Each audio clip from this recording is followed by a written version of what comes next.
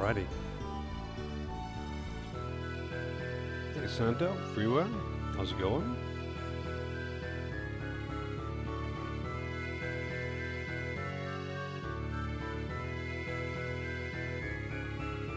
Wow. Whoa. That's not what I wanted to do. So I wanted to do a few things. One is I want to go to that other area, the ruins. And two, I want to check out this now that the forge is working. They better have some good shit for me.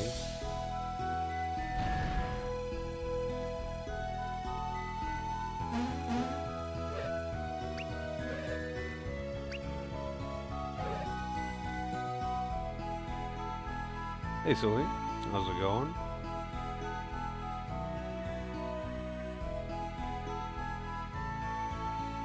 Harvest Hypers. What?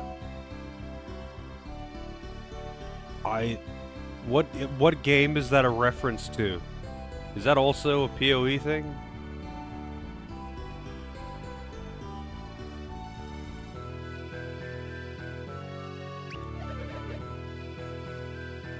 I see.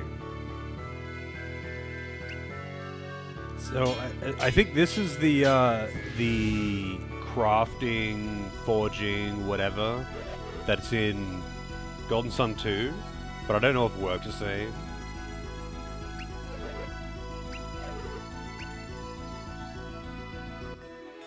Zol Ring. Onward. Alright, so I'm assuming I need to find, you know, rusted whatever and give it to them, and then they give me stuff, and boost agility. I'm guessing the ring slot is... Holy shit, does it boost agility? Wow. That's a lot of fucking agility. Hey Vince, how's it going? I was expecting it to boost it by like 20, not 150. But alright. Who do I want to make the fastest man alive? Or woman, I guess.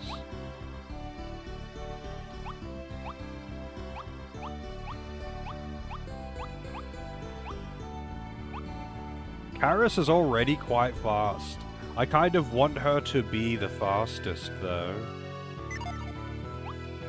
Wait, so... hang on. The Elven shirt, if I give that to her, there would be a admittedly pretty small defense increase because she's got a unique dress.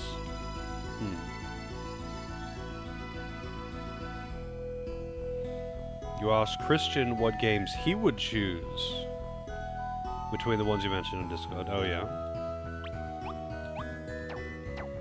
And what did he pick?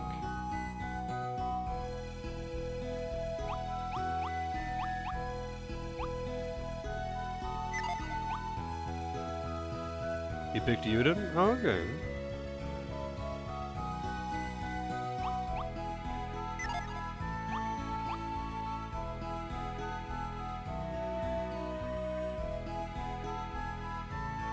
I mean, I'm not really surprised. He's into, he's pretty big into old RPGs.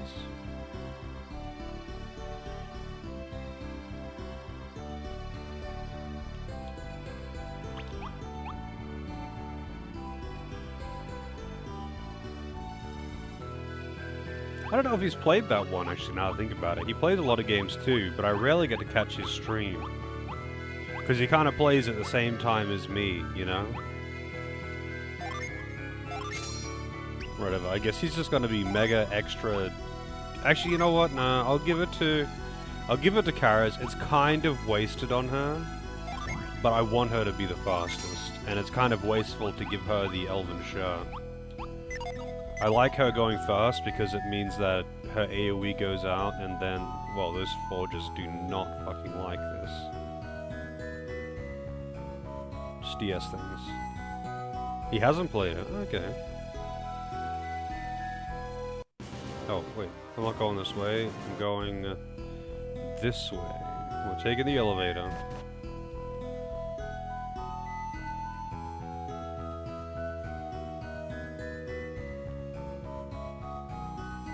Oh, you know what I didn't do? I could talk to the guys again to see what else they could do for me.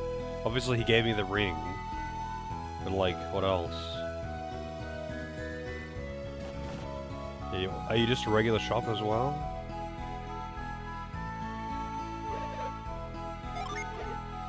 Broadsword, broad axe, battle rapier. Technically it does more damage than the elven rapier, but the elven rapier is very nice. Oh. Alright, the composite bow, definite winner there. That's a lot of damage, even though she doesn't do that many basic attacks.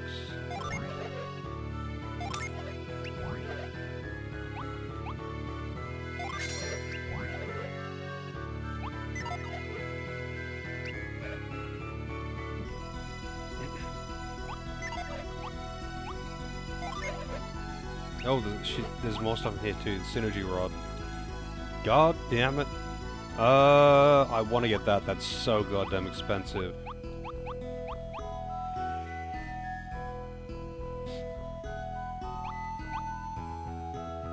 It's got synergy leech too.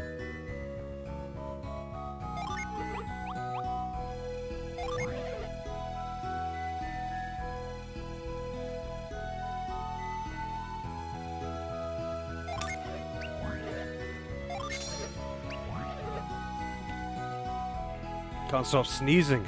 I don't know why.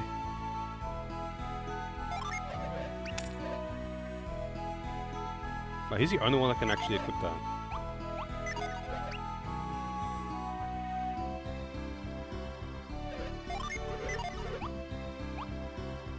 Safety boots. Oh, that's right. The safety boots were lowers agility, boosts defense. So, big fuck no.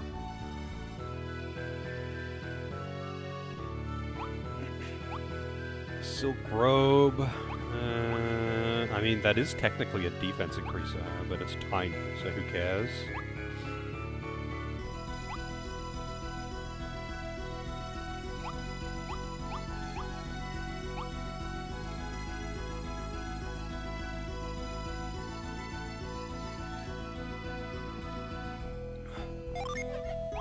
Might as well get these boots for everyone. It's a small defense increase, but like, it's a free slot.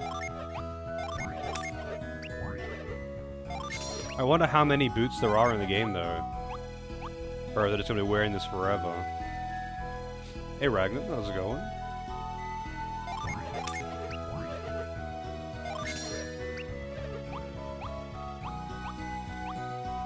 I could get the iron. Oh, actually no, I couldn't. I don't know. I don't have the money for that.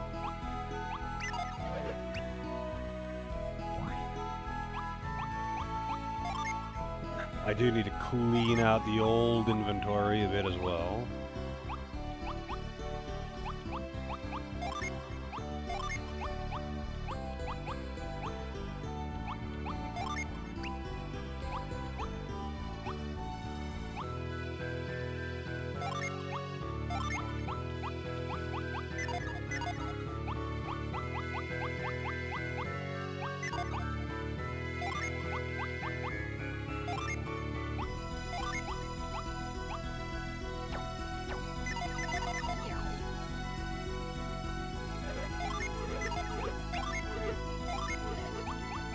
Having to clean out the inventory all the time sucks.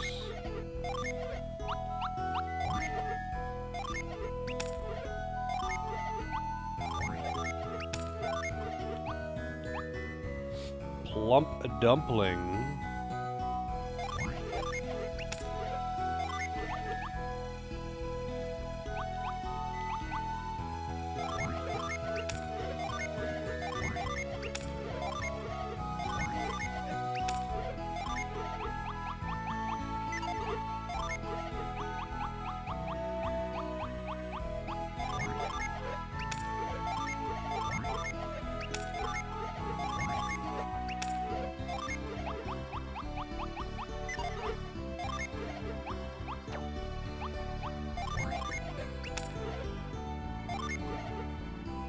Blow mace.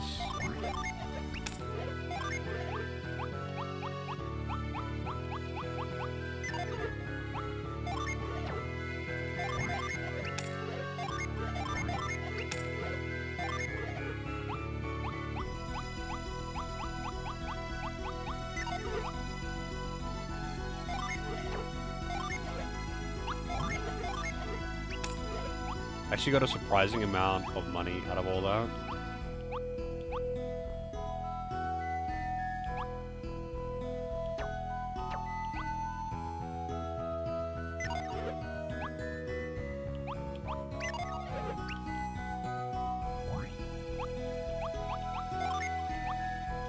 Normally I would do the inventory management off stream.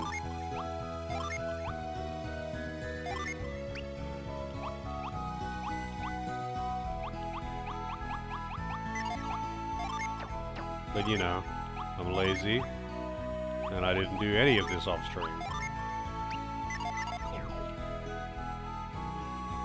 So let me just double check something.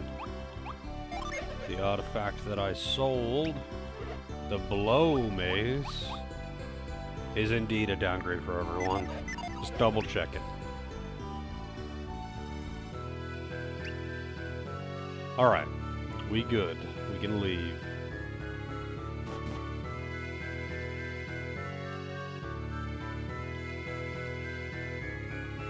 So I want to go to that town to the west.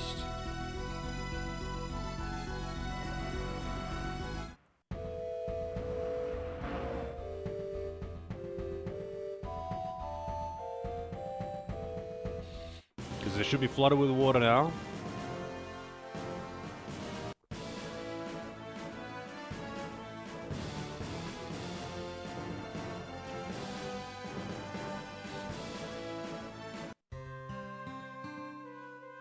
Oh, I should save as well, since I have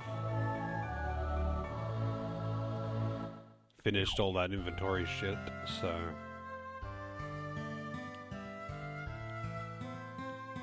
Alright, so this place is all opened up.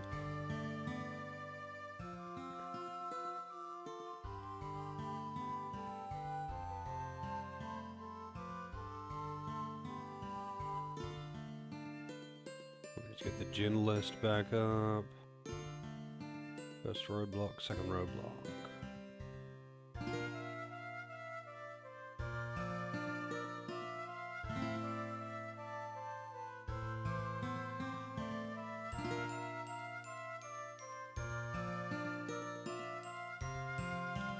Alright. So now I should actually be able to do stuff here. Yeah. There is a gin here.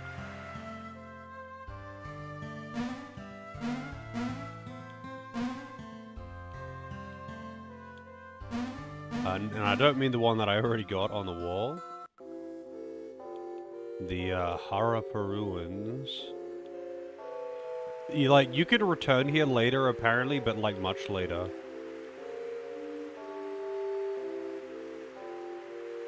Oh shit. I didn't get to explore the rest of that room, I just wanted to see what this was.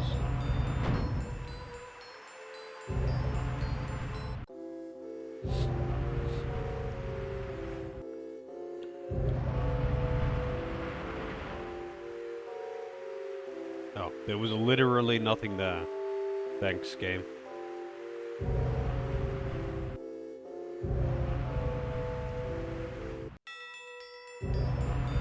So there's actually 2 gin that I can get in this area. One of them is permanently missable. The other is temporarily missable.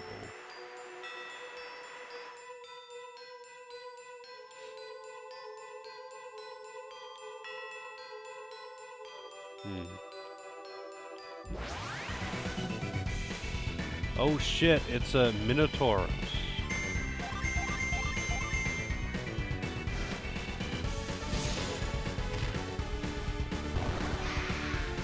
Oh, there was actually something that I was going to do. I was going to...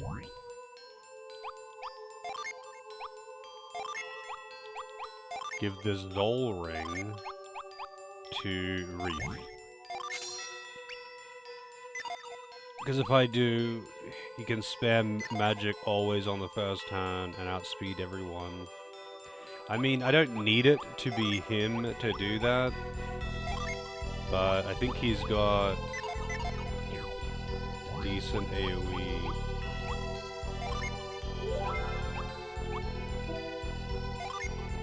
What do you have? I mean, he gets Wish, which I didn't actually realize.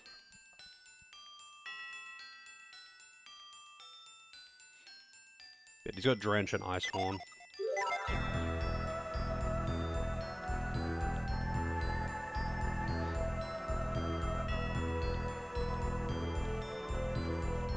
We got ice sliding puzzles.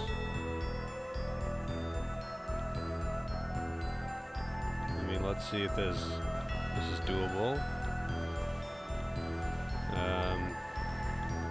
As of right now, that seems to be no. Not from this entrance, anyway. Hey, Lozo, how's it going?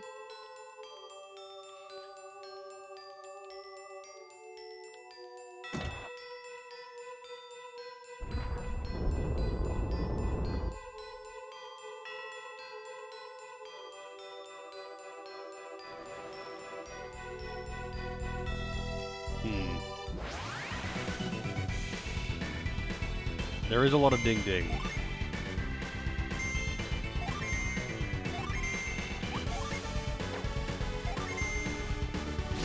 Wow, wait, he outsped Reef! That's nuts.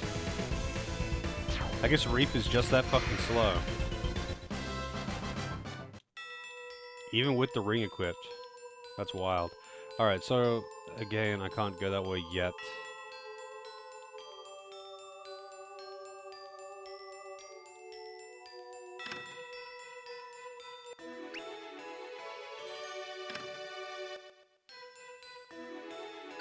Bone omelet.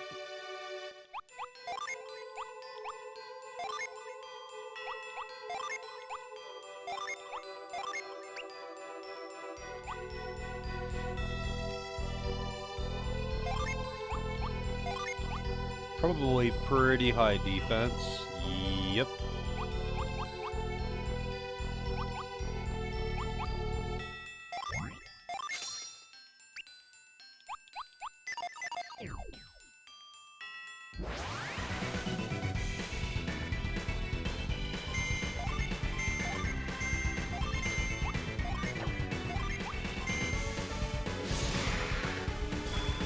That sword is fucking huge.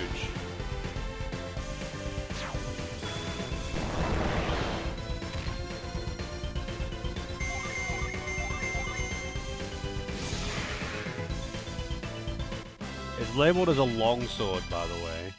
Just a longsword.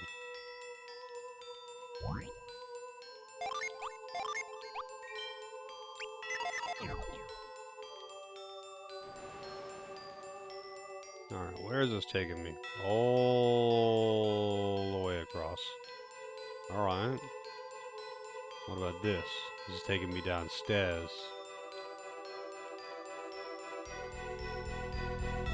Wait, there doesn't seem to be any more. Oh, there's a gin. But this gin won't be simple. Watch, it'll run away or something. Oh wait, no, those stairs are broken. That's why. That's where the complexity is.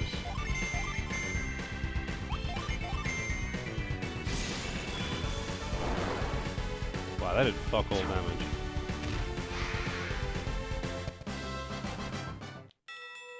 Alright, so I'm gonna have to drop down to that, and I understand how that works now. But I can get this chest. It is granted a little bit of a waste of time to get it right now, so I'm gonna have to come back down here anyway.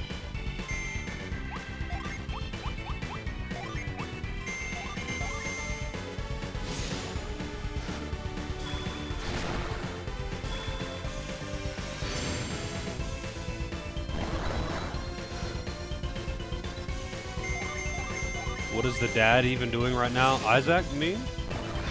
It's a good question. They're meant to be studying, watching, and dealing with anything that comes out of Soul Sanctum. But I don't know how engaging that is. For all I know, that is chilling. Isaac and Garrett just having a lot of wide gay sex. But who knows? They never explained who or where the mothers are.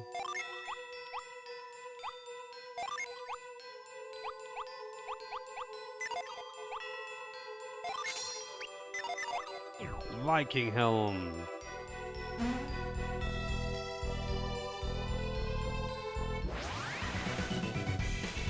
Yeah, he sent those kids out on an errand for a reason.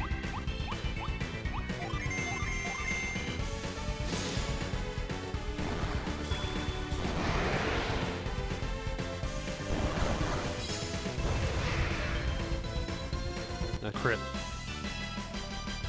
And the EXP seems pretty good here. Everyone's leveling up.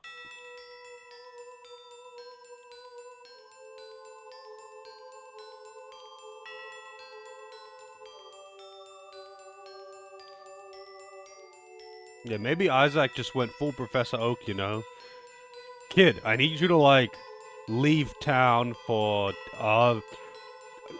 go and do this impossible quest, and don't come back until you've finished it. I need you to, not spend any time alone with your mother at all. That's not why I'm doing this. Go.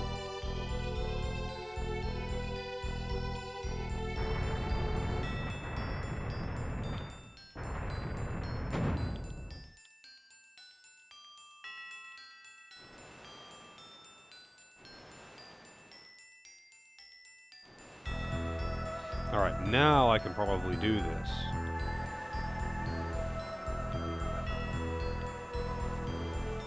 Okay, that's it. Oh, and that's how you get fucked. Well, actually, no, this is fine, because I can still go back the way I came.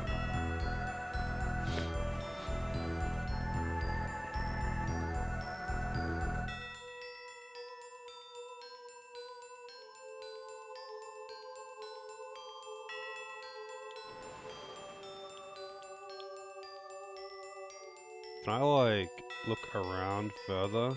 No, not really.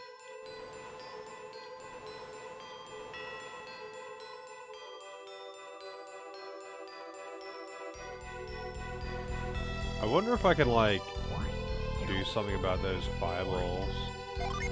I don't not do something about those fireballs. If I can fireball those ice blocks, like, do something about the ice blocks. Doesn't look like it. Doesn't look like you can do anything to them. They're just there for decoration.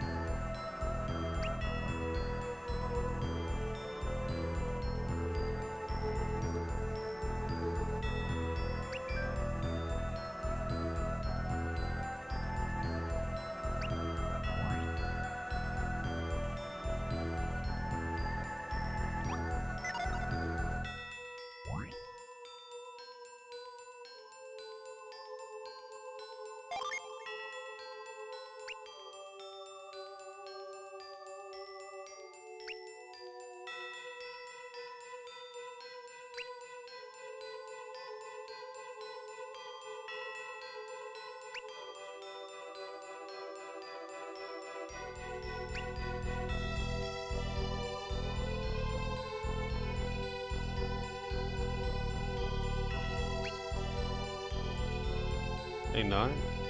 The power of the Afro statue, yep.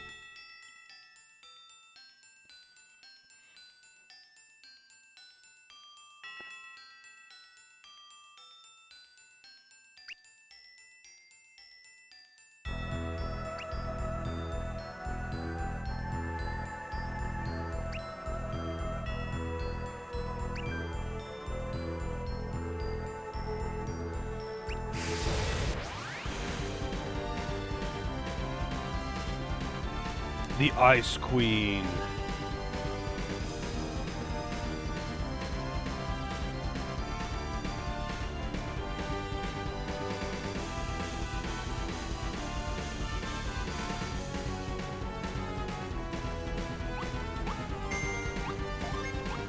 Something tells me she's weak to fire. Hey, Doris. Listen to me! That is actually, in my static Discord, we have that line on the soundboard. so I've heard that line way too many fucking times.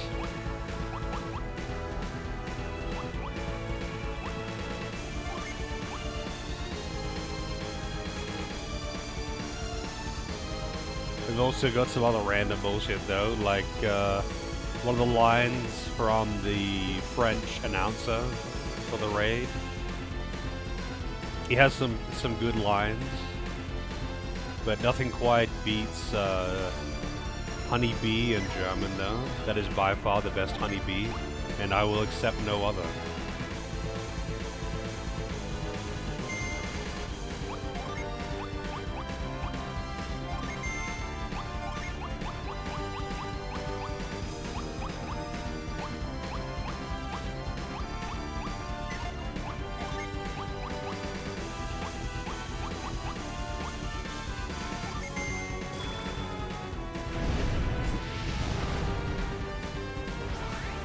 $137, not bad.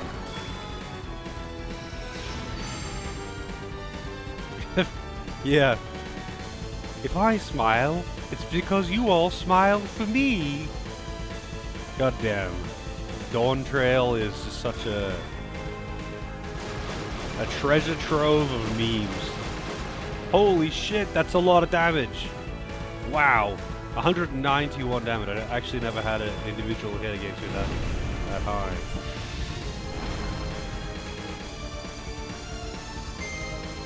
You hate when you sit on your balls, Lozo? Well, have you considered getting one of those ball bras?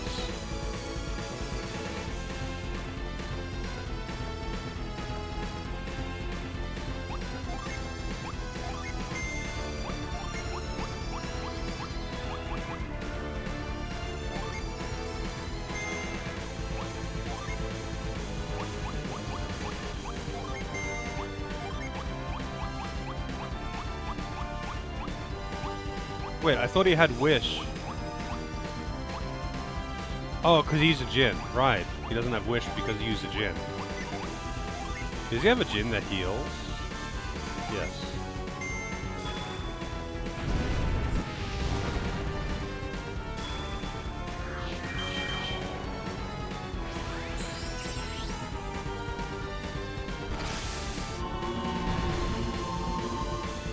Wrapped in delusion.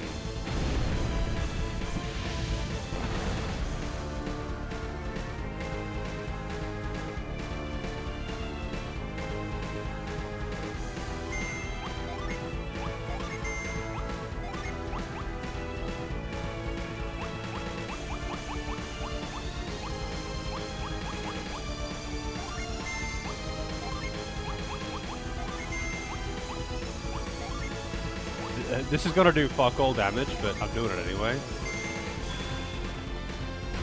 If she's still alive after the planet divers anyway. Here it is. We're summoning Booba!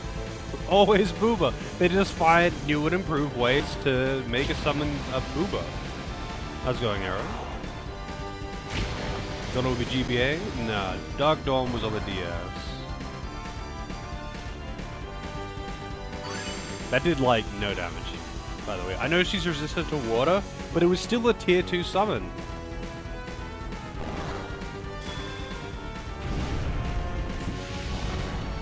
She's gotta be nearly dead by now, though.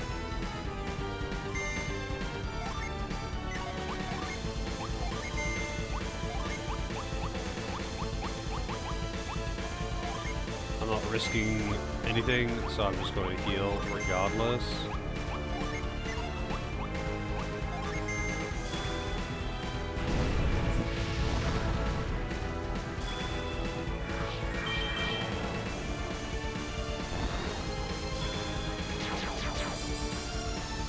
Oh. Oh no, the buffs that I don't think I had anymore anyway.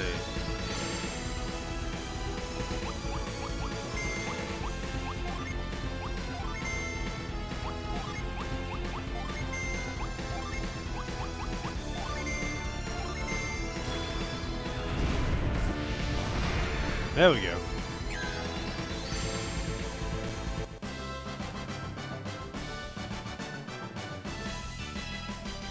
clay spire.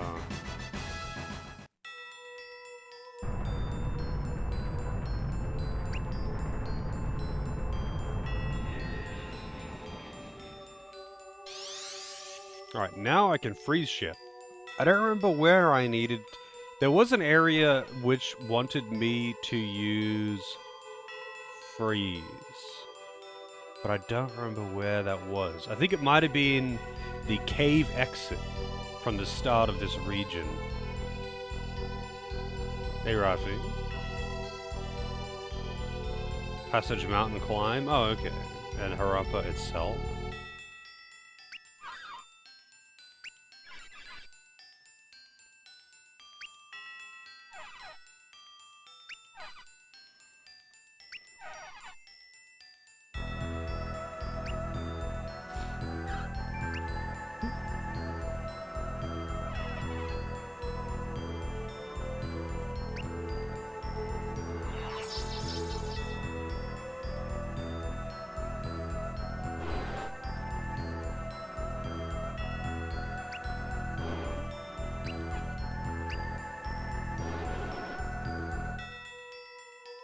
Why is his text purple and pulsing like that?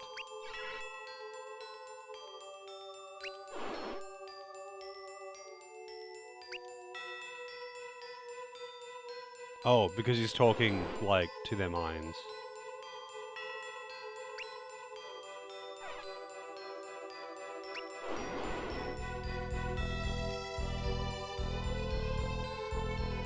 He can see into their minds and knows their deepest desires. They're all horny teenagers.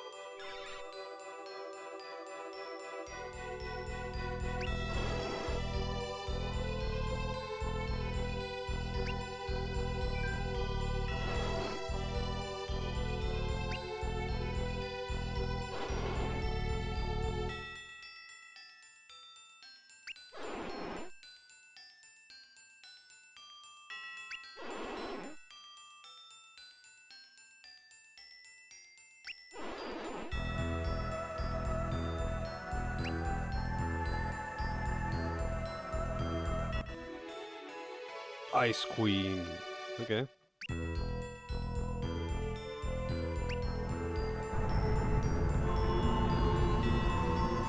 I guess the, oh. Okay.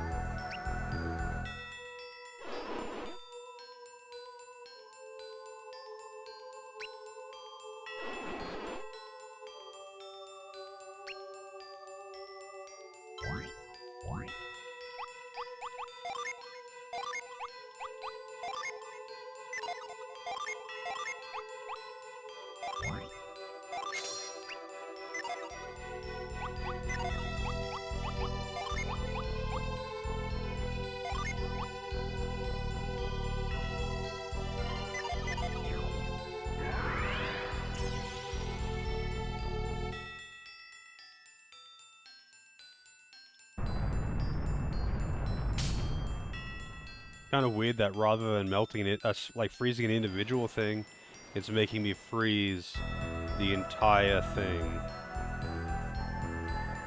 So let's look around. That's the way out, I guess. but this will also be the way to get that chest. What I need to find, though, is a way to get down to the bottom where that thing was.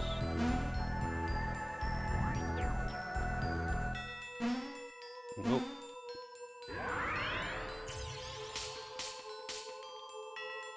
The music to me is just like literally anything winter related in a game. I don't know why it's always like this, but it is.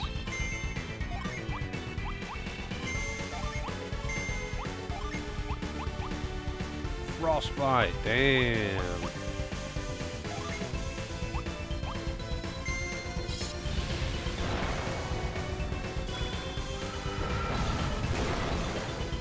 That fucks. It's very strong.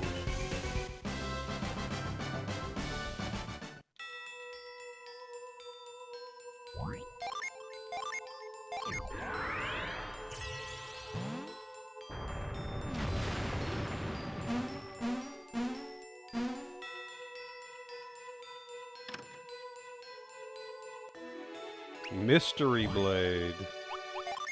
It's a mystery to us all. It is a big increase in damage for him. Yeah, and even though it's also a longsword, he has no skill. Oh no, this is a light blade. Oh, oops, I actually didn't mean to do that. Hang on. So because it's a light blade, it means that Karis can use it as well. But I, like, don't really want to...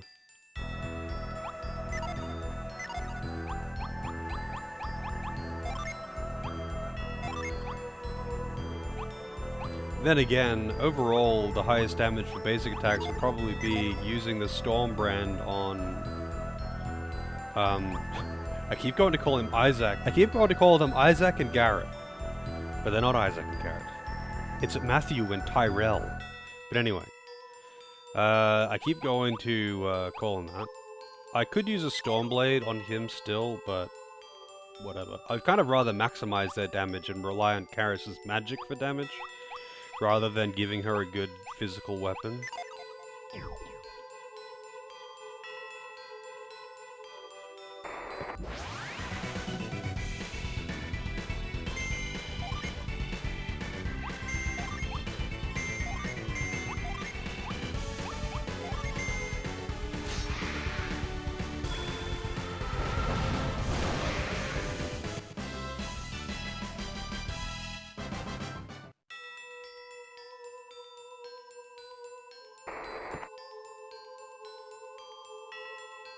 Yeah, I can't say I'm familiar with much in the way of the dot hack music, though.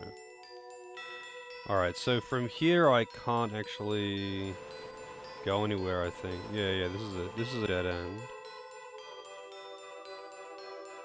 I have to go all the way around.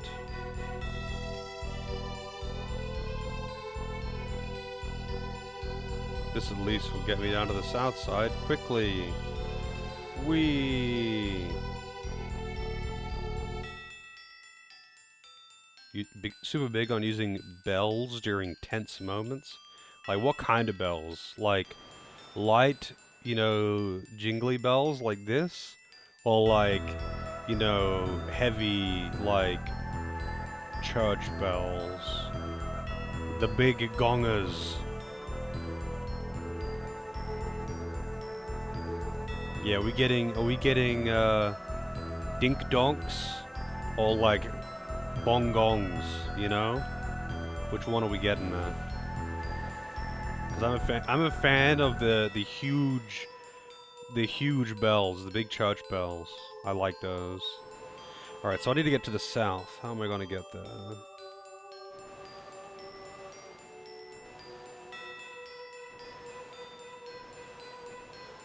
Oh boy, that was hard. Jeez.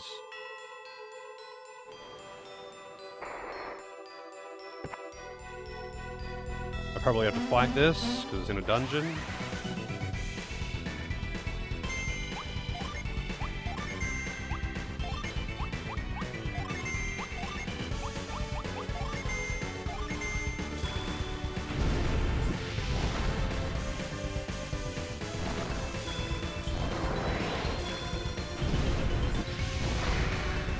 Killed before I got a turn.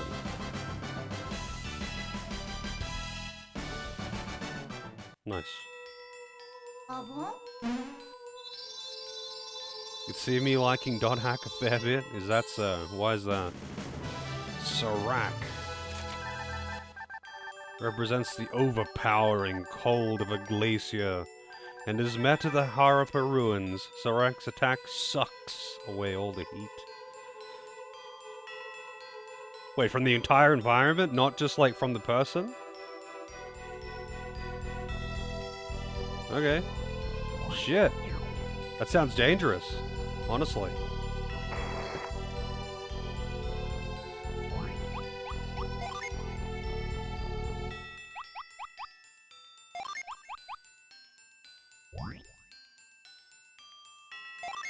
Get stat gains with no promotion. I've already got so many Jin, actually. That is definitely a thing that is different in this game compared to the first two. You get a fucking lot of Jin right off the bat, which, it seems like it would be inconsequential, but like, in the first two games, especially in the first game, you don't really get very much freedom of class until you get pretty far into the game, because you just don't get that many Jin, and you usually need like at least 5 to really be able to play with Jins and your classes. Alright, so I got one more brick. Use Cold Snap on the puddle near the left exit, and Growth on the plant near the right exit. So that's in Harappa, not Harappa Ruins. So I can safely escape from here.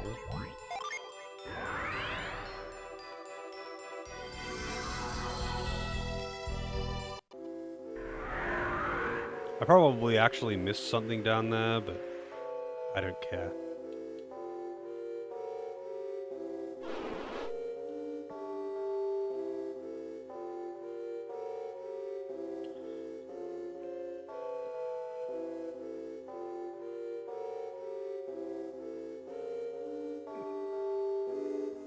It's a neat game. You need sizable breaks between. Like, what genre are these dot hack games, or is it a series that has got multi-genre games? Because I know it's originally a cartoon, or maybe it was originally a comic.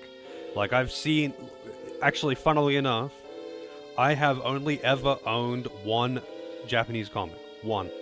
Actually, it's only one comic. I never owned any like American comics either. One Japanese comic, and that was some dot hack thing. I think it was like the first one, and it was alright. You know, I read it when I was a teenager. I probably still have it, actually, somewhere in storage. But yeah, I think I saw like the pilot episode or something like that, but that was my only exposure to it. Because I just wasn't that interested in any of that. An MMO for the PS2? Action RPG?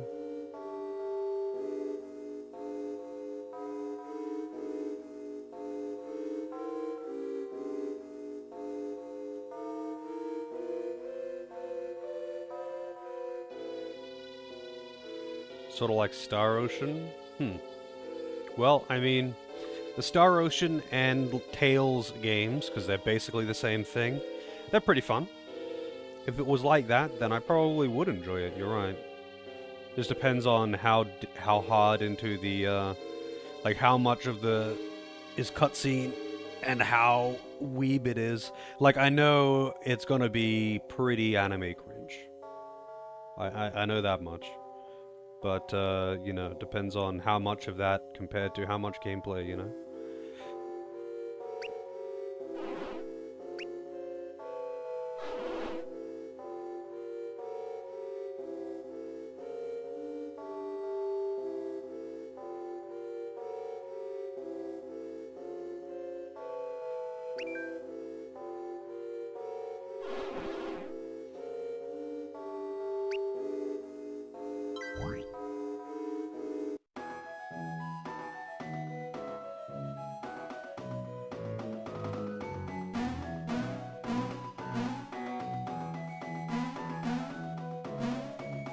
apparently there's a puddle for me to freeze and a growth thing for me to use in Harappa somewhere. So what does it say?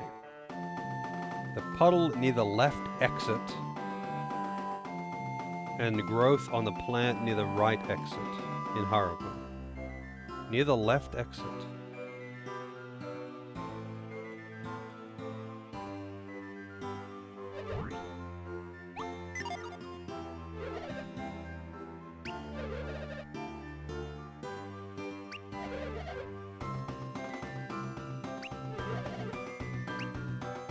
Ah, there's a thing.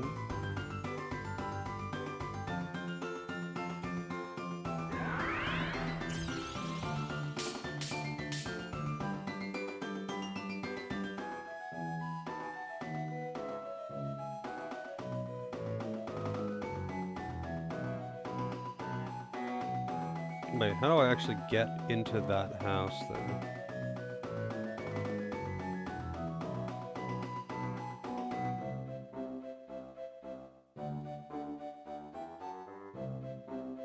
So I jump across there. Maybe I have to use growth near the right exit and climb up and make my way around or something like that. No, I don't want to leave.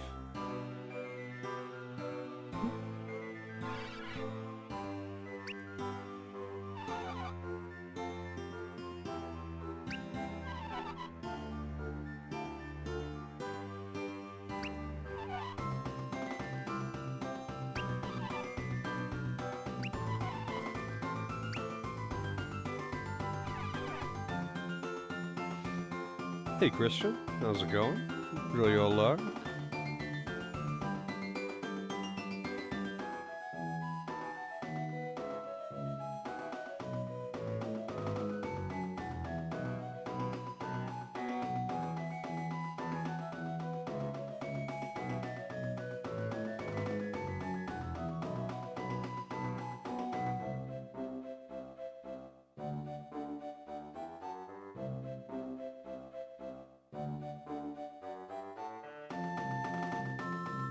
Yeah, neither, Celine. I mean, it's basically just... It's not Golden Sun 3. Like, it's not a direct continuation of playing as the same cast of characters directly continuing the story of Golden Sun 2. That's why people are mad, I think. That's the only real reason I can think of anyway. This is literally just more Golden Sun. It's even set in the same world. It's 30 years later. Now they're feeling the consequences of unleashing alchemy.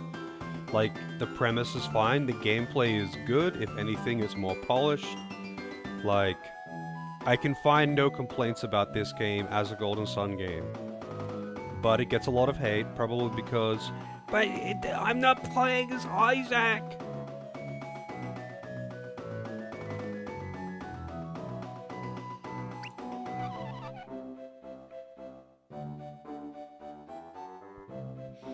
Like, people really shit on this game, and I just cannot see any legitimate reason to dislike it.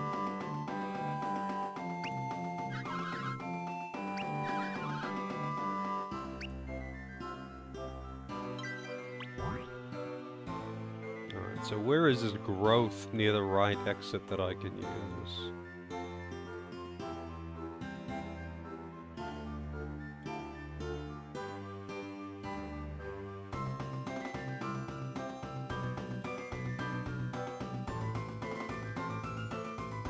Oh, there it is. It's outside the gate. I actually can't do it right now, then. Maybe I should have done that before going into the dungeon.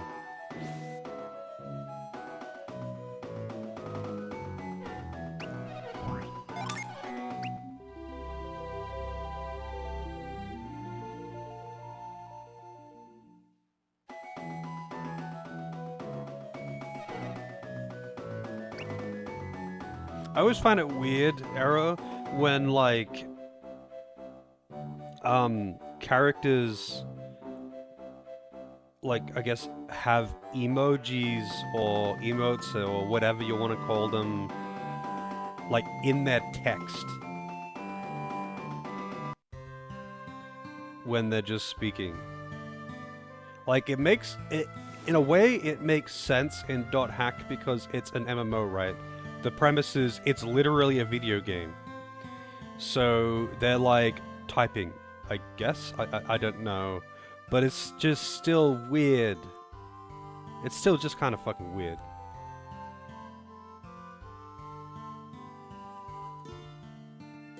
Okay, I'm gonna have to do both of these again, I imagine. Also, I don't know why they made us rest, because they didn't actually do anything with that. They just, like, kind of... It's like, yeah, here's a bit of lore, I guess, but they, like, made me stay at the inn for that.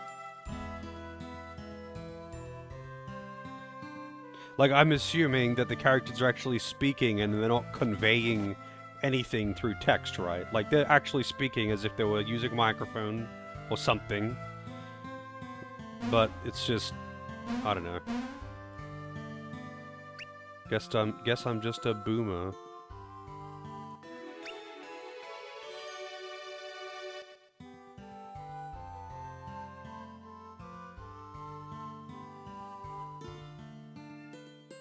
Yeah, I mean, I walked in just fine, but when you're leaving, apparently it's nighttime, which means the gate's closed. So apparently this one is permanently missable. If you don't get it right now, it's permanently missable for some reason.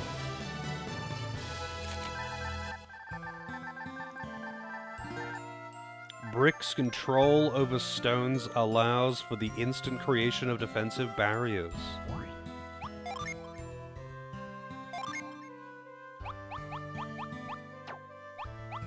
Whoops.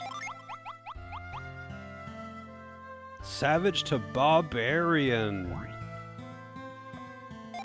Oh yeah. So what did he learn actually? Let's hang on. Nothing. He learned nothing. He just gained a big gain and he gained a big amount of stats because he classed up, but he didn't actually gain any. God, I wish I could give this to him.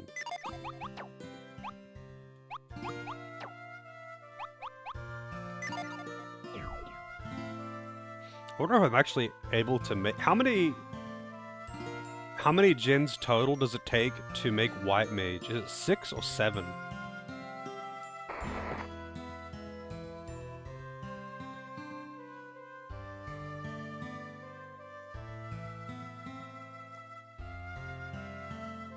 Seven? Okay. What am I at now? 5? 5 on some, anyway. So I'm a ways off getting White Mage. White Mage is pretty fucking busted, though.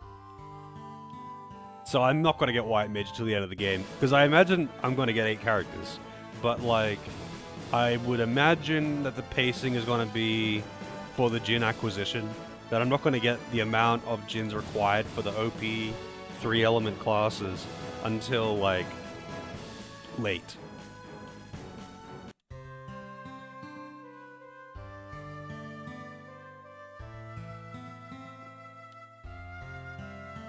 Because I imagine character acquisition is going to hamper the distribution rate.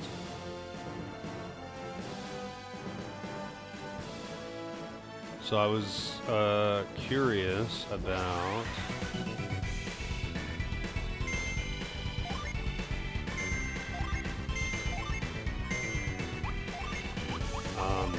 he probably fucking one-shots him. Oh wow. So does he if he gets an AoE proc. I think there was something, like a chest or something I couldn't reach because of freeze over here. Somewhere. There was a chest I couldn't reach. Oh wait, no, I got that chest. Never mind. I thought I couldn't get that chest. That's right. I ended up finding out how to get it because I had to climb a tree to jump across or whatever. And I guess the other one was just on the passage road.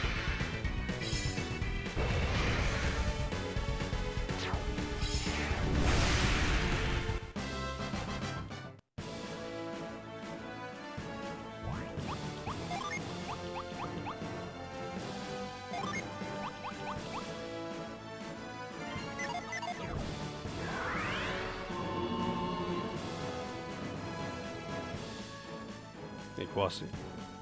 I finally got the freestone. I did. I did indeed.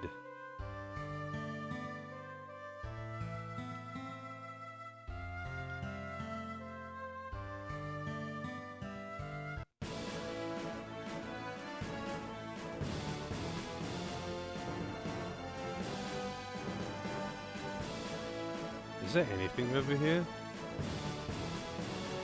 Also, I managed to get rid of some of the screen tearing, but not all of it. Not all, like, you know that flickering effect I was getting on the ocean, that kind of thing? I managed to get rid of that, but not all of the flickering. Like, the forge still had it.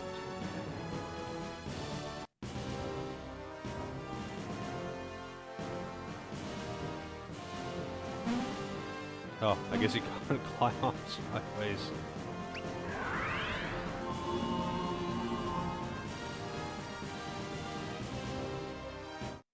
I'm just gonna walk all the way up, because... Oh, shit, no, not that way. Rather than taking the elevator, because I don't remember where the thing is. I really do have to jump over...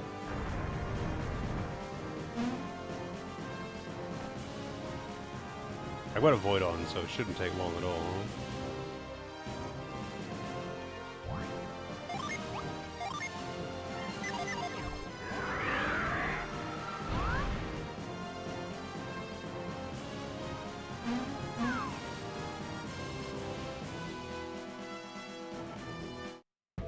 What fixed that?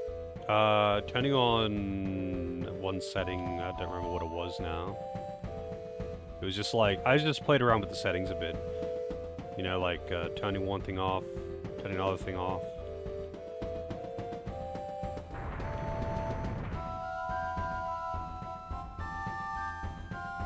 Rather, turning one thing off, on or off.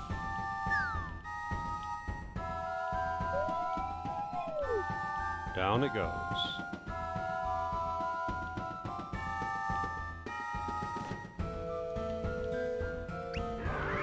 I gotta say, a void is a blessing. I'm pretty sure a void only works if you are higher level than the enemies.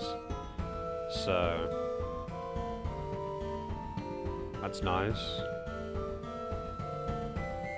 I can't go this way.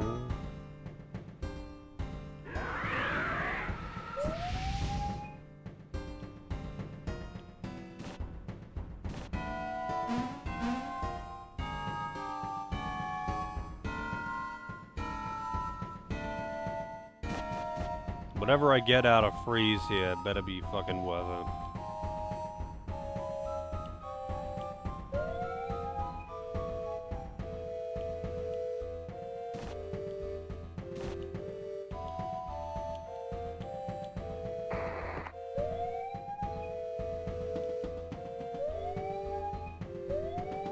I don't know why I did that, because I already have that chest.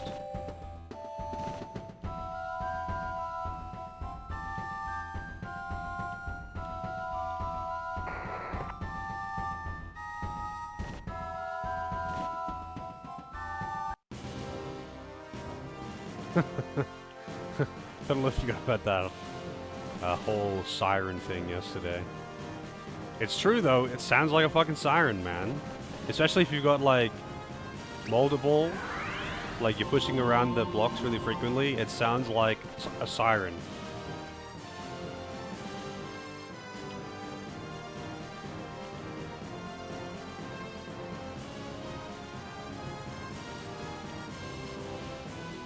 Wow.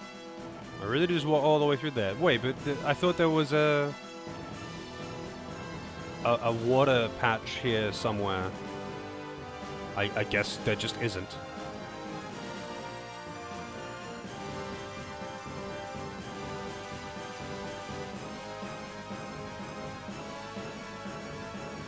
Climb down on the previous screen.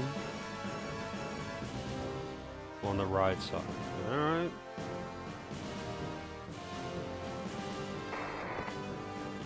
Dropping down this way, you mean? I mean...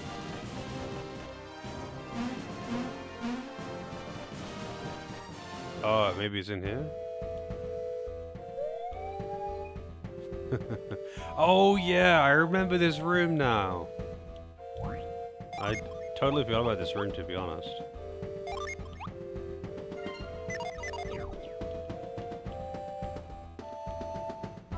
Alright, how am I gonna do this?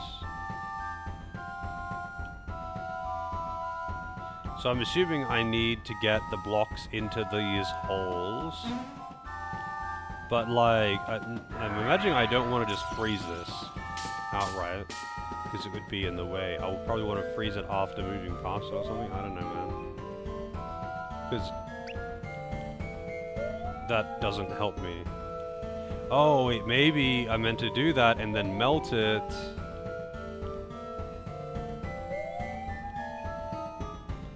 Okay.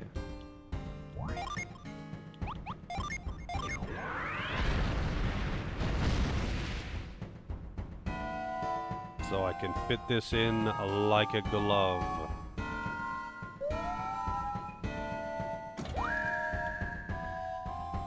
Like a glove.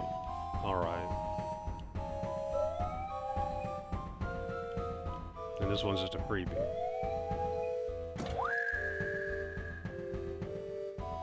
Whatever is in here better be fucking worth it.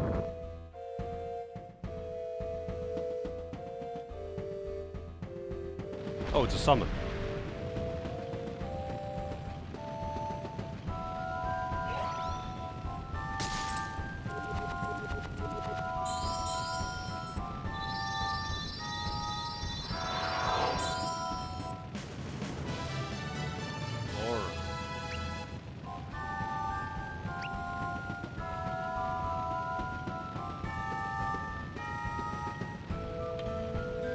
Honestly, with a name like that, I thought it would be like 2 Venus, 1 Mercury. Wonder what Flora does.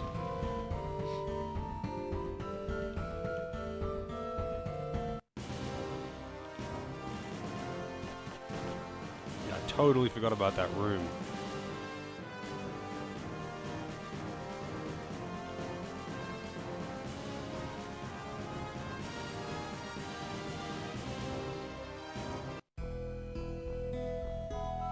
Alright. We got it all now. Don't think I've missed anything. Is there anything else worth doing before I take the thing and hit the point of no return? Well, I don't think it's no return. I think it's the point of not returning for a long time, and some things are permanently unavailable when you get back.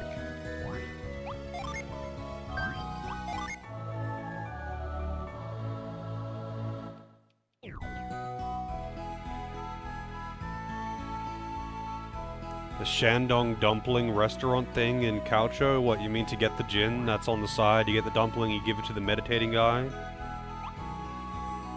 I did that, yes.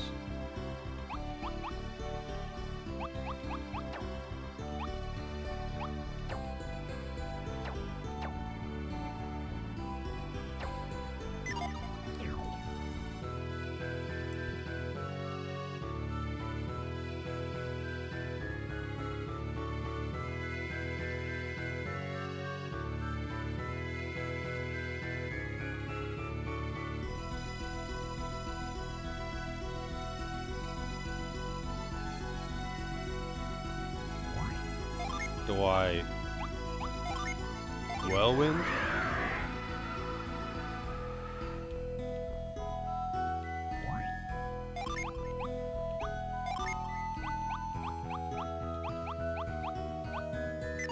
Oh, oops, wrong person. Oh, Jesus. What does that mean?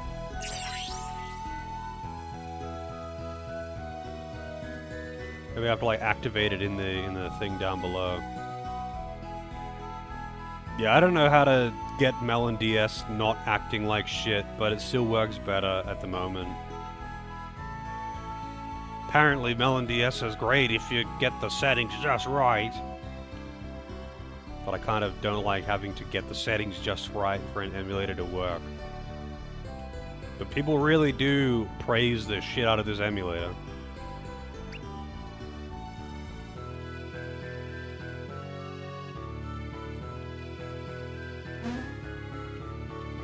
Huh. I actually have that bound.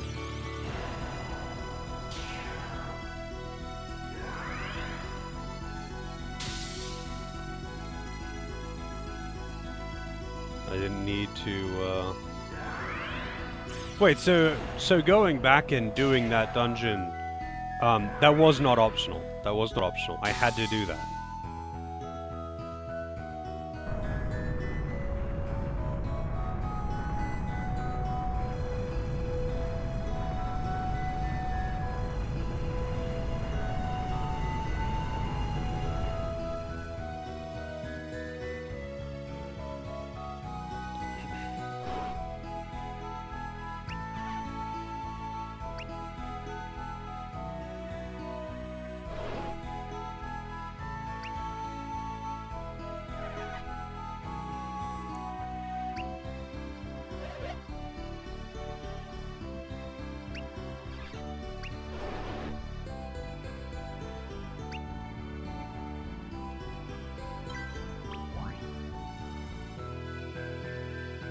Like, they gave me the option to just go up top and leave straight away earlier. So I said no, because I'm like, I've got stuff that I want to do here still. And I thought that dungeon that I did, the Harappa Ruins and whatnot, I thought that was an optional dungeon to do for now. Like, I thought it was probably mandatory later, but I could do it now if I wanted to. But no, it's mandatory now.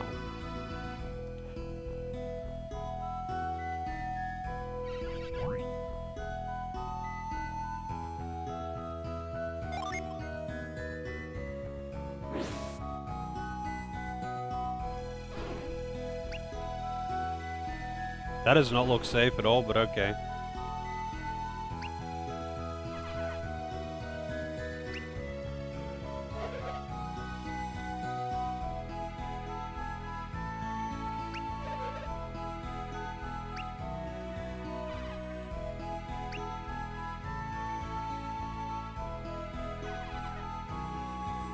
Tyrell does not seem to like this.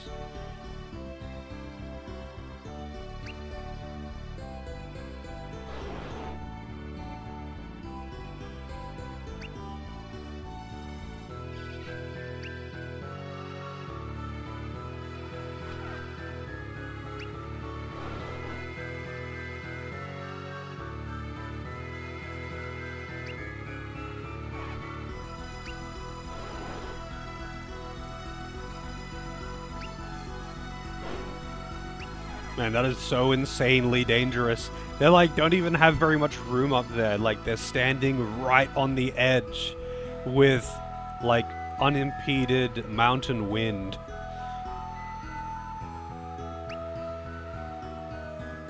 Doesn't even look like a flat or, like, solid surface. They're on a fucking cloud.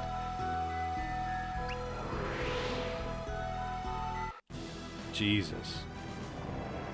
I am not afraid of heights, but I would not fucking ride on that thing. At all.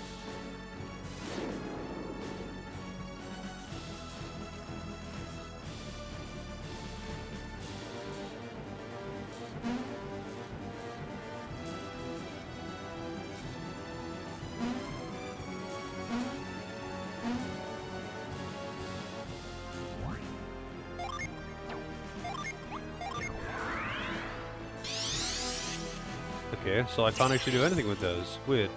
I looked at those and I was like, huh, I wonder if I can do stuff with them.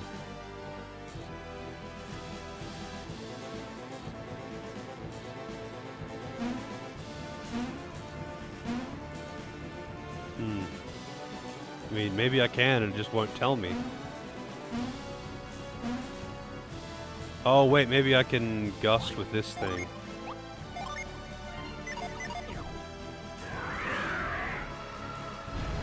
Yeah. These are rafts.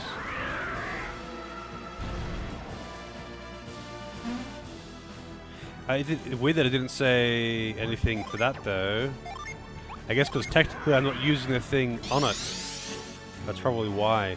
So, like, when you use this skill, if there's, like, an object that you can interact with, you know, move or fireball or something, it will show you that. But I guess technically you're not actually using the tornado on that. Insight is cheating? How the fuck is Insight cheating? It's literally a game mechanic.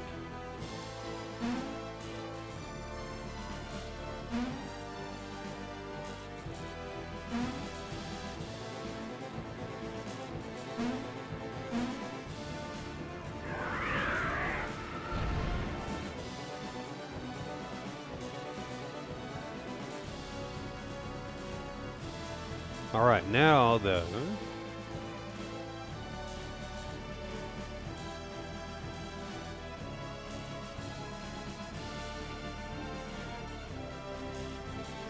So I'm on the clouds of Passage.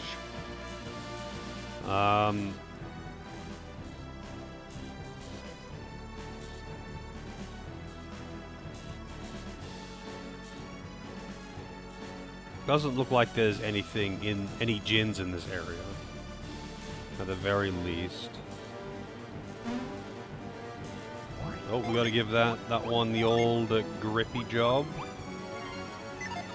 I don't know why, I always assign it and then back out of the menu instead of assigning it and then using it from the menu as well. Also, I don't know why I put it on that button, because I knew I had to do this again.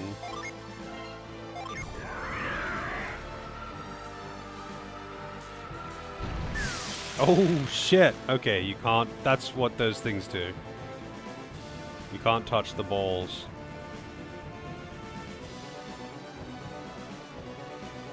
No touching the balls.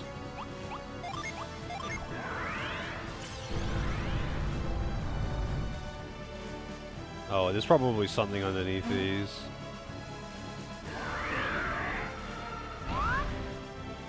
We got a nut. Which I don't actually really want, but whatever. I'll check the other flower though. Nothing.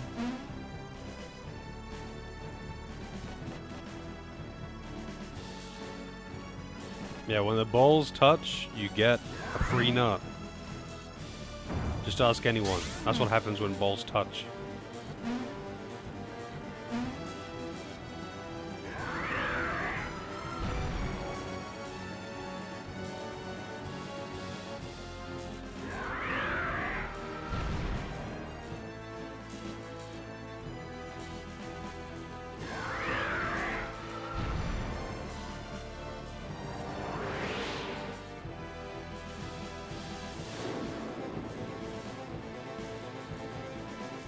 Really?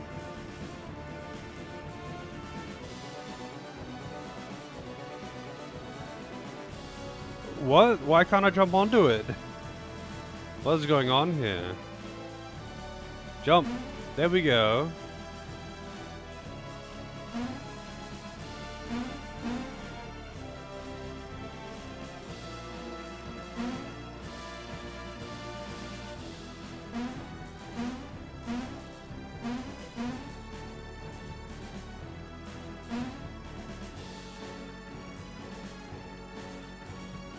I don't see the point of that little platform to the north there, but okay.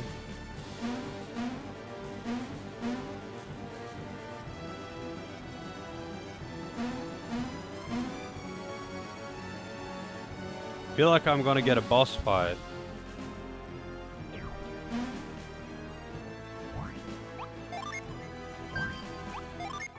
I kinda want to, like, when I get a boss fight, to unassign all of my djinns so I can start the fight by just summoning a bunch of high-tier djinn. High-tier summons, I mean. Is there a boss fight, like, on the other side of this load screen? I guess if there is, I can just reload.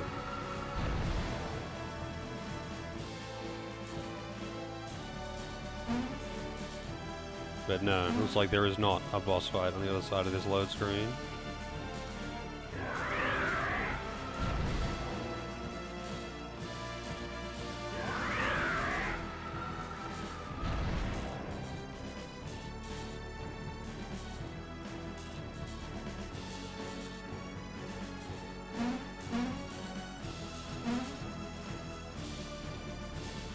Because I don't want to just like stand by all the djinn if I am not aware of the boss fight.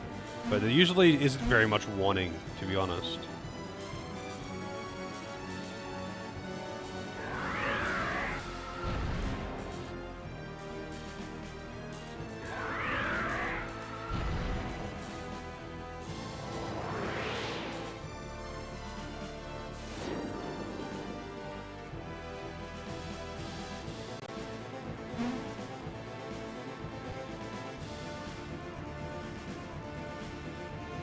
Oh wow, that's some mega zoom.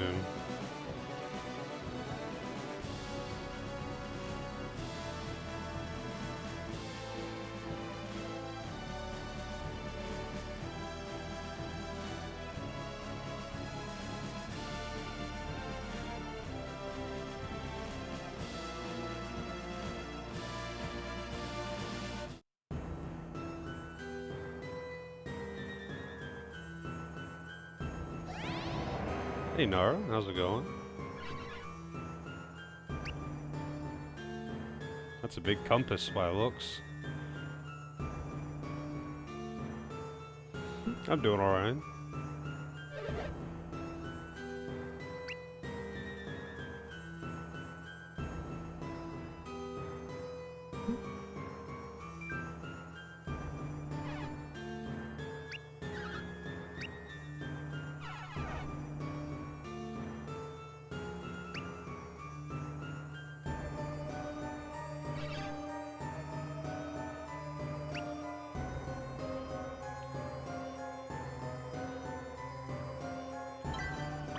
I mean, he's not wrong. Like, there would have to be some scent of food around if people lived here.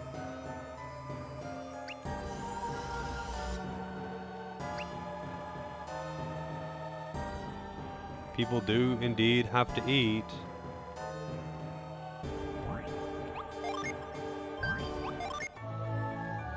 Not that a human would be able to, like, smell the food like dry goods outside of a building. But, you know.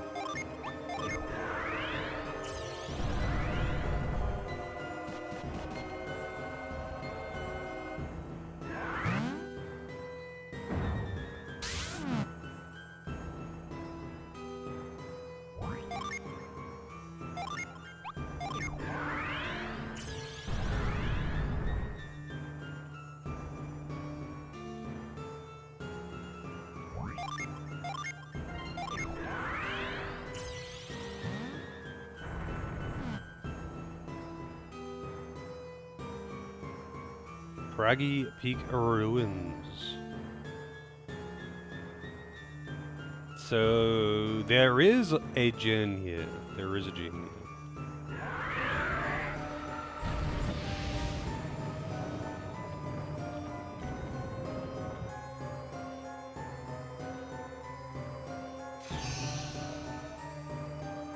You hear it's tasty? Food in general? Yeah, it can be pretty tasty. It can also be pretty fucking horrible, but you know, depends on who makes it and what it's made of.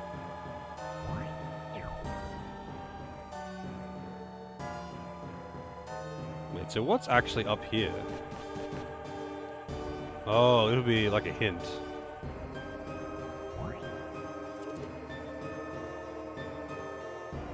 It's made of dicks. Oops, all dicks. Well, you know what? For all I know, in cannibalistic cultures, maybe the dick is a delicacy. Who knows? I can only imagine, though, that, like, if you were, like, I think there's a reason other than, like, people being kind of put off by it. I think there's a reason why generally we don't eat, like, animal dicks very often, you know? Like, you get many cuts of meat from an animal. Usually the dick is not at the top of the list. I don't know, like maybe it's chewy or something. You could eat, technically, you could eat just about any animal's dick, right? That's farmed and is purchasable. I mean, don't go out poaching something.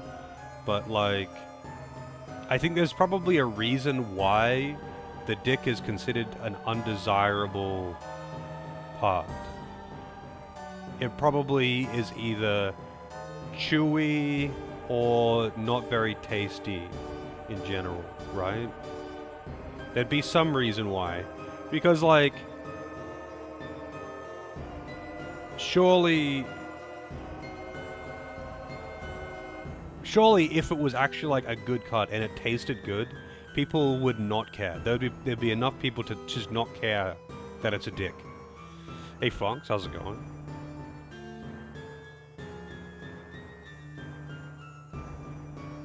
I guess so, yeah. Like, it might just simply be really chewy. Yeah, I know in some cultures eating the balls is popular, but not the dick itself. But, like, usually, though, in these cultures, it's, like, more of a, not necessarily a superstition thing, but it's not because of delicacy. It's more like, you know, eating the balls gives you the strength. Like, usually it's not a delicacy thing, it's like a cultural thing when it comes to eating the animal's balls. But at least that I am aware of, I don't know of a lot of places that eat the animal's dicks. Eat shaft, get shaft power. I mean, feel free to chime in. Who knows of places that will, I don't know, maybe there's a particular way that they serve up cow dick, you know? In before spotted dick, because it's not dick. It's not actually dick. Yes, that is precisely what you walked into, Fox. That is precisely what you walked into.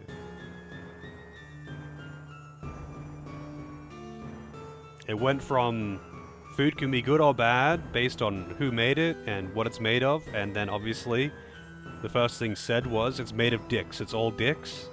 And then, of course, me being me, went into an actual conversation about it, because there are some places that will eat the dick and or balls of animals, because otherwise, you know, it's just wasted meat.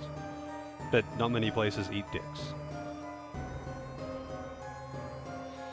Grilled bull penis is popular cut of meat at some Korean barbecue restaurants. Really? Well, I mean, there's a joke that I think every Korean that I've met has made, and that is, Koreans eat everything. And I guess they're not kidding.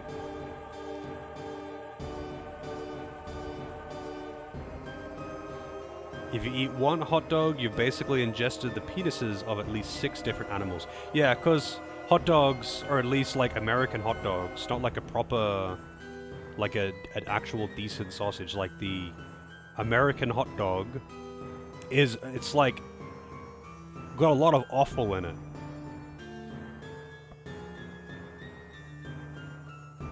"10 penises people actually eat." I gotta get rid of that emote. I like that emote. But it's a perfect example of an emote that isn't, like, given a code or something, so it's just a normal word, so you can accidentally use it all the time. BuzzFeed, 10 penises people actually eat. Yeah, you probably have, in many cases, you probably have, if you've eaten things like sausage or maybe some kinds of meat pie, you probably have had offal, not necessarily penis, but like, you know, liver or kidney, or the parts that are usually undesirable because they have a strong taste or a strong smell that's undesirable. Usually the offal is put into other things, like, say, animal feed, or small amounts of it are put into something like, say, like sausage. Put a little bit of offal in it and you probably don't notice. Who put sausage in my sausage? But yeah, if you've had cheap sausages, there's a reasonable chance that there's like at least a percentage of it is offal. Whether or not that's dick is another thing. Like, is dick the same as the rest of the offal? Because usually The offal is like the innards, right? It's, you know, the organs.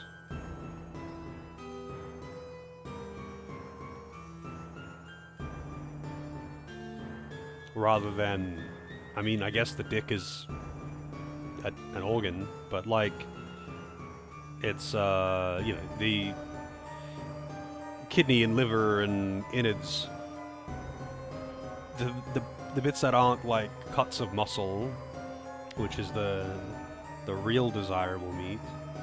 Obviously, it's wasteful to not use the rest of the organs.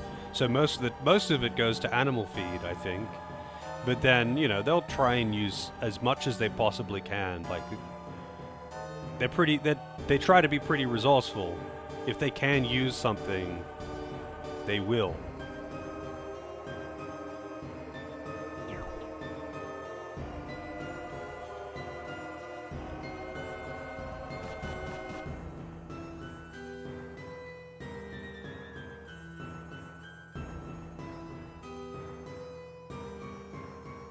Yeah, okay, that makes sense. Like, once it's all ground up, it's probably just, like, mixed in with the rest of the offal and... Oops, that's not what I wanted.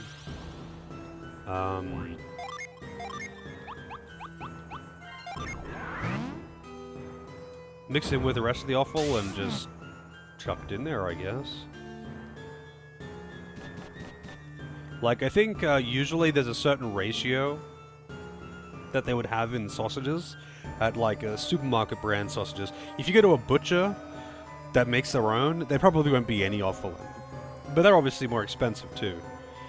But like, if you get like, you know, supermarket brand sausages, there's probably a certain percentage of offal in there to fill it out with actual meat, but not enough for you to taste, because it becomes very noticeable.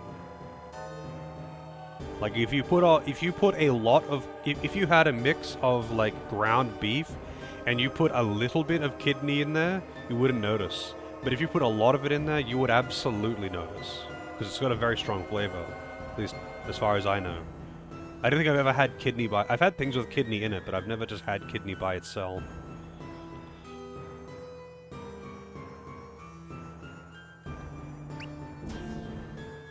A center. I hope I don't need to, like, know all of my star signs.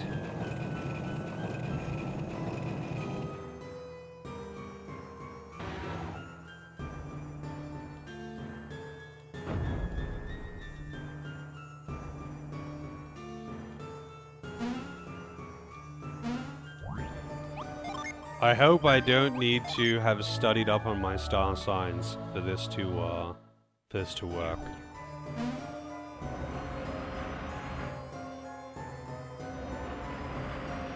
Richmond sausages are cheap, ground up shit, but they taste so good. I don't know what a Richmond sausage is.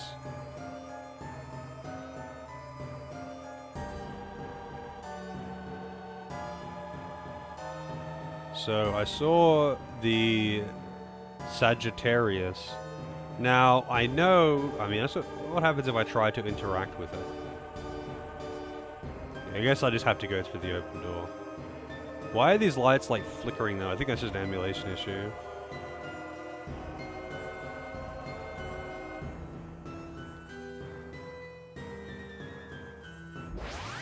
Whoa. Bone fighter.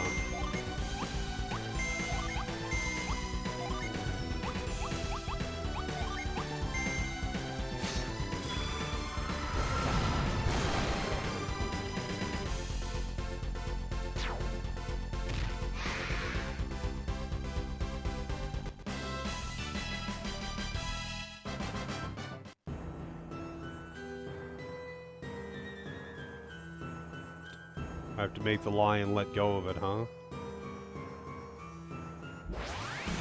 God damn it, man. Caught by surprise.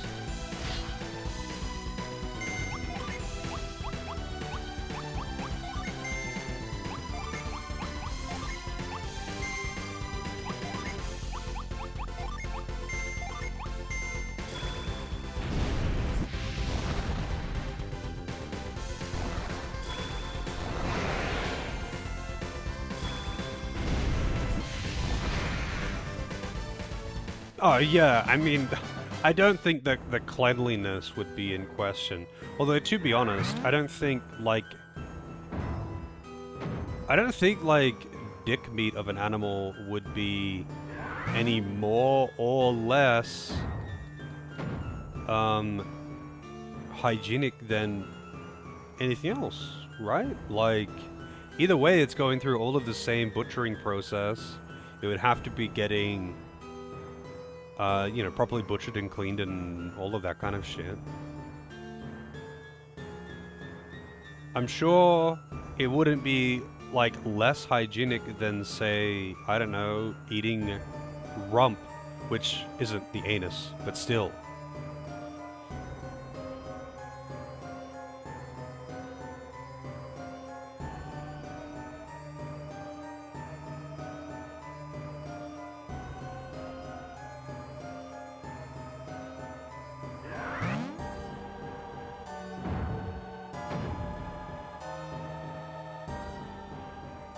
Hmm.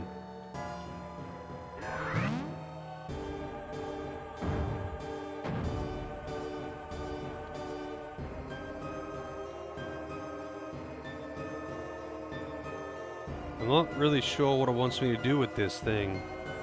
Doesn't seem to matter what angle I pull it from.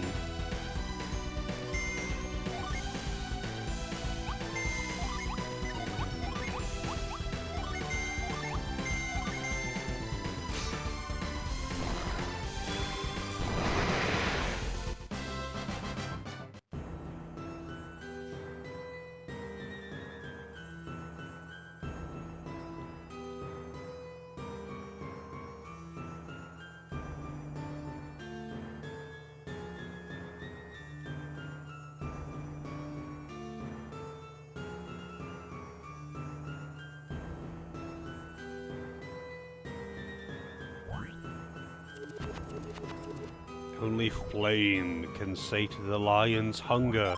Boy, I wonder what that means.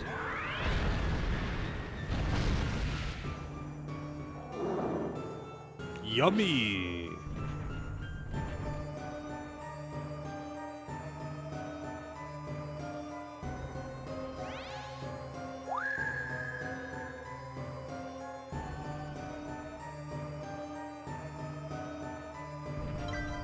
By the way, if anyone has some, like, a good Melon DS setup that I could quickly copy to get rid of the, like, lighting, like, the light flickering effects that I'm getting, like that, if anyone has a good setup, feel free to let me know. Like, if you could just, like, screenshot the settings and send it my way, you know? Oh, also, does this mean that the lion has let go? No, it does not. It's part of the experience, it might be. How's it going, Milo? I mean, the DS is kind of prone to stupid shit like that anyway. So, you're right, like, it might actually be part of the experience. The DS was a thing, graphically. Doing well? I'm doing alright.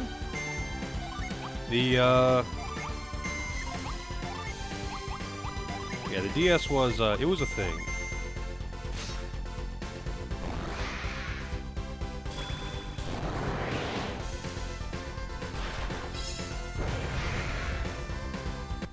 Some things on the 3DS actually look really good, though.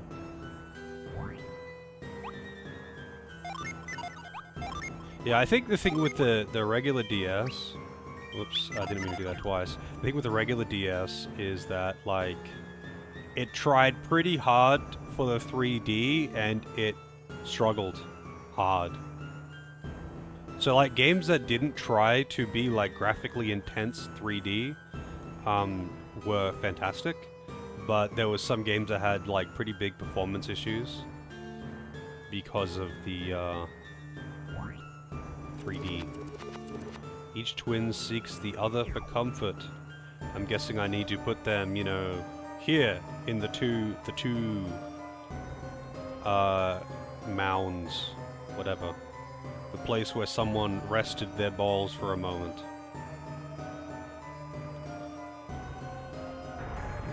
Oh, I see. I understand now. Does this mean I can't do this? No, okay, they mirror each other. They don't go the same.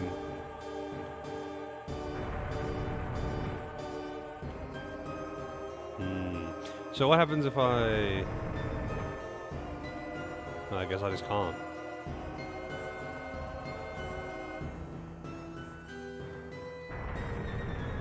I guess I'll just try and wing it first and see if I can get away with it.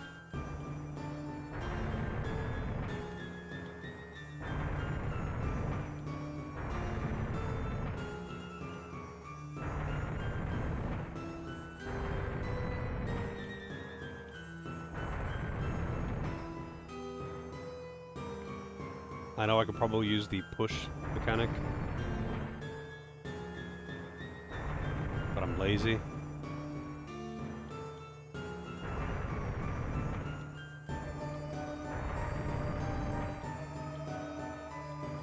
Oh, no, this won't work.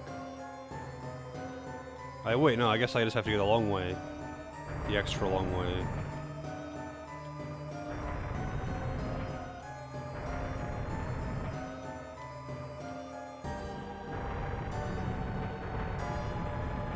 It was actually quite a lot easier than I thought it was going to be.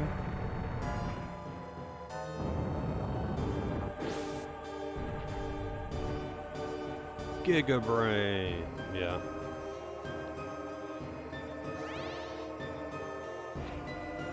I don't know. I was gonna say the puzzles in this game seem a bit easier than the first two Golden Sun games, but the puzzles in the first two Golden Sun games were also quite easy. It's just that there's a couple of exceptions, mostly in Golden Sun 2, that were like, wow, this one's actually kind of tough.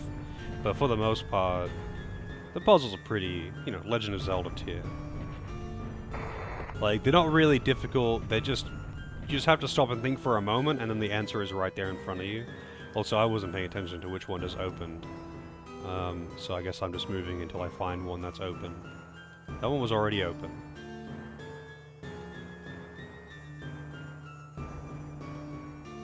Wasn't it? Yeah, it's this one.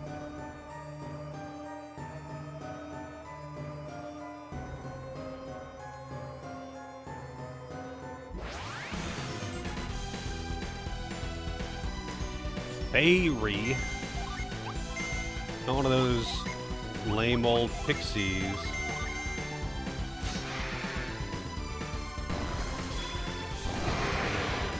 Did I try Whirlwind on it? On this? No. Like, it's too, the fan thing is too low, so I figured it wouldn't do anything. Yeah, it doesn't let me. So like, you can grab it, but I'll show you. It's stuck. I'm guessing I need to activate all the others, unless I can Whirlwind this. I'm guessing I need to activate all the others, because each time I activate one of the other ones, you know, the cogs start moving.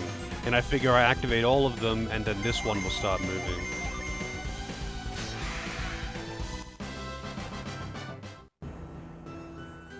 Does inspect say grip? I don't know. I can look. I can't see what... Yeah, thanks. The interface literally fucking covered it, so now I need to move over here. Yeah, it does. It says give it a hand job. Like, that is how it works. I've obviously already handled things like this before, but that one in particular is stuck. I'm guessing that after I activate the other things, because that one was already open. After I activate the things, then it will work, because every time I've activated one of the others, the cogs start moving. But this was the one that I just did. Maybe I just missed something in here. See, like, all the cogs are moving in here now?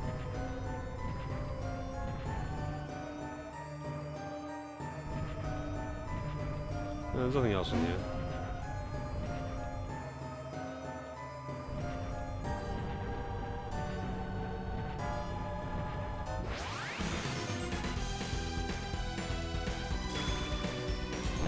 What's with all these ambushes?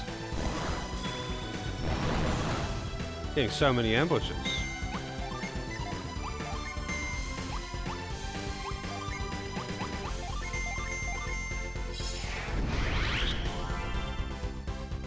Wow, hit points fully restored. I didn't realize you had a life drain effect.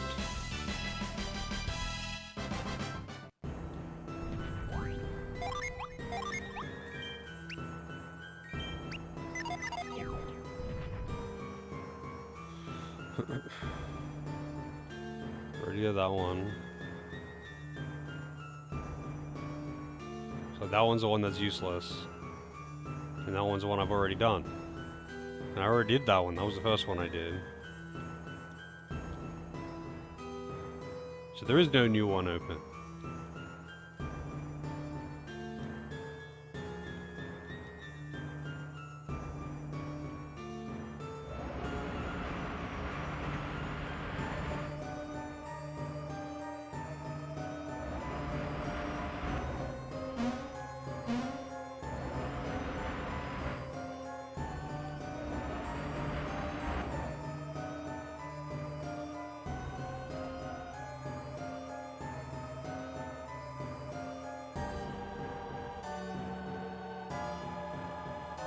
I don't know, I'm gonna go in here again. I'll just check the rooms that I've been in again. This one I've already done. That one was easy.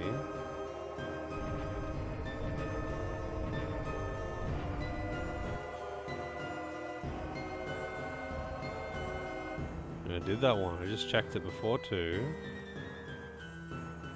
I can't seem to do anything in here. This one's not active. And I can't jump across, I can't turn this thing around. I figured I'd have to spin it, you know? But, like, I've tried pulling on it from different angles, and it seems to make no difference.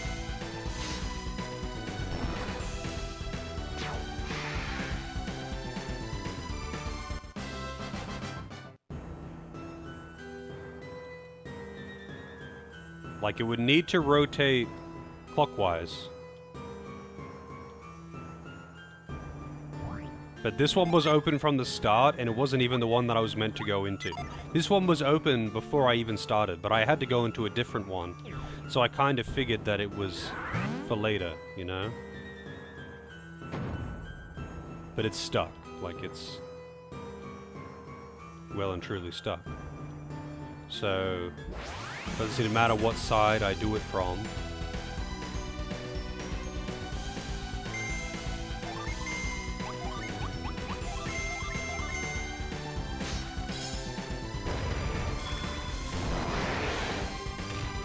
I don't seem to see anything else in the area that I can interact with. Wow, did that thing just drop a fucking phoenix down? From the left when I'm not standing on it? I can try that. Oh, that was it. Okay. Just had to be just the right angle. Because I tried from the right and from the front and on it on several angles. I guess I just had to specifically be on the left and not standing on it.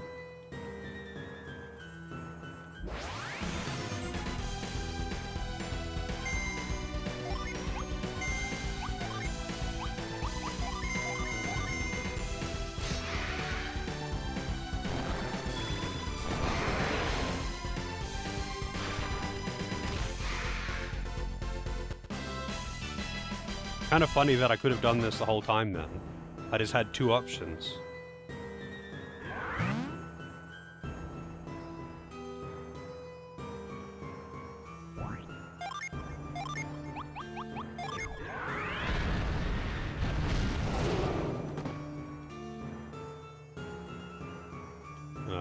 I'll grab that on the way out. I know it's gonna say to just make it rain, but I want to read it. Let's see what it says for me. Lift the jug high and receive the bounty of rain! Wow, I didn't see that one coming. Oops, what am I doing?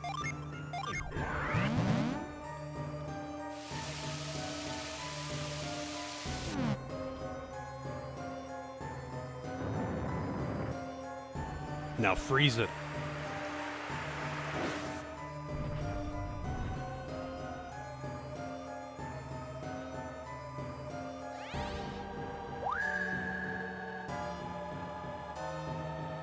So, is that a maiden or is that an old man? Wow, I opened two at once, huh?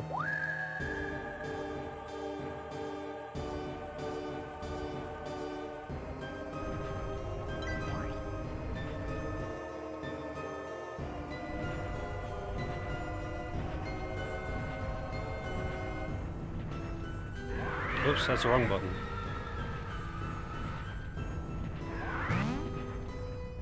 Give it the gorilla grip. Oh, whoops. Wrong side. Maiden? I'll show you what I mean. I'll show you what I mean.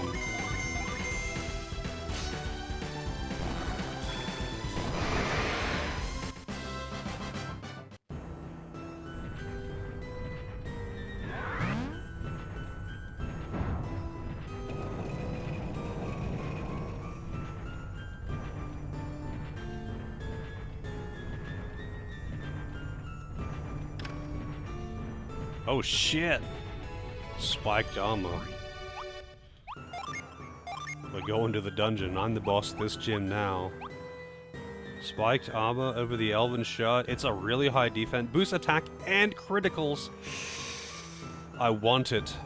But at the same time, I would be losing a lot of agility. He would still probably go second. So hang on a second. Elven shit.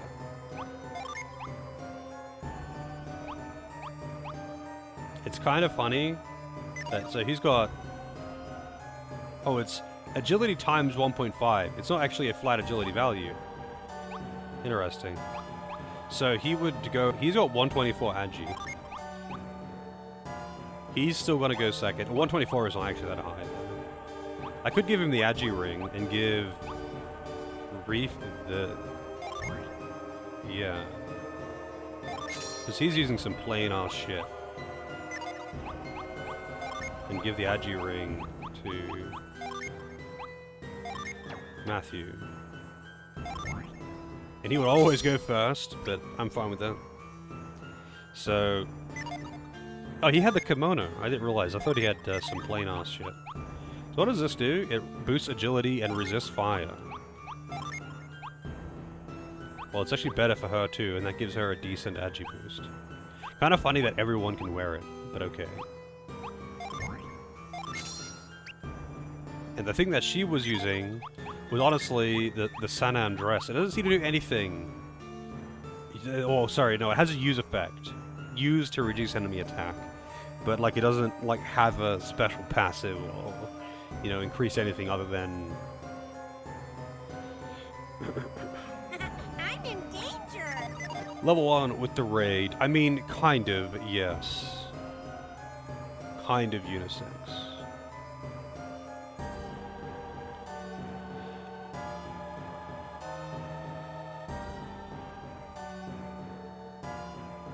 One day you'll be ahead of the raid. How's it going, Archie? Welcome in level 1. How's the Yakuza going? If I can welcome you in without yawning. How's it going, level 1? Hope the stream went well.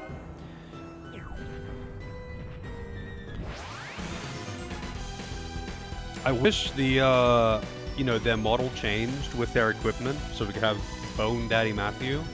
But, no.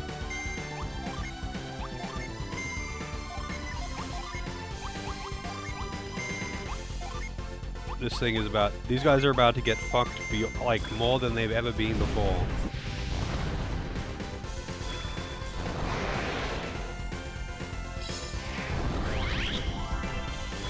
The PP drain. Planet Diver is so strong. Maxing out for the final dungeon. Damn, you've been burning through that game if you're already at the final dungeon. Those games are an absolute fucking grind fest. How many hours did you put into it, actually? I'm kind of curious.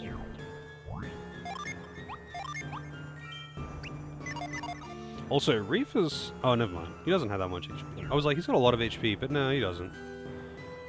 Alright, so... Hang on, where is it? So, you could say this is a maiden, But this could also be Jesus. This could also be a beardy man. Look at this. Could be, you know, wearing a hood and that's the opening in the front, but that could also be a big-ass beard, and this is actually just Jesus. Could be a dwarf, although it looks pretty tall for a dwarf. I want to say 86. It's Luigi. Yes, it is.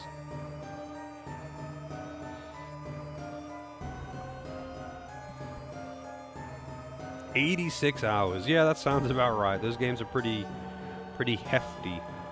Alright, so I'm gonna have to pull this from the... Hey, can I jump to it? No, I can't. They won't let you. Give it the gorilla grip. Oh yeah.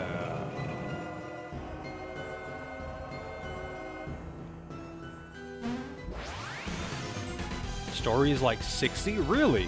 I thought the story would be like 20, and you know, the minigames and grinding would be like the other 80. Hey Fern, how's it going? Thank you for the good luck.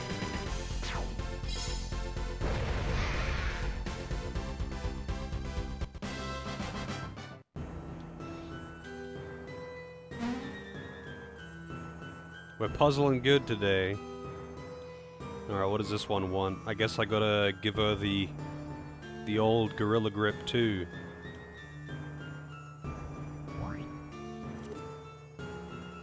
The maiden must face all who enter.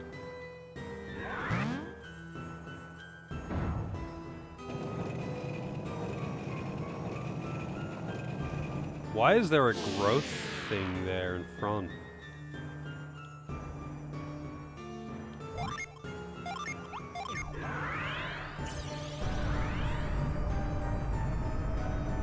Okay. It gave her vine wings.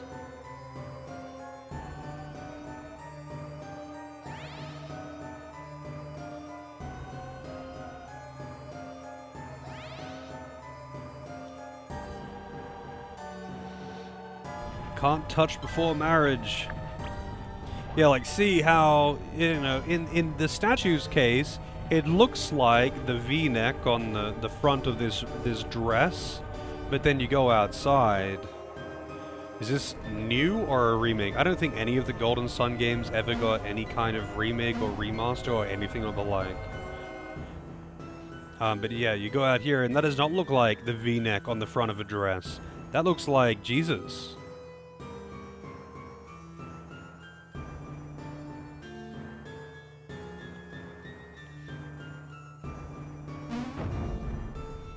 Of course, it's about balancing weight.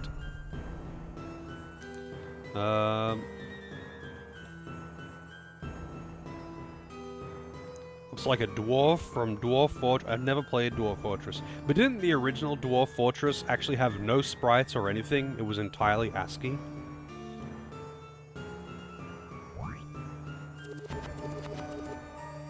I know, like, when I first heard about Dwarf Fortress a long time ago, because a guy I knew was into it, and he like played the like original Dwarf Fortress, and it was just all ASCII. And he's like, yeah, there's like mods you can get that gives it sprites and stuff, but I don't bother with that. So like I see a screenshot and it's just random ASCII. I have no fucking idea what I'm looking at. And he's like, dude, it's great, you should play it. And I was like, nah, I'm good.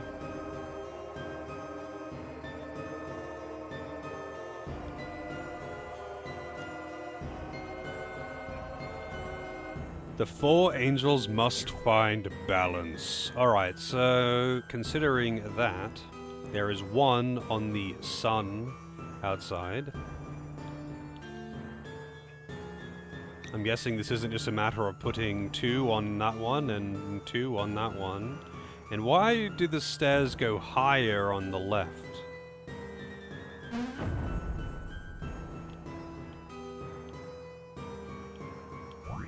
So what do I get when I use insight here? Of course.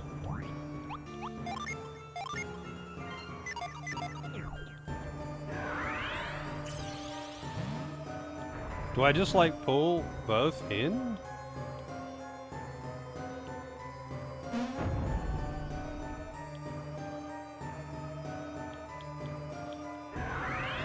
Do I do it one at a time?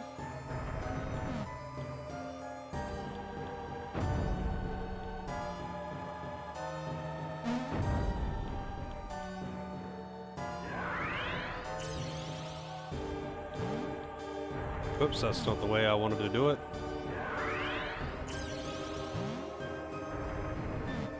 So that's got 2 on it.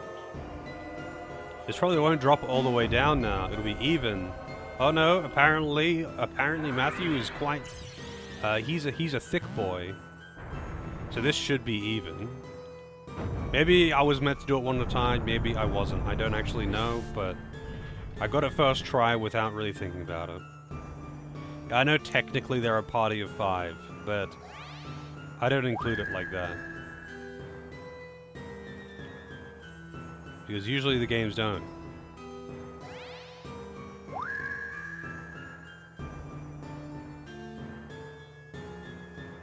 Alright, so I opened fish and something else because I wasn't looking.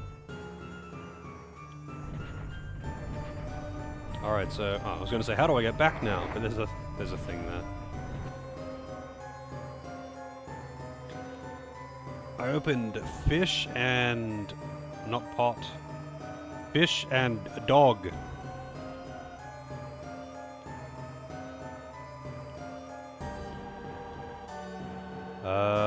I guess I'm pulling it this way.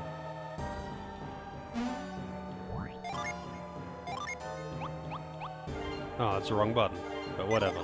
We got the gorilla grip on both hands. We give the best grippy hand jobs there are. Alright, so let's see. It kind of bothers me, like, just the actual icon for it. But whatever.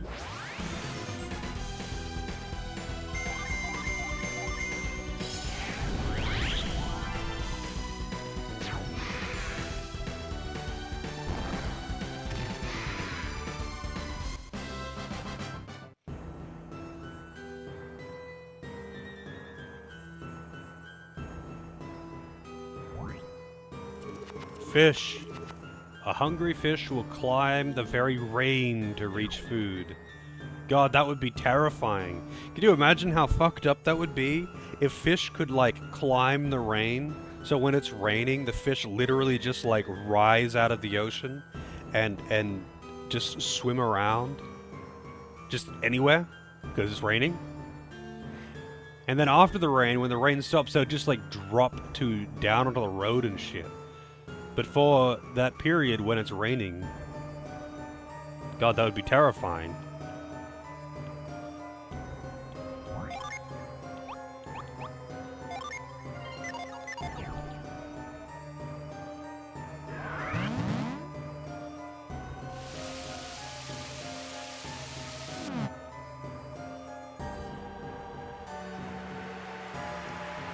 Yum yum. I guess I can't do both at the same time. I thought I had to do both at once, so I was like, they're way too far apart for that.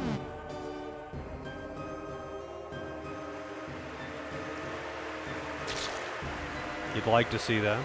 Hello, Happy Camper. I mean...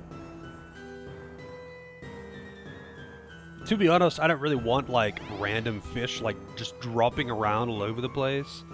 I can imagine the stench of dead fish just like all over town every time it rains.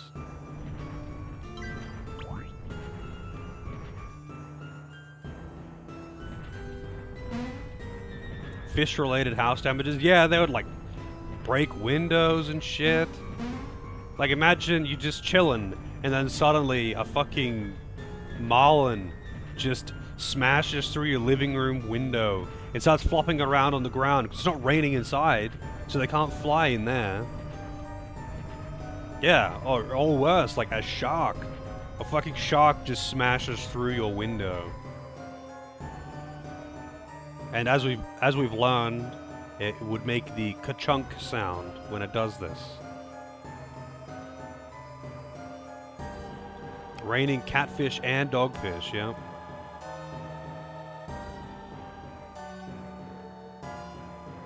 A whale dropping on your car, yeah, that wouldn't be nice.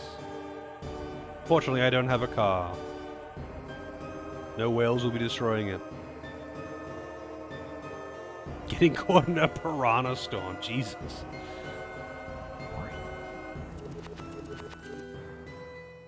The ram cowers from the flames. You mean I'm gonna set it on fire? Thanks. Your worst nightmare? Thank you.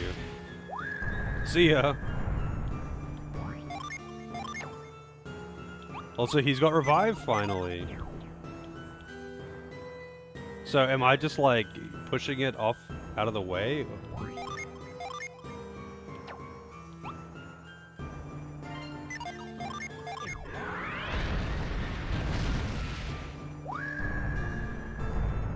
Oh, I see what I'm doing here. I think. I guess I have to get rid of all of them.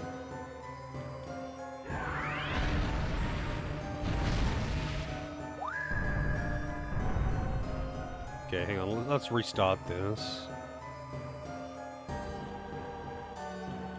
I didn't realize goats were fucking not goats, sorry, rams were actually hydras.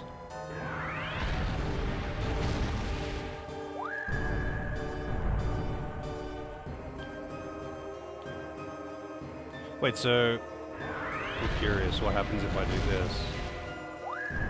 So I put one there. What happens if I hit this middle one? Is this actually the solution? It is.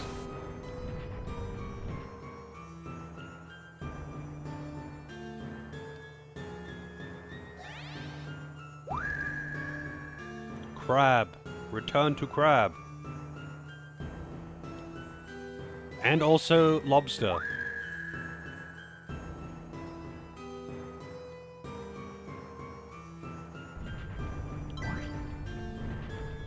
Crab battles.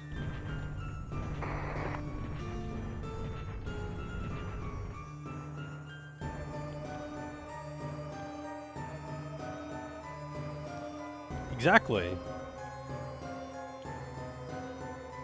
This is an educational stream.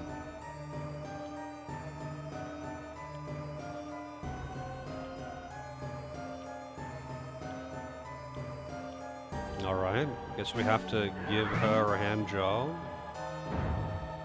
Because, you know, she has to face us. Oh, she's got treasure for us. That was just optional.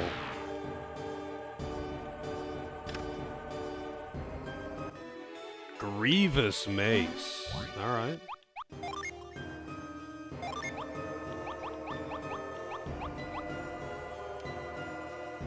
It is a slight upgrade over the Mystery Blade, but I'm gonna give it over to my boy Tyrell. Well, he can actually use this over the Synergy Rod too, but Tyrell can have it, because I don't actually really care about the basic damage that Reef does. I think it's... I feel kind of scammed, to be honest, that we've got Reef, who for all intents and purposes is just Mia, right? He's just Mia. And you would think that Amity would be Pierce, right? You would think. But he's not. He's kind of just like a shit version of Pierce. He can't use heavy armor, and he can't use axes. He can just use, like, swords. And it's like, yeah, okay, you're kind of there. You're almost cool like Pierce, but not quite. You're just like somewhere in the middle. But somewhere in the middle is useless.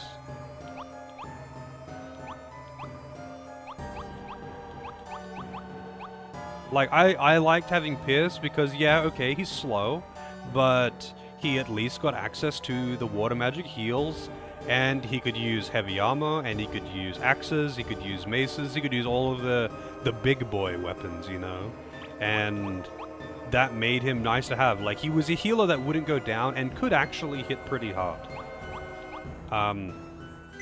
You know, and Mia, on the other hand, is not terribly fast, but also not really slow, but gets the best healing and some decent offensive magic, and that's basically what Reef is.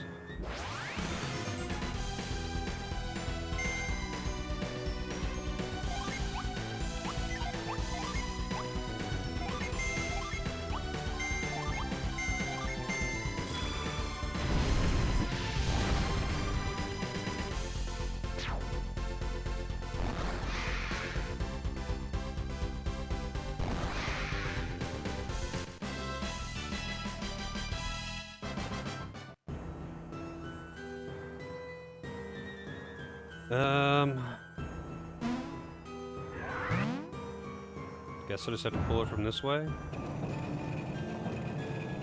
Yep. Probably could have pulled it from any of those, to be honest.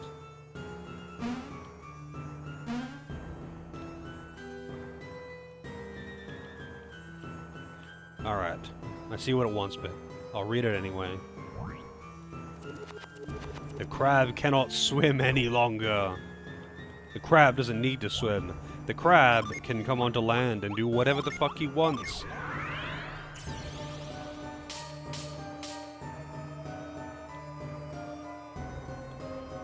That did nothing.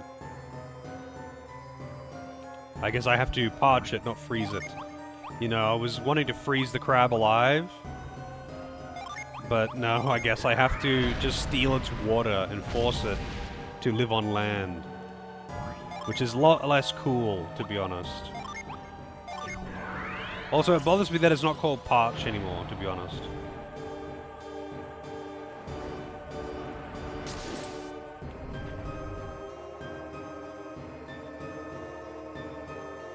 Like, why would they rename that?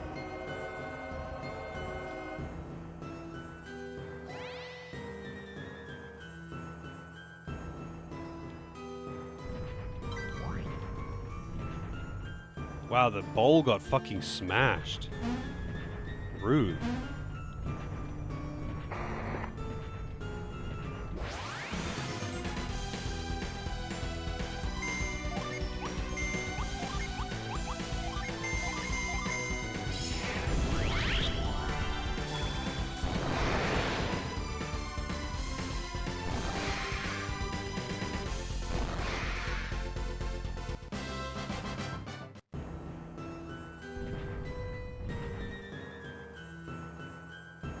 Alright, which one have I not done?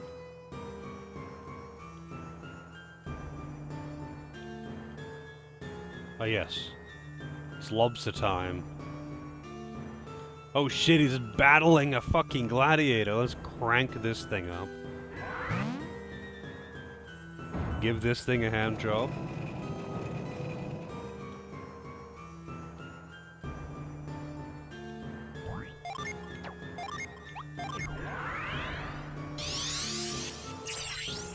Okay.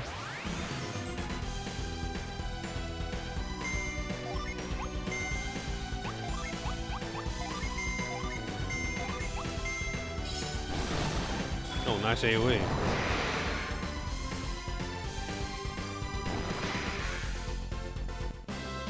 AoE weapon arts are pretty nice.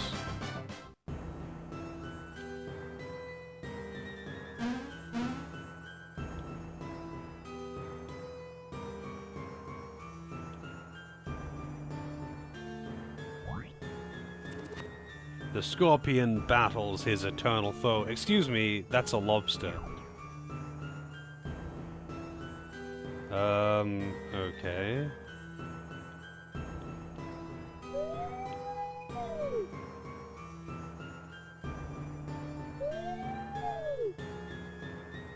We're puzzling bad. I was gonna say we're puzzling good, but apparently it can't fall into a hole.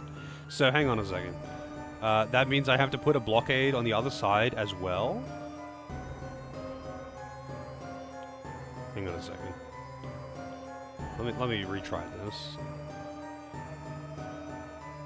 Holy shit! The other... Hang on a second.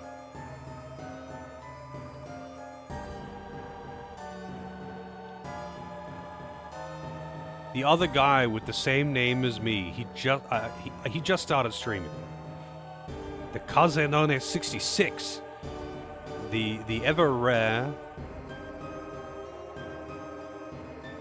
He's probably not going to be still streaming after I'm done, so that I could raid him. But everyone should go and say hello to him. My eternal foe? No. He's just coincidentally a guy that uses the same name as me, and also plays Final Fantasy XIV, and also streams, albeit very, very rarely. So everyone should go and say hello to him, and if you can, put the coffee emote in, if you're subbed. I command thee.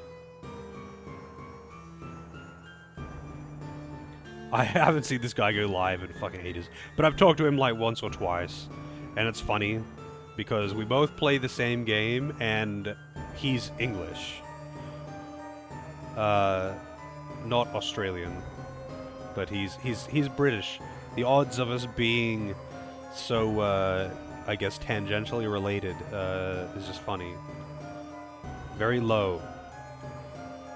Alright, so, hang on a second. This is going to be more engaging than I thought it was going to be.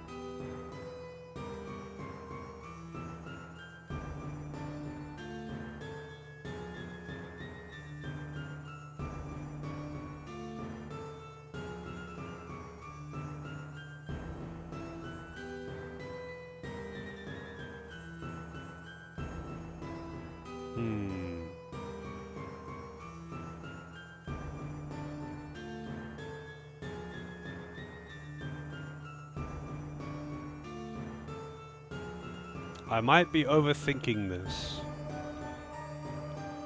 as I usually do with puzzles.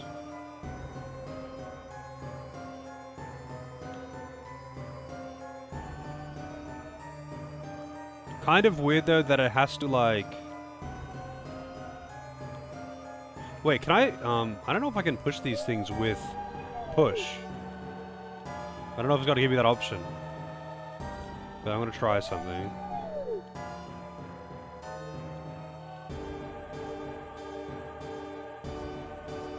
Like, I don't know if it's gonna... God damn it, stop it with the camera. Will it actually let me use move? No, it won't. Although I guess I could just push this out of the way.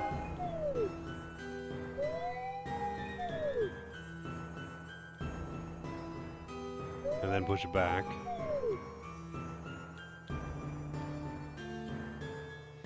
Cheap viewers.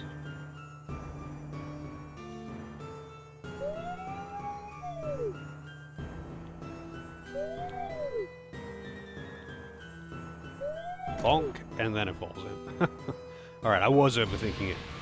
I was like trying to find a different solution to it, which would have been probably viable, but would have taken like 5 times as many moves. Yeah, only the sluttiest of viewers. They must match me for my sluttiness.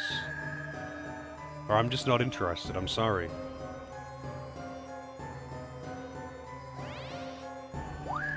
Alright, we got Baphomet, and I didn't catch what the other one was.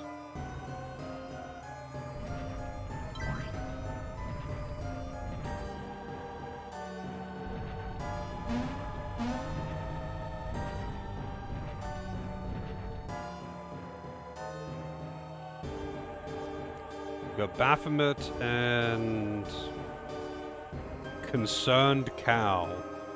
Why does it look so worried?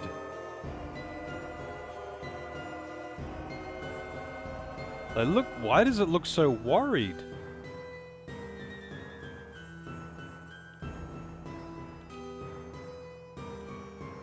Well, we're going with Baphomet for now. Knows you're trying to eat it? Maybe.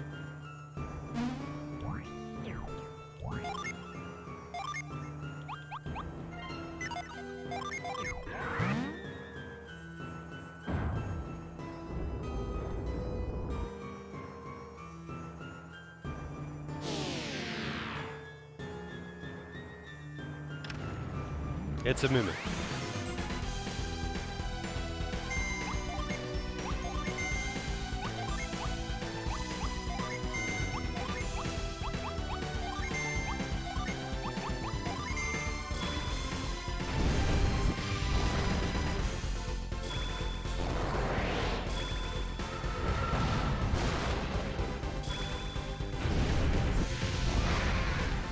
Well, he got fucked up before it even got a turn. A lure cap, yeah, that's really what I want. Thanks, game.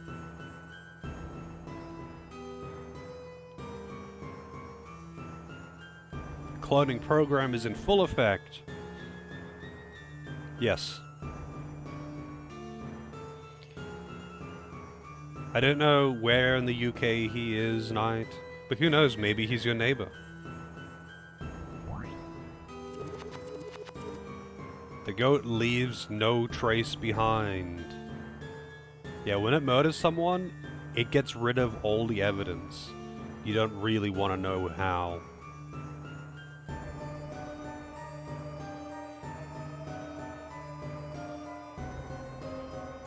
Actually reminds me, Knight, like what I just said, I mean, like, might be your neighbor. I haven't had this in a long time, but like, this used to be so common. Like, so weirdly common online, like, when I was younger. I would encounter someone from the US, or... It was always the US, actually. I was gonna say, or somewhere else, maybe Europe. But no, it's always the US. And I'd be like... You know, it was a conversation about locations, you know, where we're from, whatever. I'd be like, I'm from Australia. And it's like, oh, I know this guy from Australia. Do you know such and such? And it's like, what? No, of course I don't. Do you know such and such in America? Of course you don't. There's like 100 million people. Actually, there's like multiple 100 million people that live there. It's like, of course I don't know Brittany from fucking Australia. What?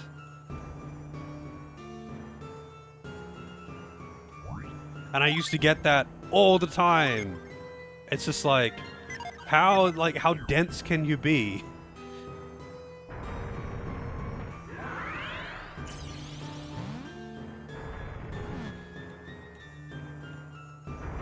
Oh, wait, I guess you probably can't, like, cross over the same line? Or something? Is that what's going on here? I have to put them in each of their things without, like, crossing the same line twice? Somehow?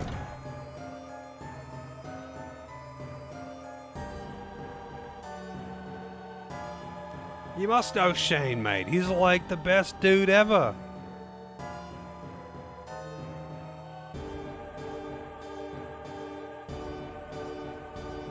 Alright, I think I understand. I'm going to assume that my assumption of the puzzle is correct. And I'm going to try and do this.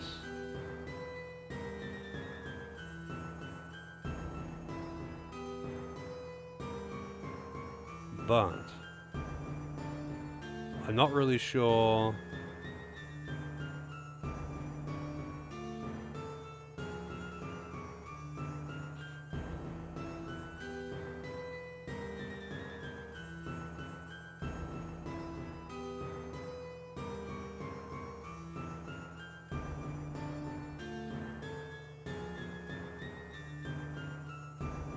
Because, like, the left and right ones have to cross over the middle, like, I can't get around that. I mean, actually, let's just see what happens. Let's just see what happens if I cross the lines. I have assumed that that is how the puzzle works, and maybe it doesn't work like that.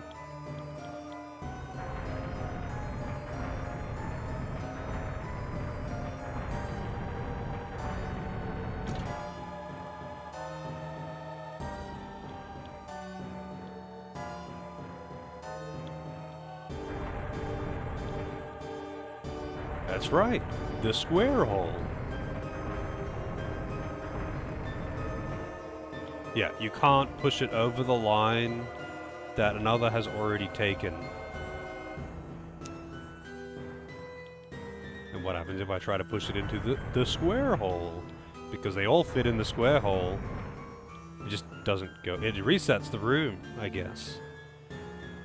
Alright, so I was correct in my initial assumption.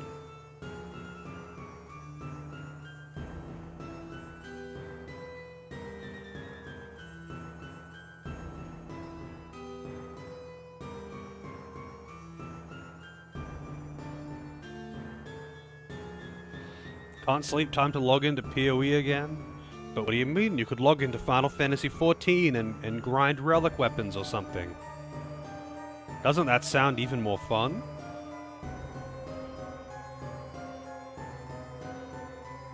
You can do 2,000 mentor roulettes. You need to do FF14? What do you need to do in FF14? Not awake enough. Honestly, FF14 is my go-to not awake enough to do other shit game.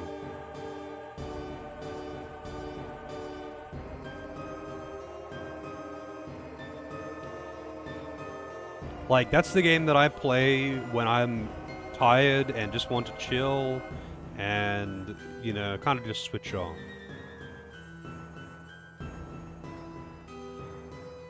Yeah, like, just, you know, doing some roulettes, whatever, that's just, like, super chill, brain off for me.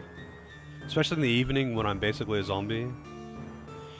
Need to do Memento Miseria EX. Oh, didn't you do that when I was current? Oh, we could probably two-man that. I'm assuming you haven't done it at all. We could probably two-man that. I tried soloing it, and failed. But it would probably just, you can't? Really? Wait, why? What stops you? What stops you from two-manning it? Like, which mechanic, I mean, stops you?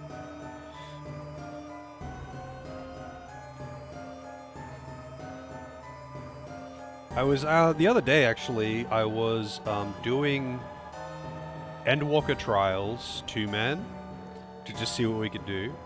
And we managed to do Zodiac and Heidelin and almost Endsinger, but we didn't meet the DPS check. We hit on Rage. Big group mech that just kills you. I guess I would have to see the timeline and the mechanics. So I'm guessing you probably want like 5 people to just kill it before it does much. I mean, if you're putting a group together, I would do it. What do you need to do it for, though? Is it part of the relic weapons or something? Anyway, I should be working on this puzzle. So, no matter how you look at this, this one has to be able to get over here. And this one has to get over here. Which obviously covers the entire distance here.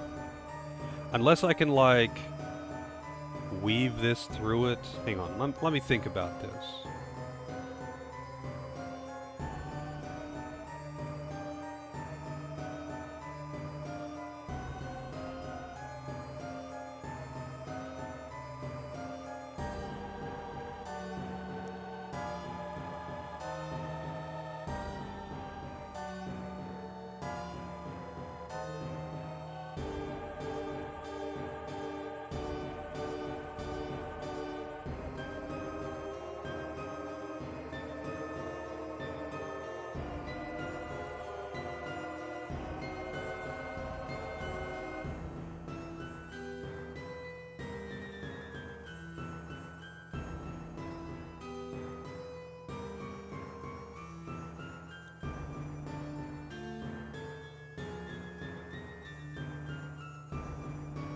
I guess I'm just blind.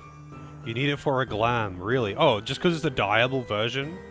That's it? You just want the dyeable version of the relic gear?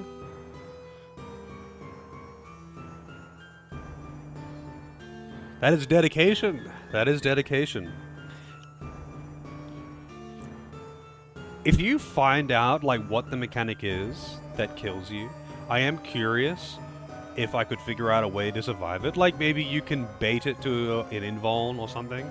Maybe you could do it with, like, say, 2 or 3 tanks needing invulns at certain times, that kind of thing. You'd be surprised with what could be cheesed with multiple tanks, and what can be soloed or duoed with multiple tanks. Like, I was surprised that we managed to beat Zodiac Heidelin, and for all intents and purposes, we did beat Ensinger. We just didn't meet the Enrage. Because, well, neither of us had very good gear. I mean, actually, no, technically speaking, I had pretty good gear, but she had, like, crafted gear. So, like, if she was also, like, an equal gear, maybe. But yeah, like, it was a DPS check thing. I think most of those trials would be fine with 2 tanks, even.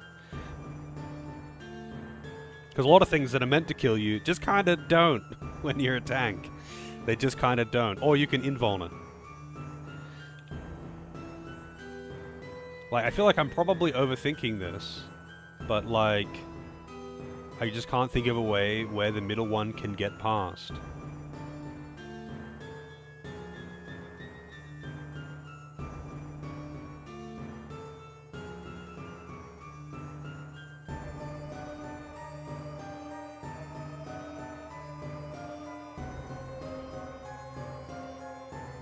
Like, if one of them started 1 tile off the edge or something, okay, but they don't.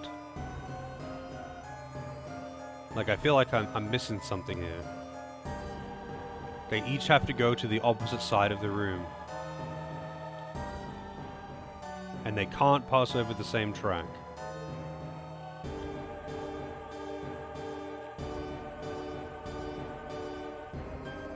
Like, this one... No matter how, like, no matter any way you slice it, you could go across any of these tracks and it cuts off at least this much of the room. At least up until this column. And if this one was to pass first, obviously this one can't get around it. When this one goes through, it blocks an entire column.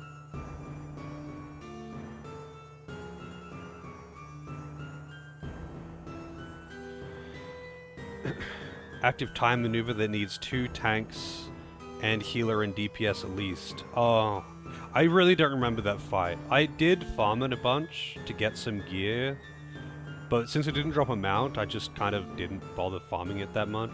I think I farmed it like 10 times maybe. So I had the tokens, so I could buy stuff if I wanted to later, and never did.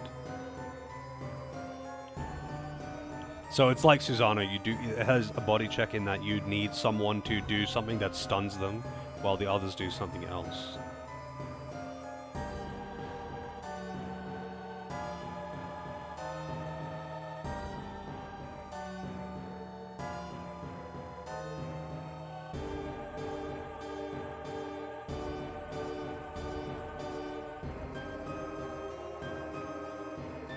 It's like 50k.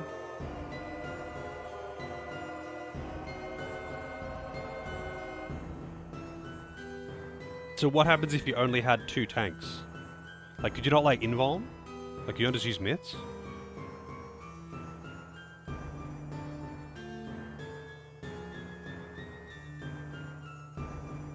Because that's how it was with Zodiac. Like, Zodiac does some shit that hits, like, an absolute fucking truck, and you have to just use your invulns and mitts properly. But, like, it was totally doable. It was just kind of tough.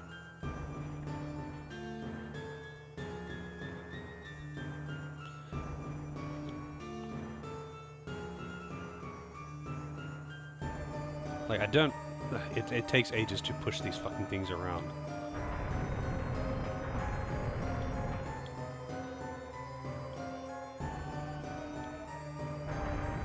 Like, any way I slice this, it's gonna be blocking off at least this much of the room. I can't, like, move it behind where this one starts or something. Like, I can't, like, you know, weave this one through the middle by moving this one up and around behind it. Like, you can't cross over the lines. So any way that I slice this, that one is going to be cutting off this much of the room. And this one is going to be cutting off the same in the other direction.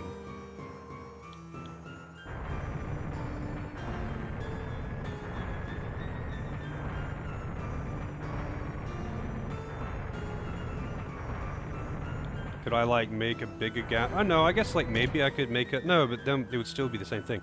I guess, like, this one could go up here, actually. Yeah, I was just overthinking it. Has to go down to and up to.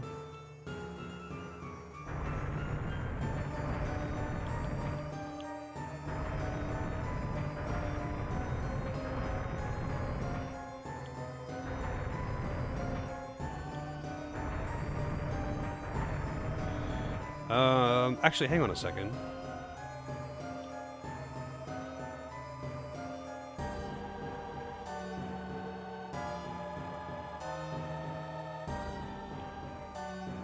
Well, wait, I'll still go ahead with that so I can just see. And I guess I could make this go down to... And that one just has to take a really long path.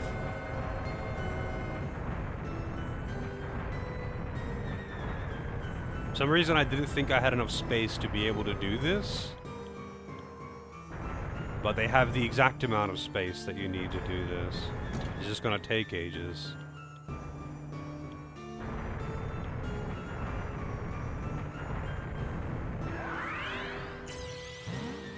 Also, damn, it's still coffee time. But holy shit, this is the first time a puzzle really made me actually think for a moment in this game. And now, you know, it is only because I'm a fucking idiot. But it is the first time that this game managed to actually have a puzzle that wasn't just, you know, look at the puzzle and it's done. I'll give it that.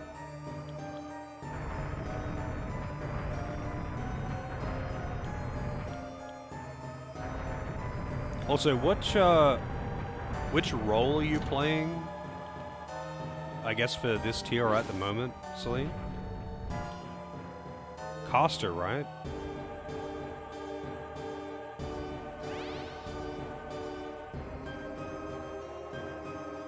Yeah, Caster.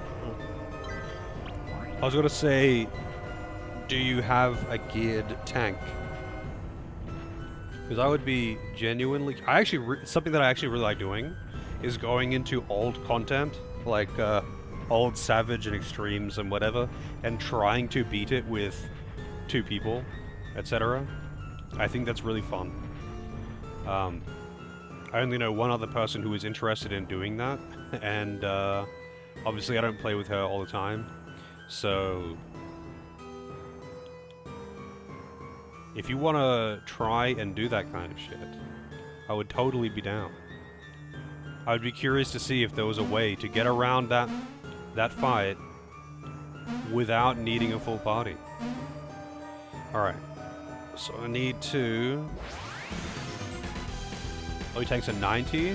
What kind of gear do they have though? Just like base tome gear? Crafted gear maybe?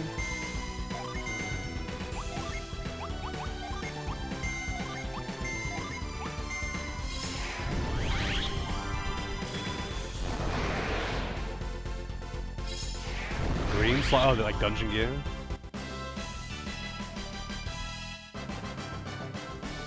Although crafted gear is also green, so... Like, I wouldn't expect you to have, like, Savage gear or something. I was just wondering if you had crafted sets or tome gear, maybe. Because I imagine you're using your cap tomes on Black Mage. And you can't have completed a Black Mage set yet. You can't have completed a full set. Because you don't do Savage, do you? What the fuck is that thing over there? Dungeon gear.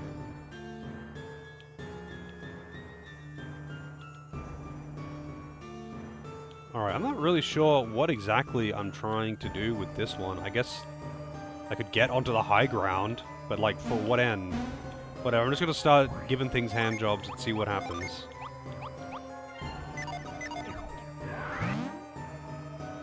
Wait, this isn't gonna work. Oh, no, it will. Okay, I thought that was the wrong angle.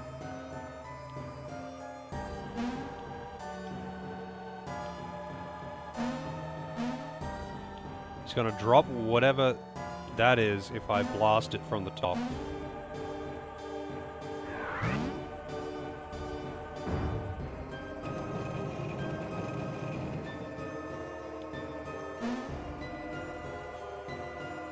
This came back to let's just start giving handjobs to everyone. I mean, it's called grip, and look at the top left of the screen. It's called grip. That's the power. And what it does is it reaches out and grabs any nondescript shaft-like object and pulls on it.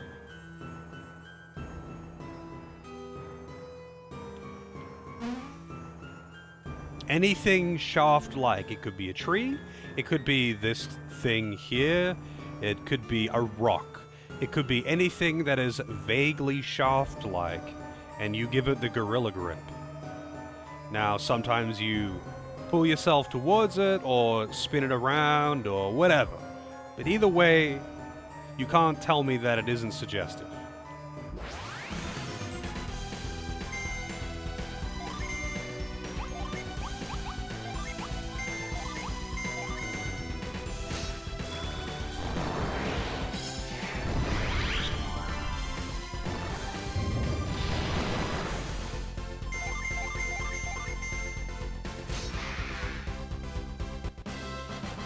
Mastered the Mystery Blade. You can't tell me that isn't suggestive.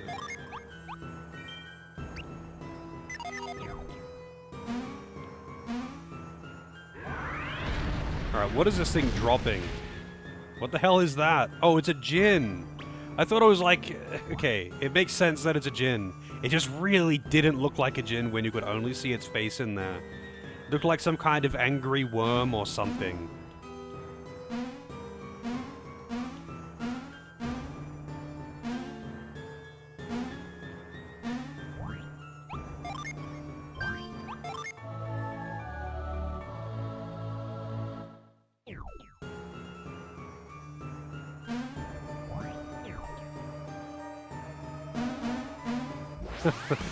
When she gives you the gorilla grip.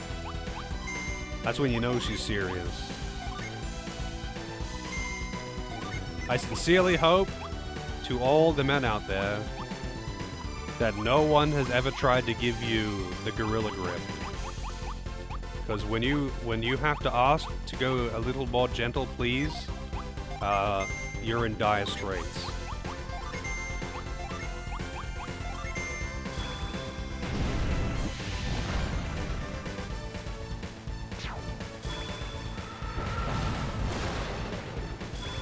Damn, that at 161 neutral, like not even weak to that element.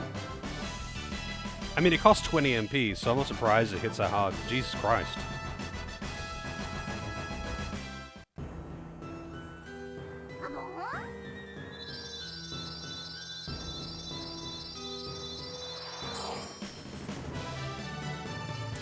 Doldrum. Represents still air and is found at Craggy Peak.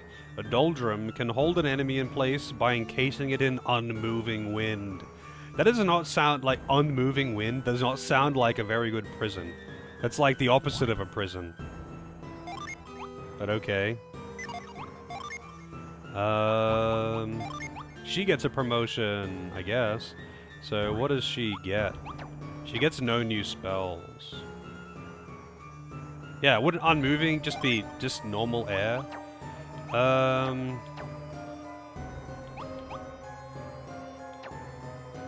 Now, I could technically swap this with this.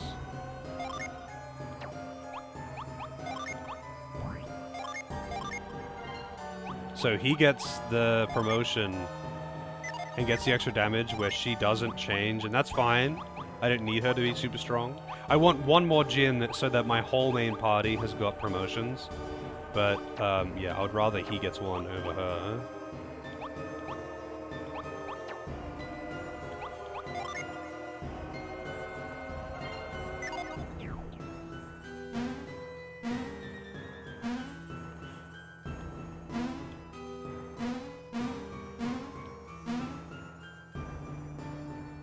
The Avenues of Gorilla Grimp.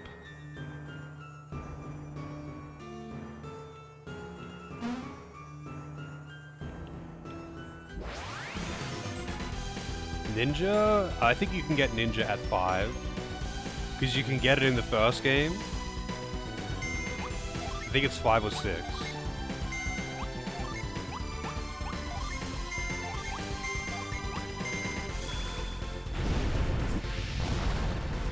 Oh, that's resistant to fire.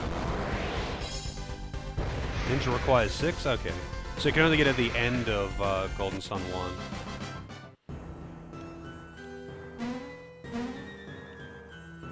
Because Golden Sun 1 you only get 6, don't you? You don't actually get 7, do you? You can get Ninja, but you can't get Master.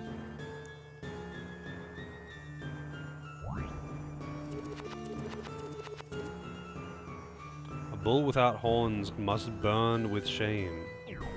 Will no one cool it? I guess I have to make it rain, and then freeze it.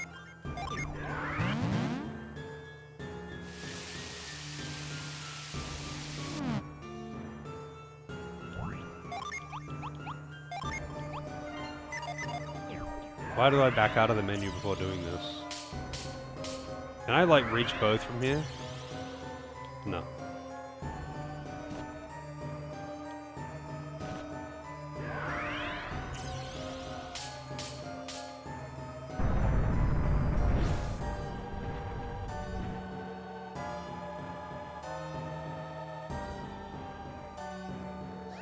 It is nice to use those, like, the tri-element classes.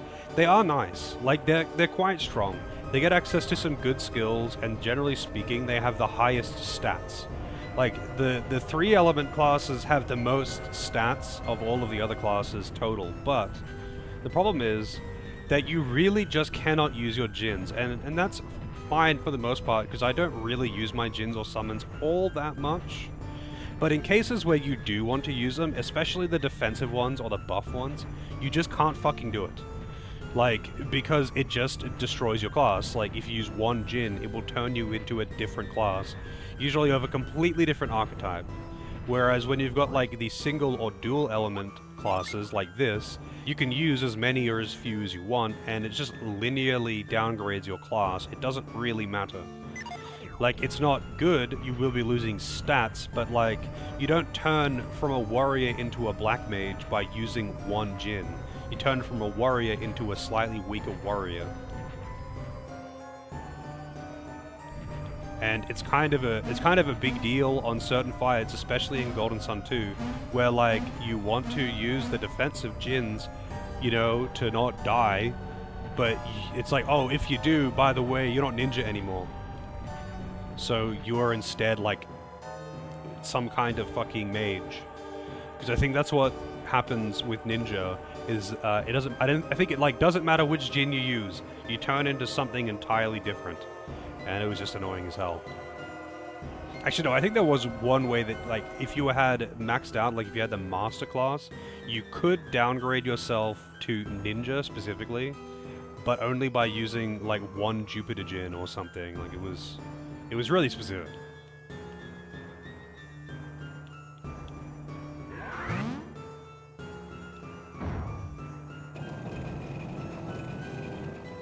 But yeah, anyway, that's the issue with those tri-element classes. It is the trade-off, though. Like, the trade-off is the classes are very, very strong. Yeah, you can downgrade to ninja from master, but you have to have very specific... You have to use only very specific Djinns to be able to do that. But that's the downside of the tri-element classes. They are very strong. They are very strong, and they do have very good stats, and they have great skills. But it means you pretty much can't use your summons or Djinns in general. But with the dual element or the single element, you can freely use them pretty much without any cost whatsoever. You just use them and it's fine.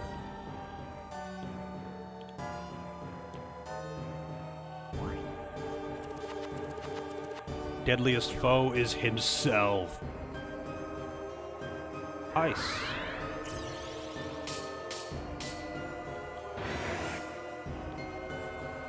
So I've got to gorilla grip him to shoot himself.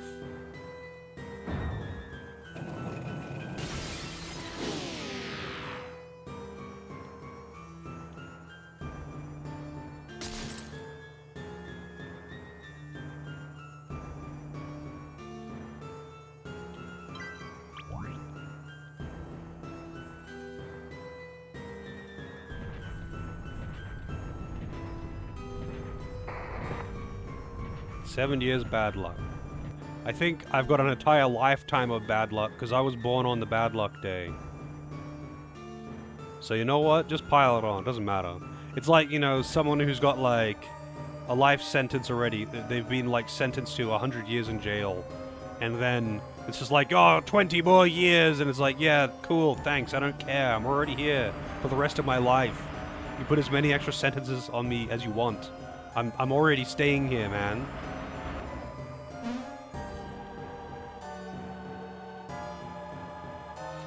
April 1st? No, I was born on December 13. On a Friday. I was born on a Black Friday. Wait, what? I can't seem to... Do I gorilla grip it? I do.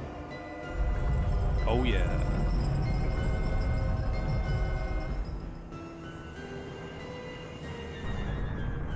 I was born on a Black Friday. And my birthday this year is going to fall on a Black Friday.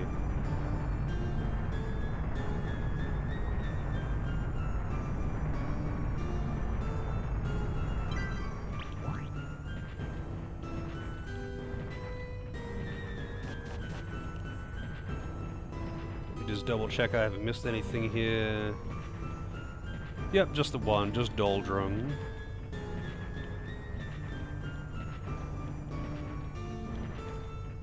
But what was the point of this vine? Is that how I originally got up? Oh, it must have just been how I originally got up.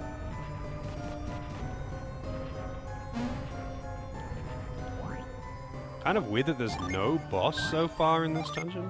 I mean, I guess it's not that unusual, but like most of the time there's a boss in dungeons in Golden Sun. Right? Alright.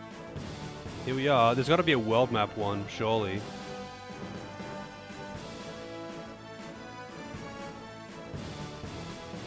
Is there there's no world map, Jin? Was it a heavy puzzle dungeon? Yeah, it was, but I mean, like, most dungeons have got a bunch of puzzles in them in Golden Sun. But usually there's, like, a boss at the end or something, isn't there? Felled Wolfkin. Also, you know what? I'm gonna go make coffee while we've got this world map music that feels very epic. You know? So I'll be right back.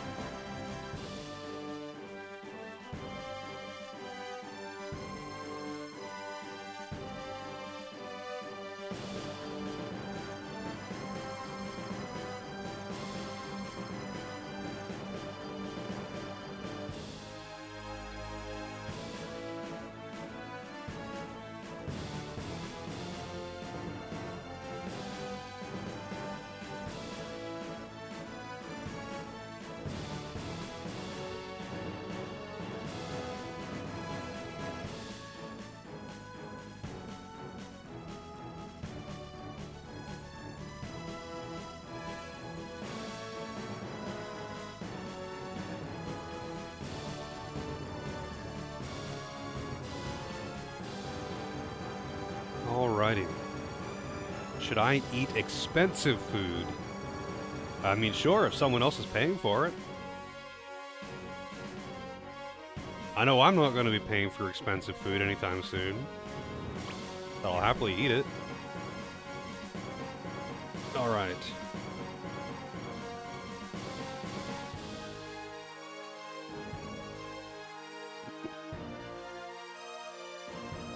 So now that we're on the world map, let's see what's available to me. I would think, honestly, that there would be a gin somewhere on this area of the world map, right? I've had very few world map gins. Which is weird, because, like, in the first two games, there's actually quite a few world map gins.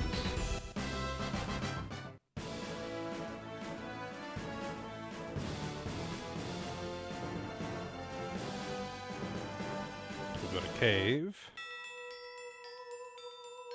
North Wall Shrine 1F. That looks like a summon tablet on the other end of that, so I'm gonna assume that's what it is.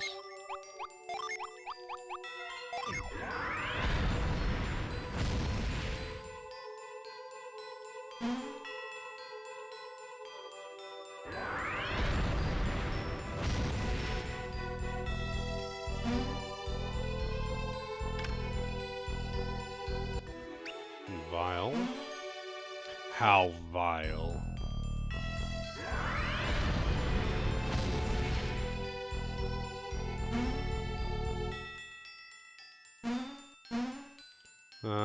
Alright, so I'm gonna need to freeze that. Which means I have to get across there. Somehow. Oh, can I, like, gorilla grip that from here? What if I can freeze this from here? Wow, I can. Maybe the gins are hibernating? Maybe you're right. Maybe you're right. Maybe the gins are hibernating.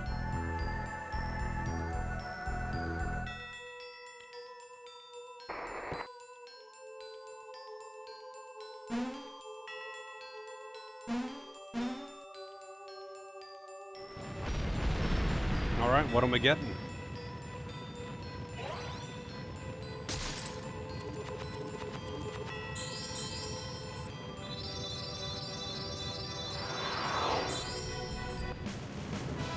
Moloch.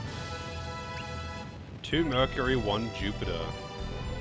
Technically, I could go into fights with, like, the gins from my backline guys on standby, right? Does it let you do that? Like, if I put the backline characters' gins on standby, could I use them for summons? Or do only the mainline parties' standby gins count?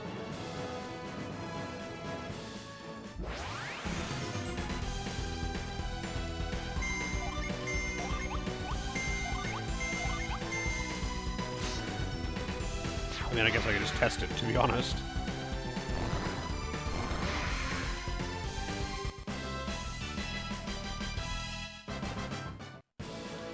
Let's see.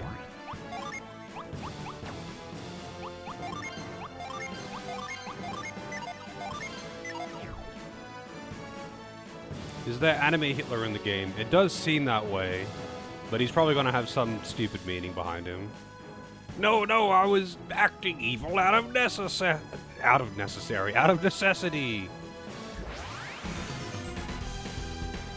Alright, let's see. Can I summon? No. Okay. They don't count unless it's on your main party. I thought that would be the case for balancing purposes, because it would be kind of nuts.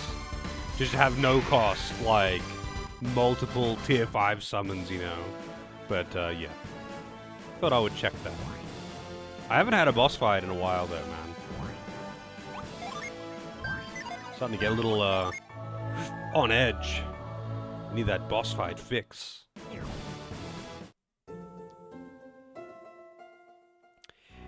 Terraria Village.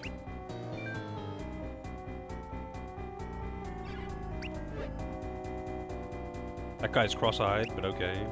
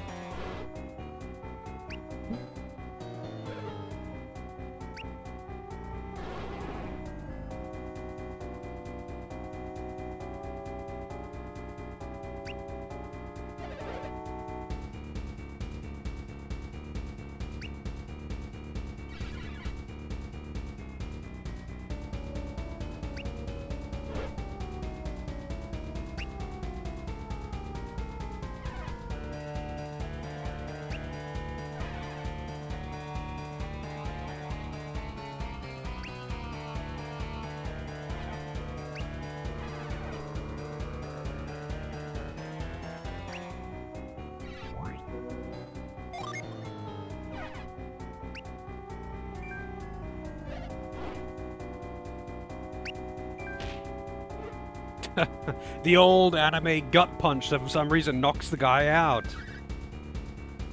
I'll never understand that. Like, yes, you could technically knock someone unconscious by hitting them hard enough in the gut. Yes. Technically. But, like, knocking someone out, like, knocking someone unconscious by punching them in the stomach is fucking insane.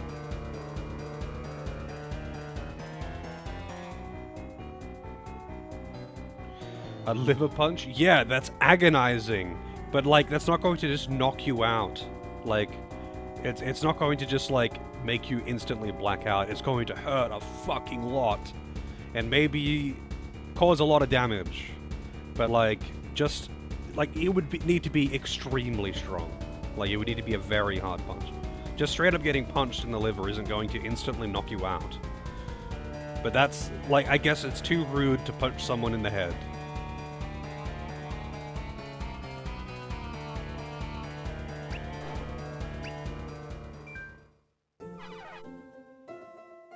Don't mess with us again. Alright. That does not sound like something the lawful stupid anime protagonist should have said, but I like it. So these guys are all like refugees or something. You. How's it going, Daniil?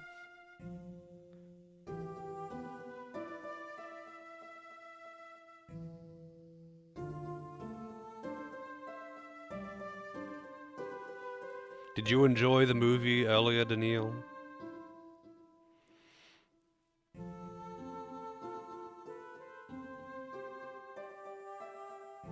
Yeah, that is true, Kwasi. But it's like, it's a lot easier. I mean, it's still extremely dangerous. Like, hitting someone in the head hard enough to make them black out is extremely dangerous. Punching someone in the head in general is dangerous. I'm just saying that you're more likely to be able to hit someone less hard to the head and make them black out than punching them in the gut, anywhere in the gut. Like, you would have to hit someone extremely hard in the gut region, anywhere. Liver, kidney, whatever. You're more likely to cause extreme pain and make them fucking piss blood or something, I don't know. But you're much more likely to just cause extreme pain if you hit them in the gut really hard. Whereas just getting hit in the head in general, fairly hard, it's not that hard to make someone black out. Or at least be pretty incapacitated, right? Neither of them are a good idea. Like, if you're trying to incapacitate someone, like a friend, you're much better off trying to restrain them than fucking punch them, right?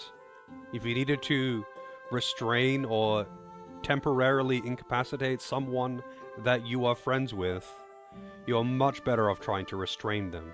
But I just think it's fucking stupid that in literally any anime related, anything Japanese media, doesn't matter, it's always a gut punch. It's always like a, oh, sorry person that I'm actually friendly with, but I need you to be quiet right now, punch in the gut, and then they just go down.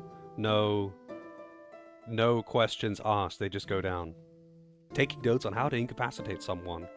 Yeah. I just think it's a really specifically stupid thing that is very, very common. Vulcan nerve pinch? Yes. They should be doing that.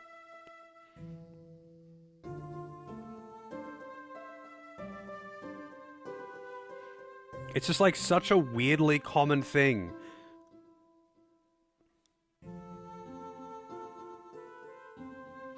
You were expecting a kind of different plot. I expected the plot to, like, I knew what I was in for with that movie. But, like, oh my god, I just couldn't get over certain aspects of it. And its, inability to address certain things. You blame Dragon Ball? Is that what did it? I don't know, man. I feel like in Dragon Ball, they wouldn't even need some kind of excuse for it. We watched, what's it called? The Gay Deceivers or something? It's an old movie about two guys who were trying to dodge the Vietnam draft, and they pretend to be a gay couple. But, you know, they're trying to avoid suspicion and all of that kind of shit from their families who are unaware of what's going on, and their neighbors who are also unaware, and they're like obviously apparently getting investigated by the army who's trying to investigate the draft dodgers. I mean, there was an Adam Sandler movie which is basically the same thing, except not for draft dodging. But anyway, it was an entertaining movie for its scenes, but there were certain things about the plot which were just like, oh my god, this is so fucking stupid, no one would do that. I can never get over things like that, like nitpicky things like that. I can't get past that. I now pronounce you Chuck and Larry. Yeah, that's the one. I've seen that movie. But it's kind of it's the same basic idea. It's two dudes who are not gay, who are pretending to be gay to avoid something that is being enforced by the government. In the case of the Adam Sandler one, I believe it's some kind of taxation thing. In the case of the gay deceivers, they're trying to avoid the draft. They don't want to go to war. I thought the movie was entertaining. I just couldn't get over certain plot aspects. Like, dude, there's no way that they wouldn't just explain to their families what's going on. Even if... I mean, I forget the guys' names. But, like, even if the main dude's father, like, would be pissed about this... Because, I mean, only one of them you actually introduce to their family. Anyway. His father might be a bit disappointed as the means of how he is dodging the draft. But, like, the others would understand. Like, you could just be like, yes, okay, for the next, like, month, we're moving over here, and we're just pretending to be a gay couple so that we don't get sent to Vietnam and get killed. And they would be like, okay, I understand. It's stupid, it's whatever. They might disagree, but they understand the situation. It wouldn't, like, completely blow up into this weird shit with his fiancée moving to the other side of the country and cutting all contact, and one of them seemingly actually turning gay, but not really. Like, none of that shit would have happened. I feel like if they just explained to their families what was going on, none of the events of that movie would have actually happened, and it would have been smooth sailing, and I guess it wouldn't be very dramatic. So it wouldn't make for a very good movie. But that doesn't matter. You need a good excuse to do the things that you're doing. And, they didn't. But it's okay, because it had some very entertaining scenes that got a good chuckle out of me.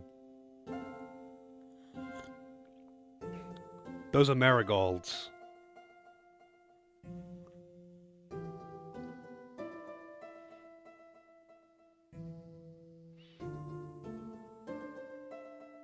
Don't think shit like that. You dirty bitch! You don't think shit like that would fly anymore? What do you mean? Like that movie, or... What aspect of that would not fly?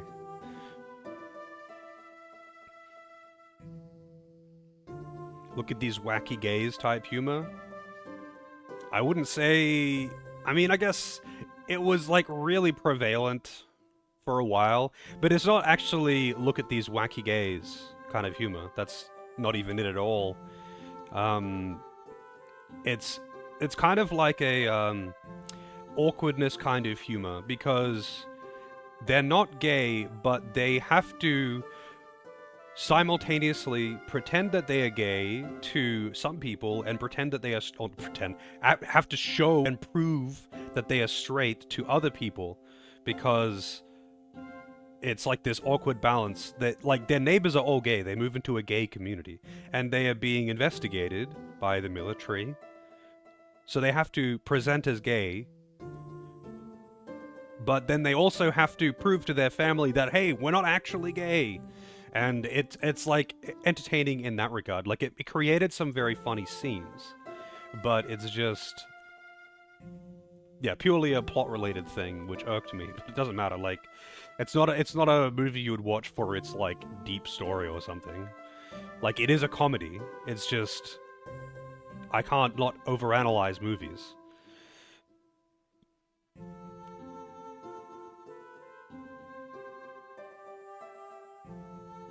Oh, really?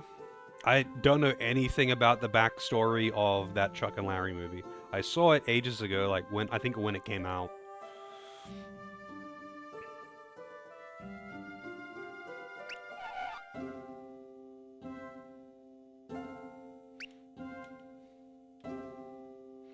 Alright, there's an inn and a church. We got a weapon and armor shop over here. There is some gins here. Like, the movie really actually wasn't half bad. If you aren't like me and have to overanalyze everything.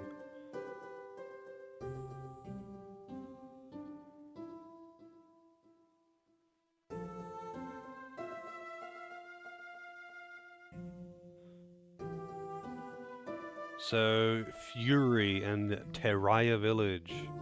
Cast fireball on the torch near the sheep. Permanently missable one. Torch near the sheep.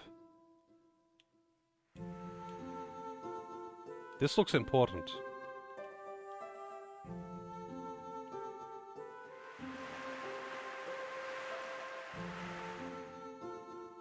It's a fairly old movie, though. I'm not sure when that movie was actually released.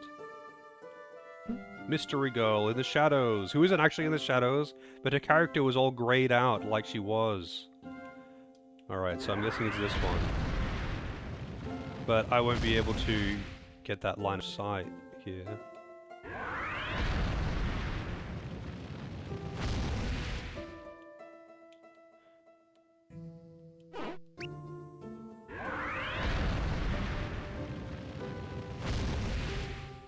What?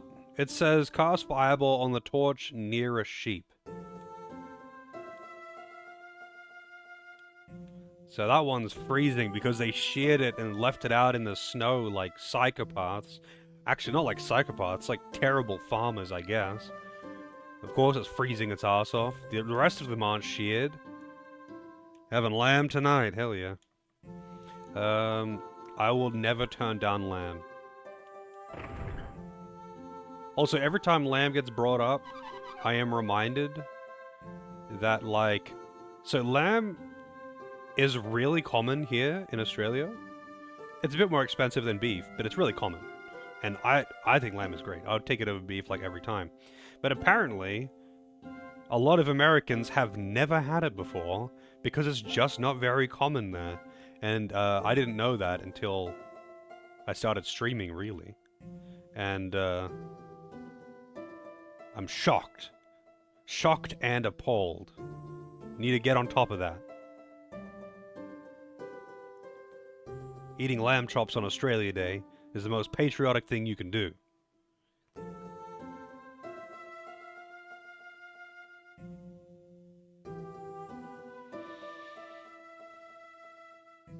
I mean, it's probably just simply the fact that it's not, everyone like over 30 waiting for that reference. and no non-Australians and no young Australians would have any idea what I'm talking about. If it tastes gamey, it's not lamb. It's mutton. But like, yeah, I think like lamb is just not really farmed as much over there, whereas it is here. So like it's way more expensive and less common.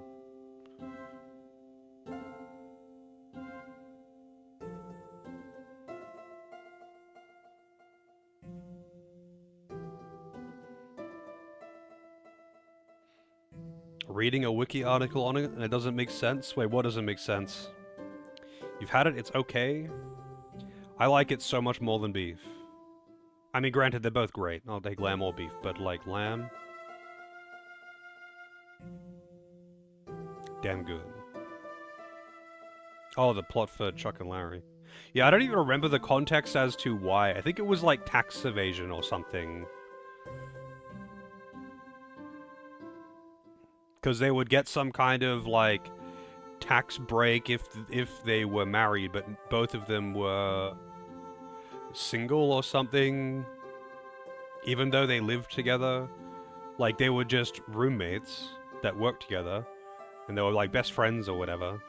But I think they needed to do it for financial reasons or something like that, because married people were taxed differently or something like that. I don't know. It was so long ago that I watched that movie.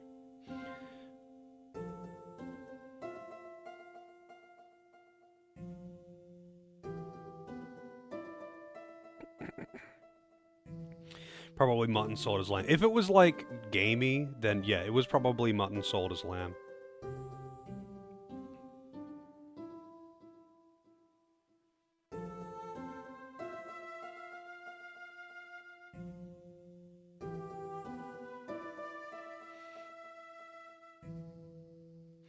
Oh, is that it?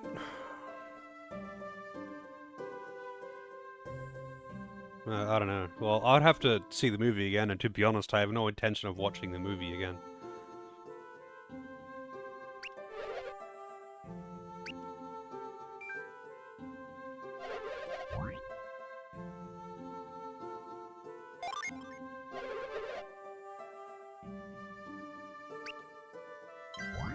Hoju.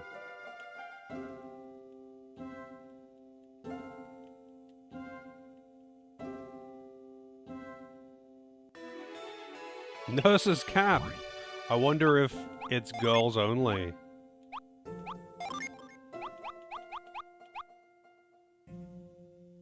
Used to heal a party member. Its defense sucks ass. You could use it out of combat. May break when used though. Yep, it's girls only. So it's garbage. Because she's got something better already, and I'm not giving that to someone else. Oh, I think this may be how I light that torch. The plot synopsis on Wikipedia might just be poorly worded, though, you know.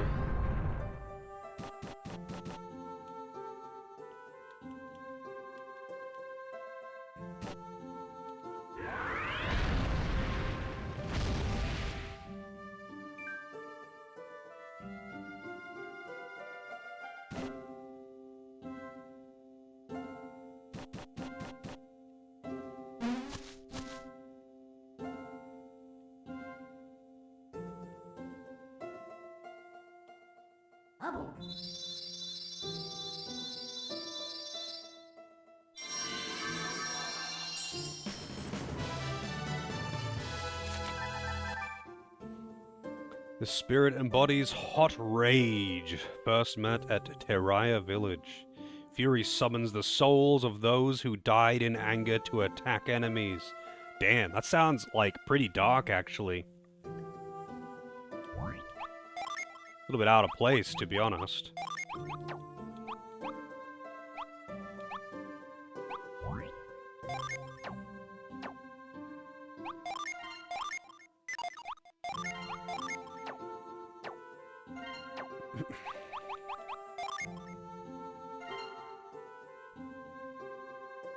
Alright, one more, and then I can start handing out, like, promotions again.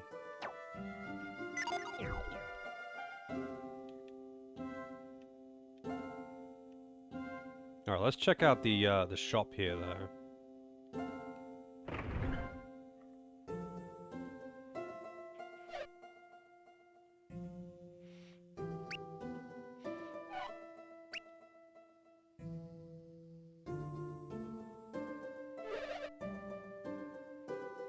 I do recall a few pretty good scenes about in that movie, though. In the Chuck and Larry, I mean. Kind of goes into the whole, like, hey, you're treating us differently now, poorly even though we were really good friends before, because now you think we're gay, or whatever. It's like, now you're treating us like shit, and that's bad, and then they address that and all of that, and like there was a couple pretty entertaining scenes that I remember, and there was a couple of probably pretty good scenes as far as like treating people differently because of perceived differences, that kind of thing.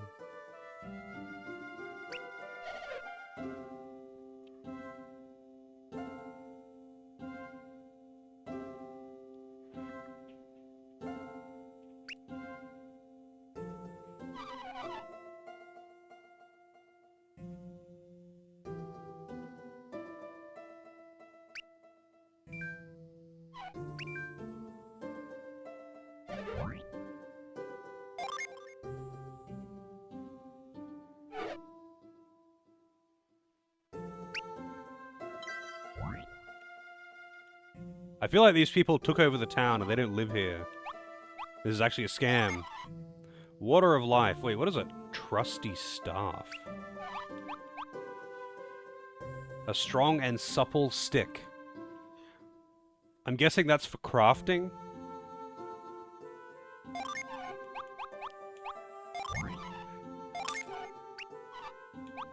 I don't know what these Sun Saga things are for.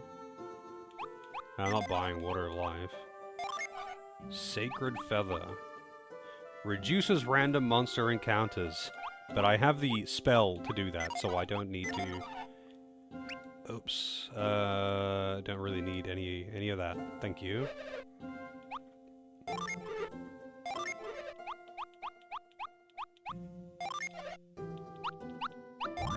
Selling all those nuts. They're actually pretty valuable for some reason. Nuts are pretty valuable. People just love those nuts, you know? You're gonna love my nuts. It's a key item.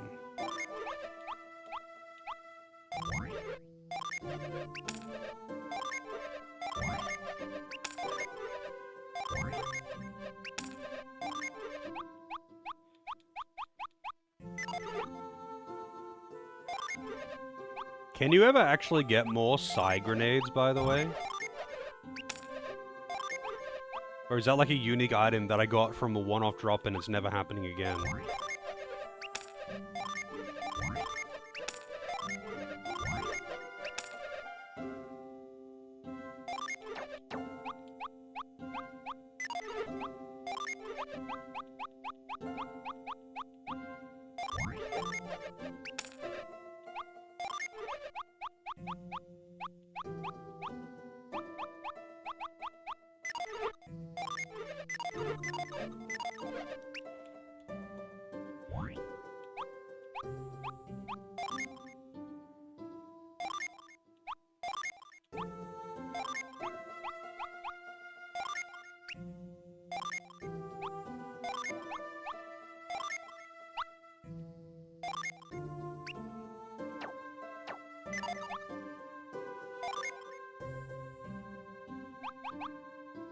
You know what?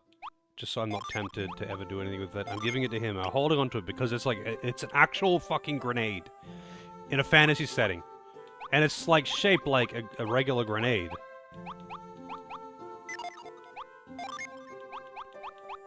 So it just, something about it. It just kind of, I feel like I have to keep it.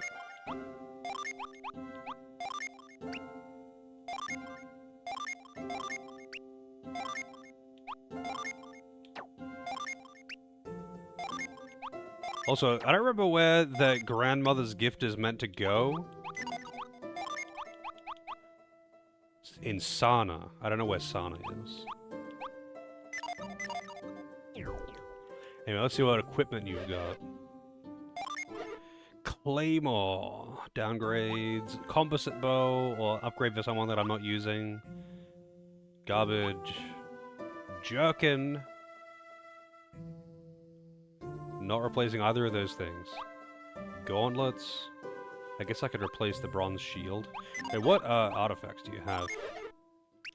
Shit, I have to go through all of the stuff that I've sold now, too. Safety boots. Wait, there's nothing new here? Wait, no, frost one. That's new. I mean, I guess... it is an upgrade. But I just don't really care about their basic attack damage. And there isn't anything for the dudes. So, do I want to buy it? 76 power?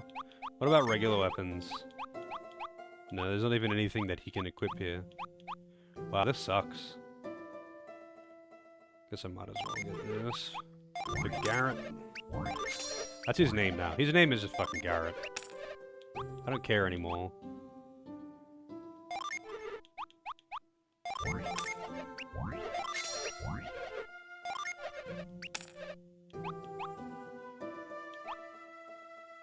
Oh yeah, actually,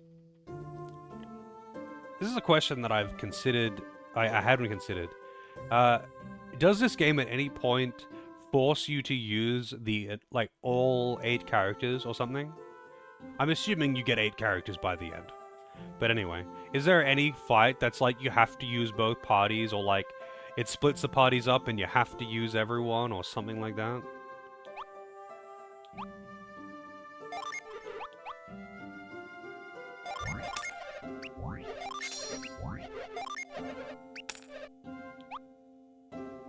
I fucking hate it when games do that.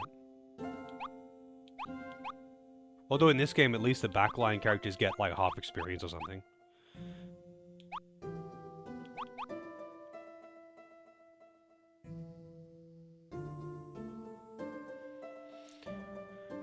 What would a pickle slice be if it was thick and large enough, like large like a steak, and you pan-fried it? I mean, you could pickle like... Okay, so like, you can pickle really large things, right? You can pickle daikon radish, for example, but they slice it up and pickle that. But like, I'm sure maybe technically you could like pickle the entire thing, right? In one piece, and then slice it down the middle, and just like pan-fry like a literal fucking half of a pickled daikon radish. I don't know, like, how well that would work, but I guess technically you could do that. Yeah, like, also it depends on what kind of, like, pickled vegetable or fruit you're referring to. When you say pickle, like, what do you mean?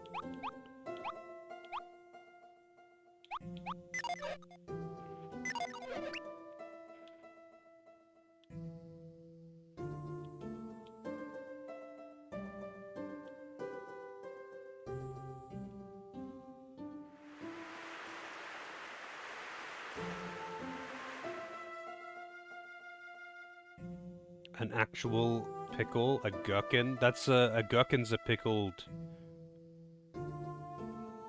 Is it like a cucumber or a zucchini? Like, a gherkin is a pickled cucumber. Got something to put in the Discord? Nice. So, gherkins are pickled cucumbers. I'm assuming it's a particular type of cucumber or something, because they're small. But, I mean, you could just pickle a large cucumber, and if you really wanted to, like, you can pickle anything, like, well, I mean, pretty much any, like, vegetable or fruit or whatever, you can pickle pretty much whatever you want. A lot of the things that, it's weird to me how unaware of, like, I guess pickling, I don't know any other way to put this, most people are, and they think that a pickle is one thing. It's literally just a pickled cucumber, and it's not even like a pickled cucumber to them, it's just a pickle. But you could pickle fucking anything, and you've probably eaten a lot of pickled things without actually, like, realizing that they're pickled. You can pickle Rick, you can. They did a whole episode about that. Well, actually not really, it was like a subplot of one episode. But I mean, you can get pretty fucking big cucumbers. You could try it yourself, Lozo. It wouldn't even be that hard. It wouldn't even be that hard. Like, get a whole big cucumber and pickle it. And then, you know, cut it in half and fry it like a steak and tell me how it goes. You can pickle a turnip, yeah. You can indeed. You can pickle onions. You can pickle chilies, you can pickle tomatoes, you can pickle whatever the fuck you want.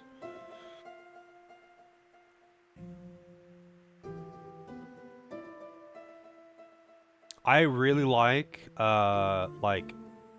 you can get, I mean, it's a pretty Korean thing, but you could probably get it in like any Asian supermarket. It's pickled daikon radish, and they're like slices. Like a daikon radish is really big. For those who don't know, they're very big generally, but like they'll slice it into thin slices, which are fairly large because of how big a daikon radish is, and they pickle those slices, and they're like sweet, kind of sweet and sour, and I fucking love those things, especially with like Korean barbecue, and then you like use that, you snack the food on that, and then wrap it up. Delicious.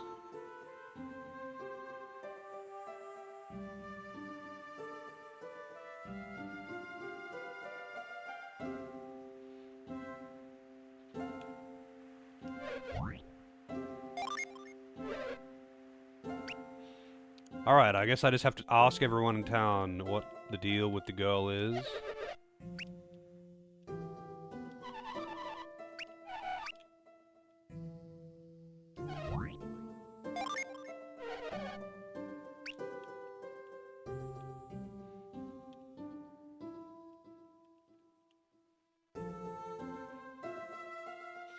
It's fun to pickle things.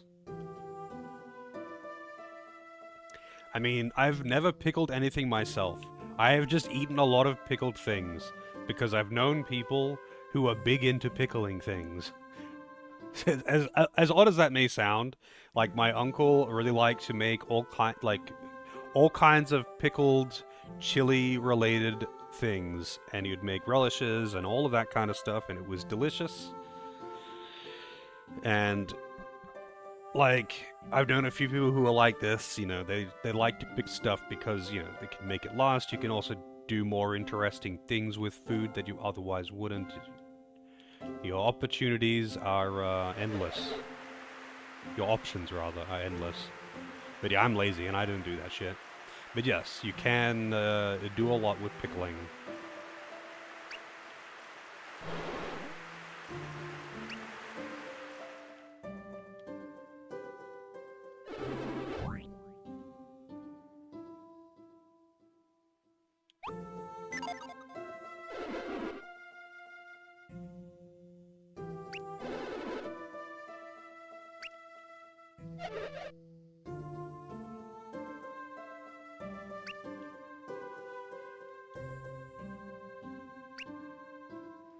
Cool to the touch. What if I set it on fire?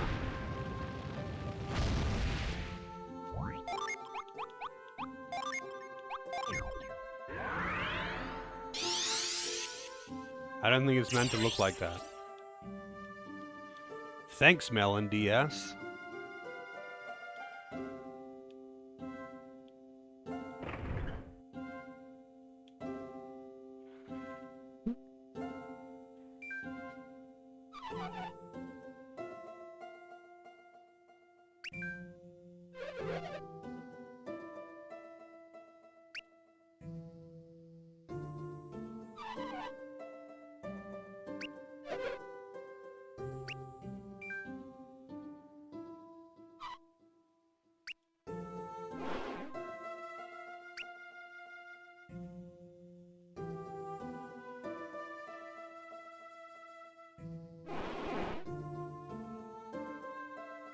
So I'm kind of curious, do you just like pickle random shit on the regular, aren't you? Is that just a thing that you do? That's your hobby? One of many, I'm sure.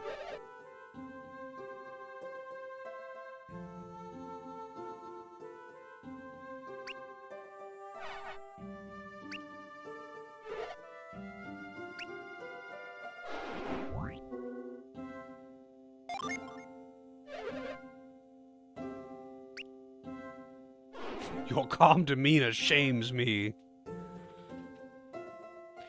Been wanting to try pickled asparagus. I don't think I've had pickled asparagus.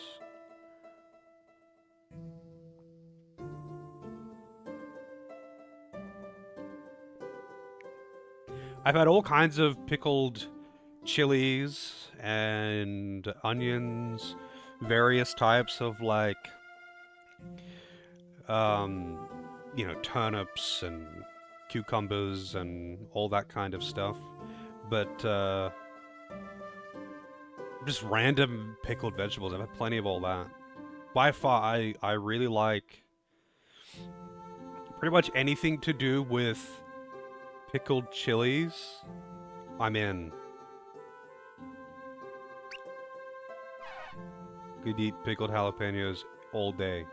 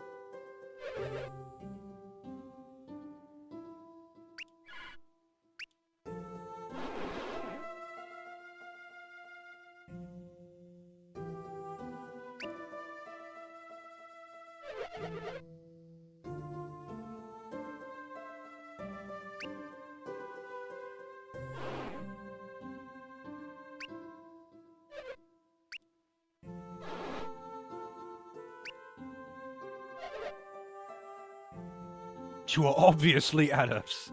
I'm glad that he's established this, and they're not just trying to like beat around the bush. That just saved them a lot of awkward conversation.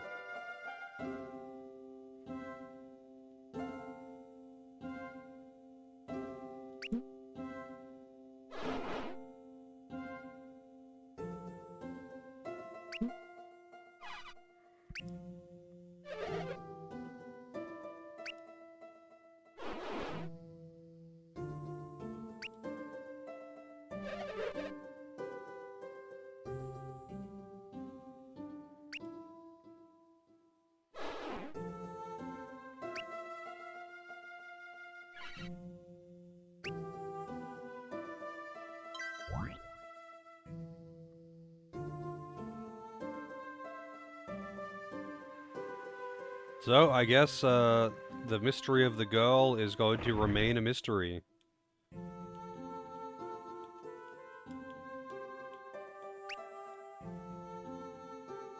Oh yeah, we got an apple! I'm gonna assume there's no other stat items in this town, because usually there isn't more than one.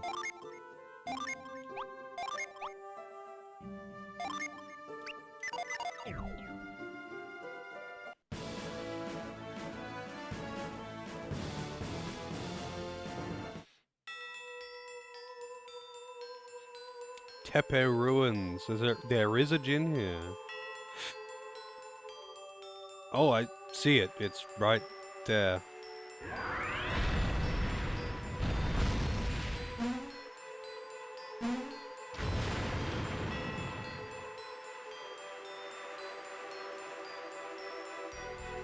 He just jumps into the water. I guess now I have to drain the water.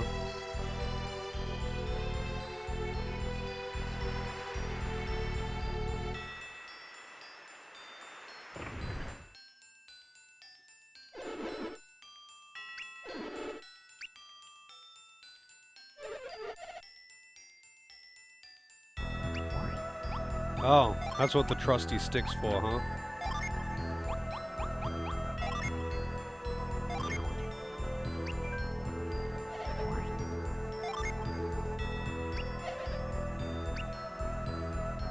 Oh. And you're gonna fish up that gin. And then I'm gonna get it.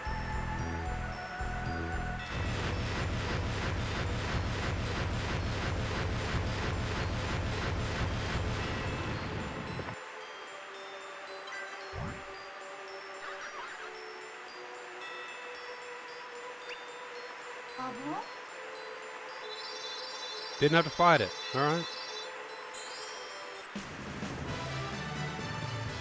Well, good thing I checked the relics. Carries the refreshing feeling of morning dew and is met near the Tepe ruins. A dewdrop cleanses the party of toxins and the like. Well, that's very nice of you, Dewdrop. Look at this big chunk of surge, though. Yeah, well, all the new ones that I get now are going towards promotions. Alright, so that's the only one here.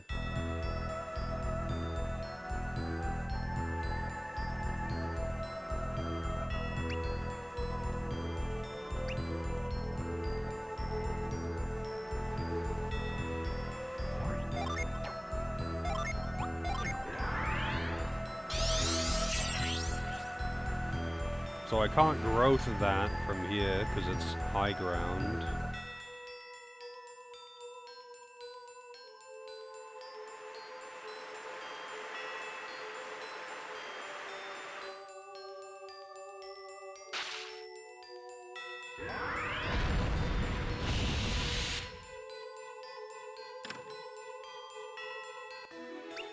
Water of life. Now they're giving me lots of water of life. Alright, so there's two trees there. I guess I have to come from the north to access that area.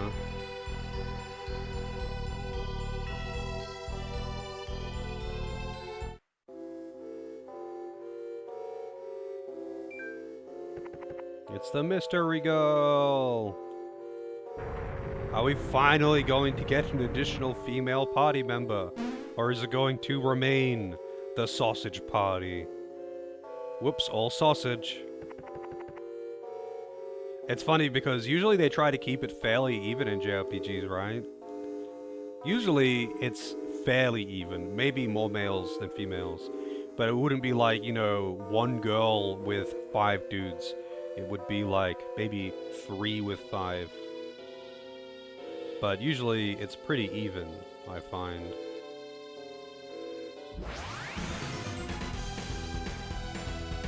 Cave trolls.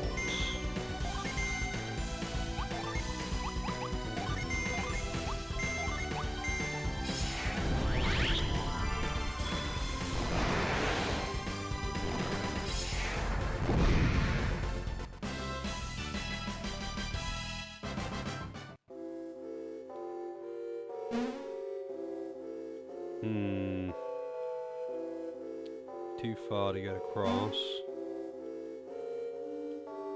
This is how I got in, right? No, it's not. There's the girl.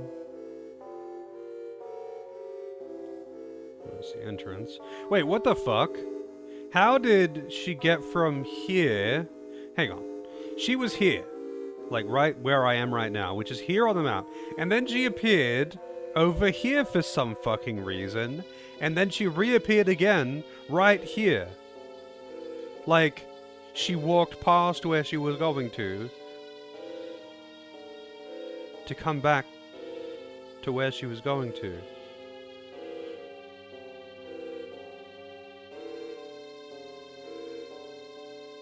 I suppose, yeah, Golden Sun 1 and 2 were not evenly split.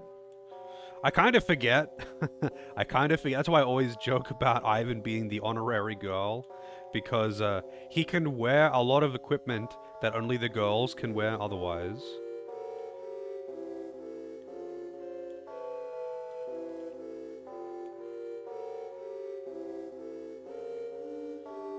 Log. It's actually not a log, but okay.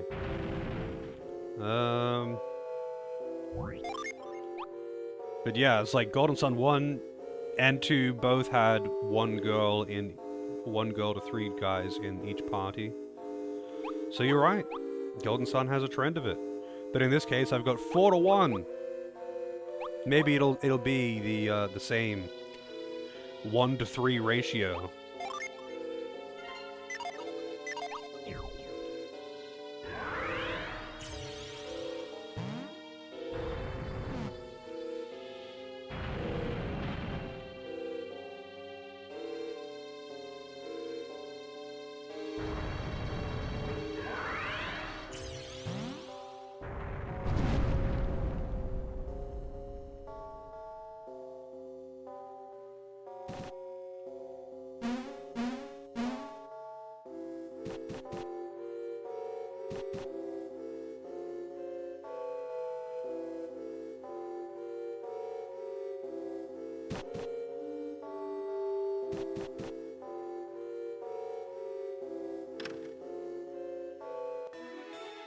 Sword of Dusk.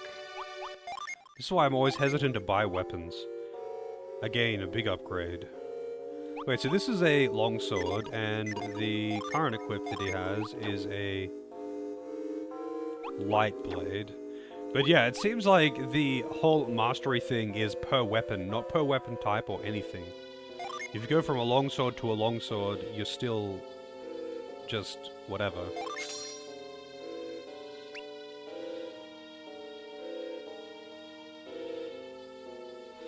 Alright, so what does this do, I wonder? Oh well, actually, what is this weapon arts called? Spin Strike Sunset Burst. Alright, so who is getting the Mystery Blade?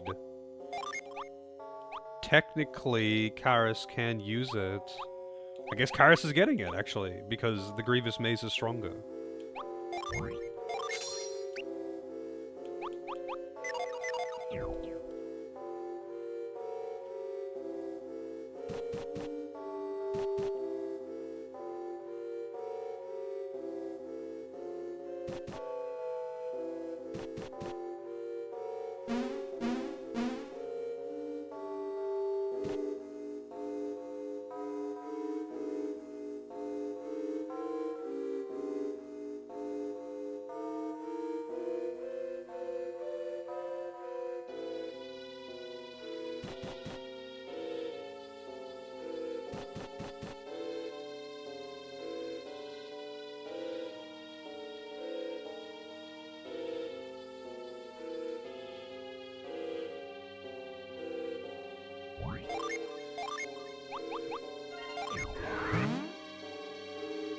Gorilla Grip!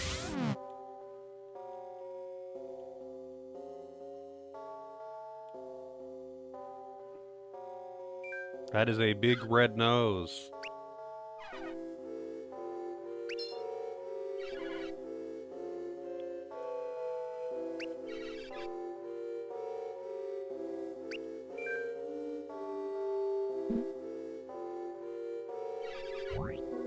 Either I'm fighting her or she's joining the party.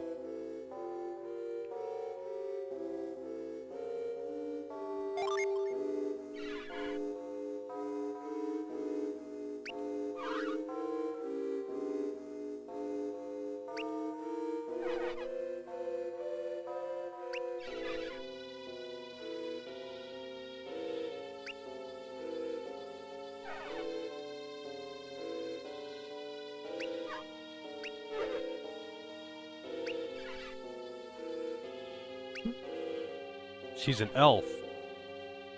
Look at the size of those elf ears.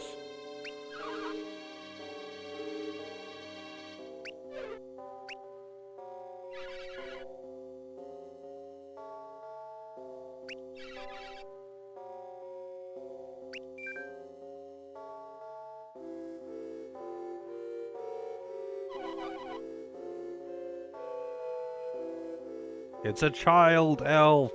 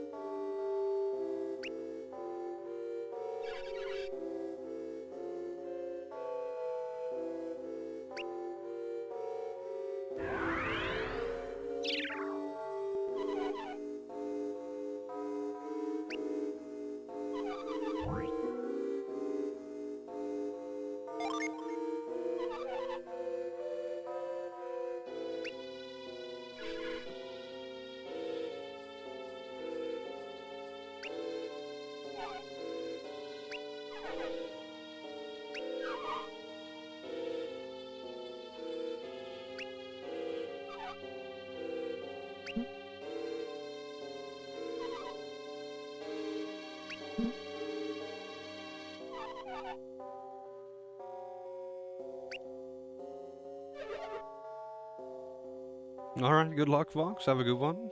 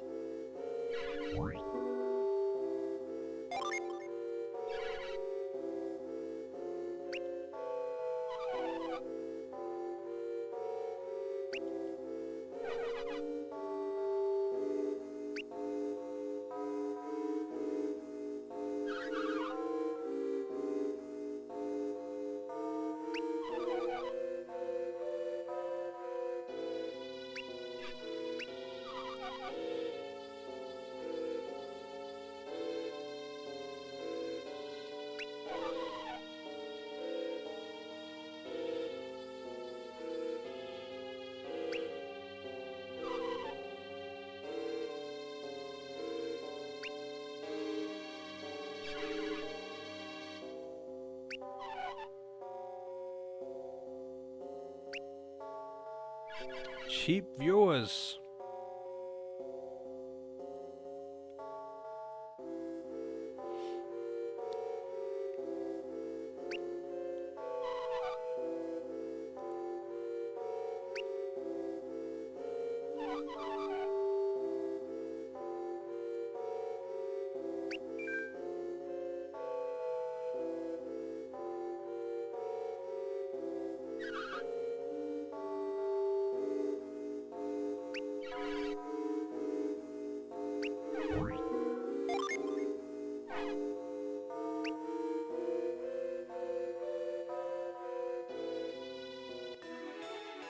Elegant bag. Only rich viewers wanted.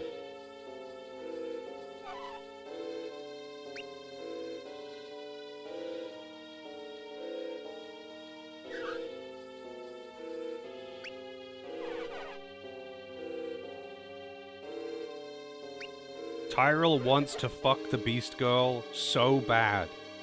He is thirsty. And she can read minds.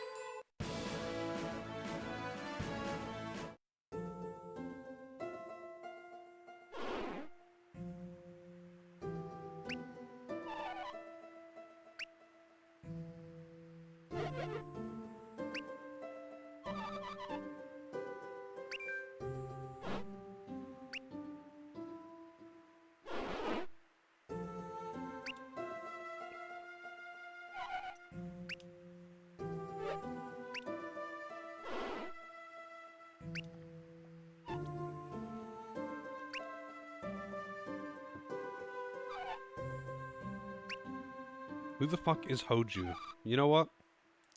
We're reading it. Young girl is much beloved by the villagers of Teraya and especially Ryuko. Okay, very good. Just some girl that is popular.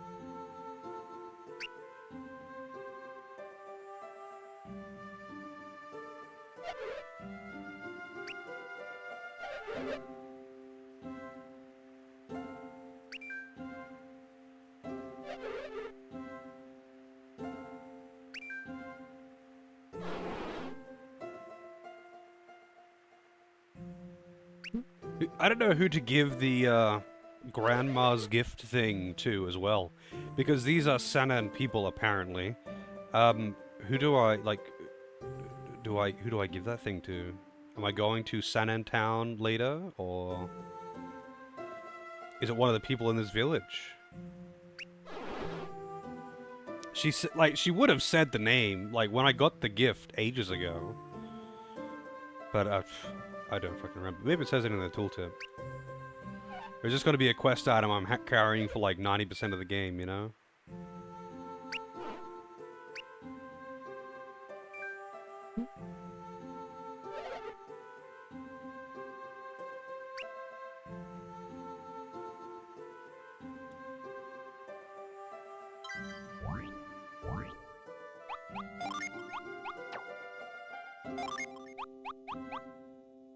Gift for a child in Sana. I guess specifically, like, these people are from Sana, but they're not in Sana.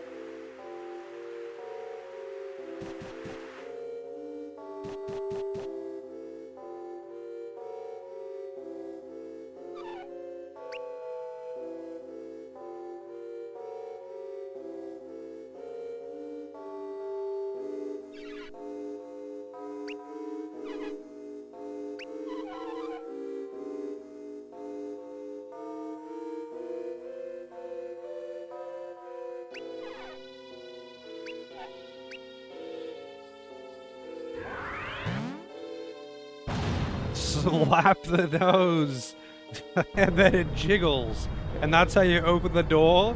You fucking slap the big red nose?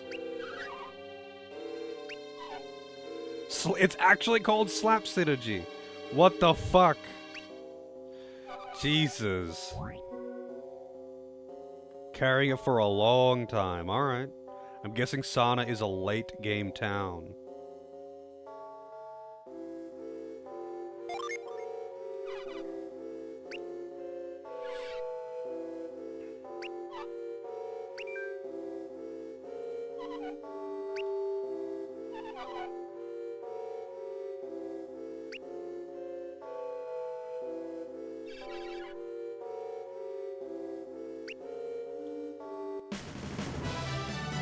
She joined the party.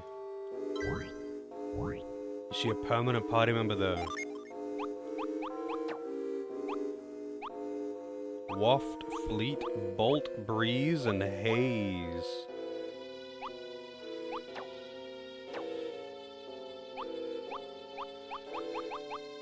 What kind of spells does she have? What level is she? She's 22.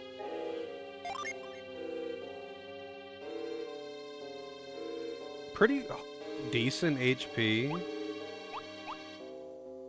Beast form, Spirit Sense, Slap, Track, Ray, Storm Ray, Whirlwind, Tornado. She's got some pretty good... Wait, what is Nature's... Can I like look at these? Nature's Boon. Oh, it's just a heal. Single target, big heal.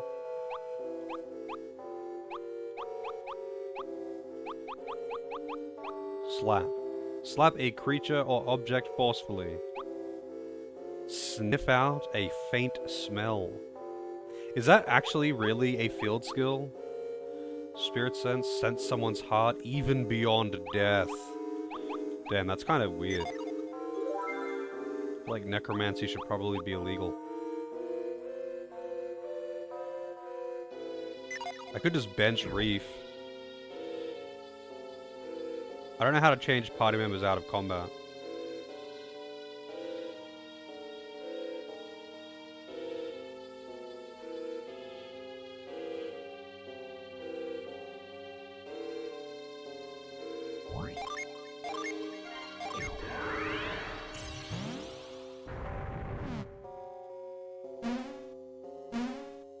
Oh, I see.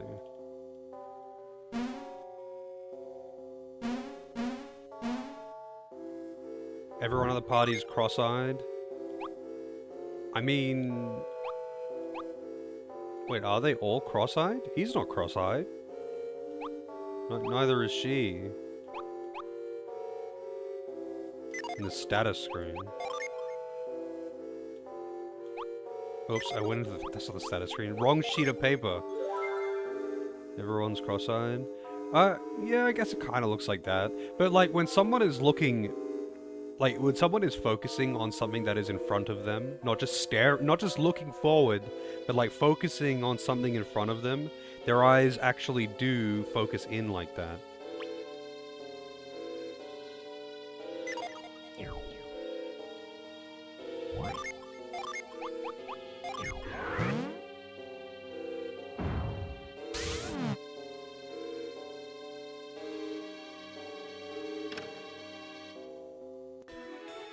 Warrior's helm, I bet that raises attack. Is it better than the Viking helm though? So the Viking helm boosts earth power and criticals. Wow, okay, it does neither of those things. What does the Viking helm do? Boosts water resist. Oh, whatever, I guess. It really doesn't make any difference what it does if it's not going to be boosting his attack.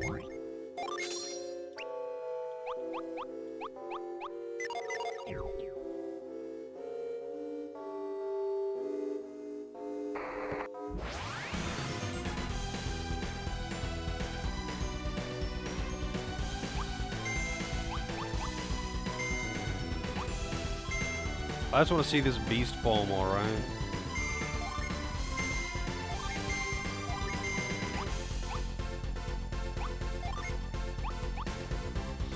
Call on the power of the inner beast. Self only.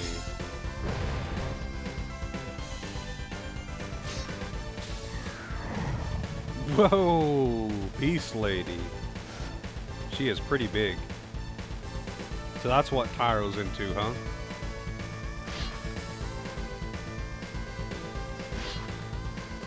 I wonder what the beast form actually does, though. Wild animal. Her class has changed to wild animal. She's got rampage, maul. What has she got here? The same old. Oh, she's got speed punch. She keeps boon and nature's boon, whatever. Delivers a punch at the speed of sound. I feel like if you could punch someone at the speed of sound, you would obliterate your own hand just as much as you would obliterate whatever you punch. Like, if you punched someone in the face at the speed of sound, you would explode their head, but you would also, like, explode your hand.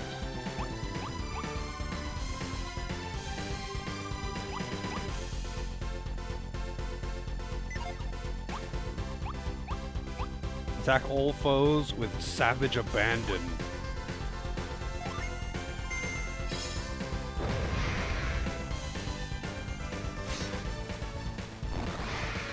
Damn, she does hit pretty fucking hard in beast form. But it takes an entire turn, and I don't know if she, like, stays in that form. But, like, or if it lasts a certain amount of turns, or whatever the deal is. So, how do I actually change my party order out of... Oh, okay, here's how you do it. Granted, she's probably more useful than Reef, but still. Spirit sense. That just seems creepy, but okay. Sniff out a faint smell. She will know exactly who farted at what time.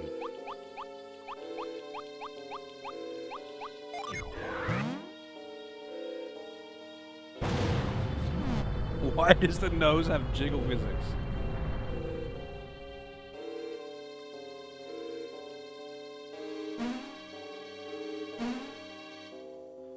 That would actually kind of suck, though. Imagine having, like, extremely strong sense of smell. Okay, this is going to be the tutorial on one of her abilities, the track skill. Imagine having like, an extremely powerful sense of smell. Like, just all the time, you know? Like, going into Bee Swarm puts all of her Jinn on standby? Really? Wait, so doing that means that you could summon a, just do a full summon immediately? It gives her a huge boost in stats at the cost of, like, regardless of what Jinns she's got, I guess? But yeah, anyway, imagine having an extremely powerful sense of smell. So, you know, you're just walking down the street and you can smell the body odor of the guy across the street. If not just the horrible smell of all of, like, exhaust from the cars and all of that shit around. That would be terrible.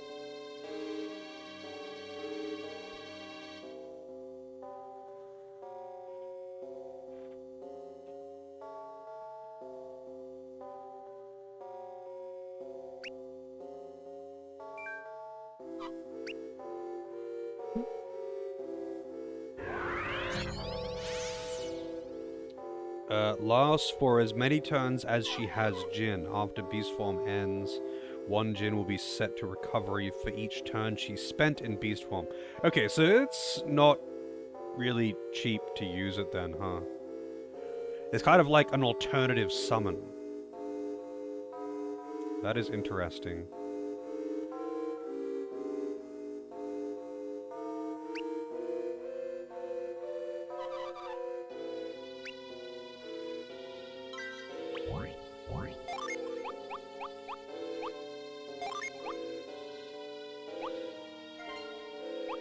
So what has she got? She's got Spirit Sense, Slap, and Track. I'm probably going to get a tutorial on all of them. Okay, this is more like the old True Sight thing.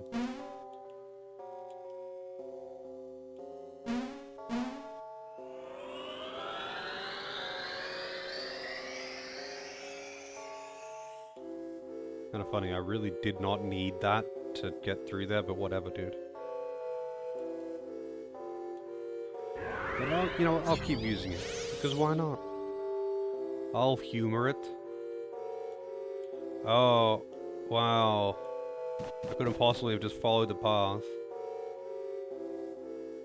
Can exceed the DPS of summons. Yeah, I mean, the DPS of summons, to be fair, is actually, like, the DPS of summons is actually pretty trash. Unless, like, you're exploiting a weakness. Like, for the amount of turns that it takes, and the actual cost of using them, the effective cost, the lost stats and all that, summons aren't really that good. Unless you are really low level, or you're fighting a boss that has got exceedingly high HP. Oh, yeah, I mean, what I mean, Kwasi, is that, like, you don't actually, like, it doesn't reveal anything that isn't there. Like, it's not like the True Sight thing in, Golden Sun 1 and 2, how, like, you know, there'll be something that you might know is there in the middle of the circle of rocks, but unless you use the True Sight, unless you use Reveal, you can't touch it. Like, this is not actually making something that wasn't already there appear, is what I'm talking about. It's straight up just showing me the way through a path that I could already see.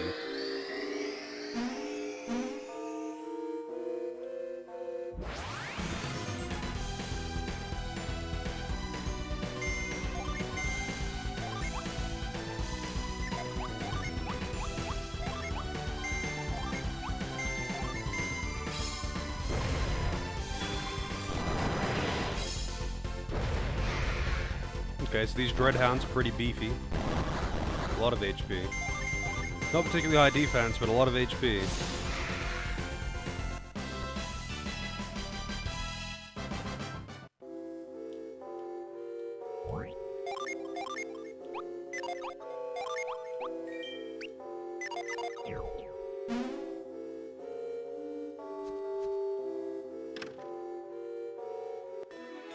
Mithril Circlet.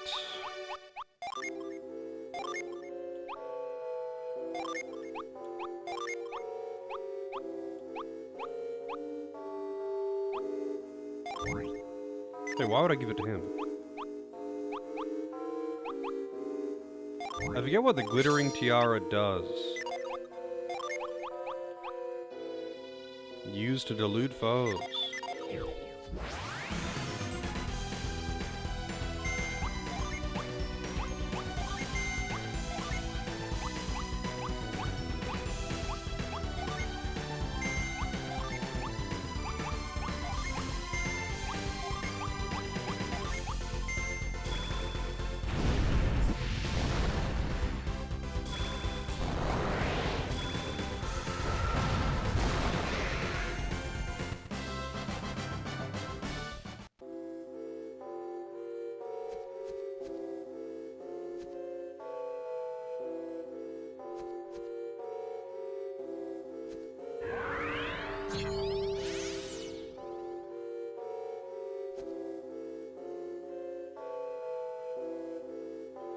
Can I, like, use a thing here?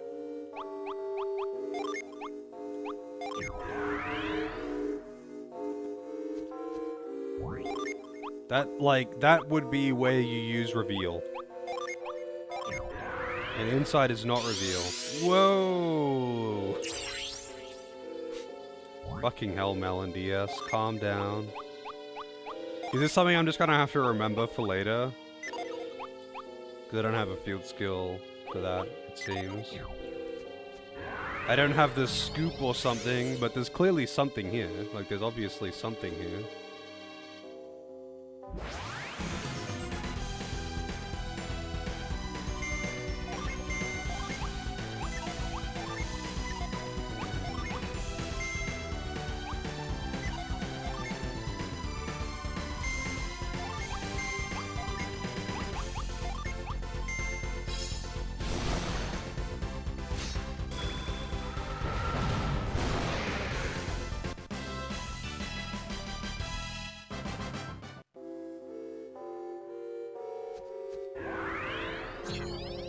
So this is where it actually is helpful, because I could drop down any one of these holes, and that'd all be useless except for one.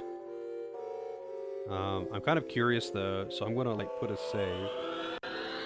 I know that it is that one, but I want to see what's down there.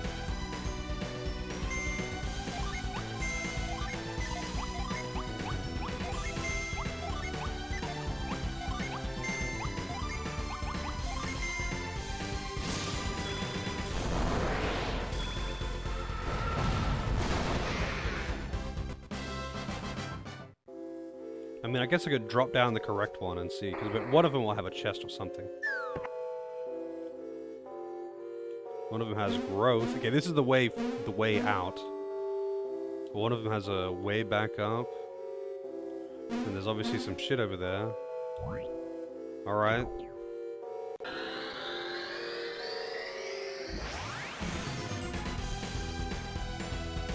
This is actually the exact same encounter. It is, but like reverse formation.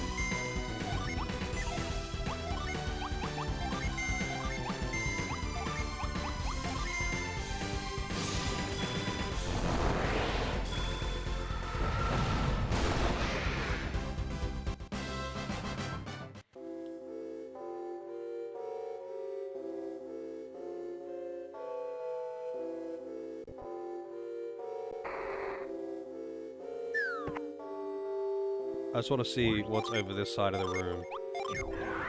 So this will just take me back up, I guess. I guess all of them are, all of the wrong ones will just eventually lead to this, which gets you back up there. And there's just nothing on this side of the room. That's kind of lame, to be honest, but whatever.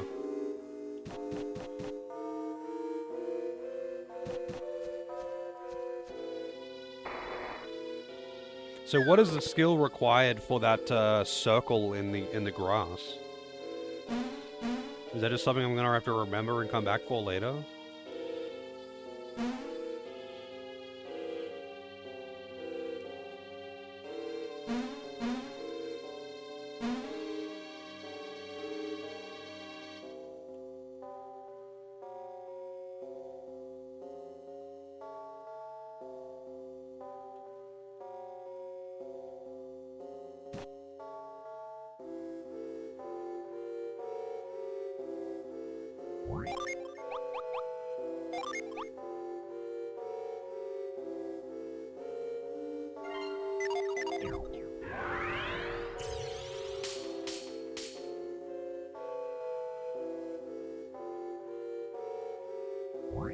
1 second.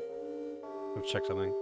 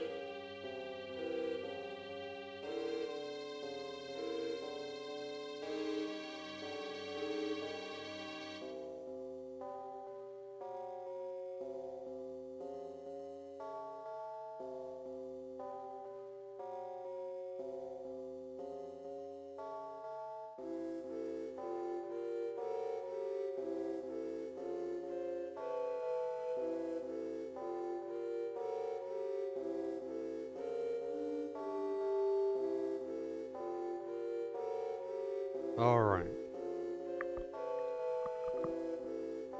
I thought I could hear something funny, or was wondering what it was. Apparently the person above me is doing something. It's not very loud. I was just like, hearing some tapping or something. So I have no fucking idea what they're doing. Oops, that's the wrong button. But I guess no one wants to tell me what that skill that I need for the circle of grass is? No one wants to say? I know someone knows. Am I gonna have to Google this? Guess I'm Googling it.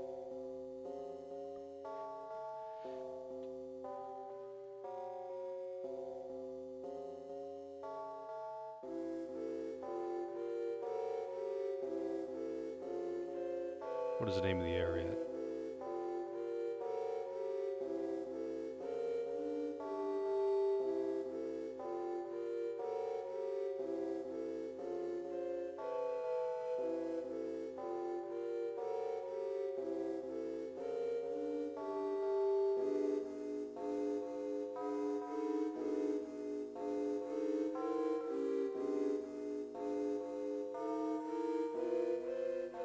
Reveal a circular shape in the center. Interacting with this gets you an often missed mint. I tried interacting with it. Like, I did. I actually tried interacting with it. It just didn't seem to let me do anything. I don't know if I can get back to where I was, though.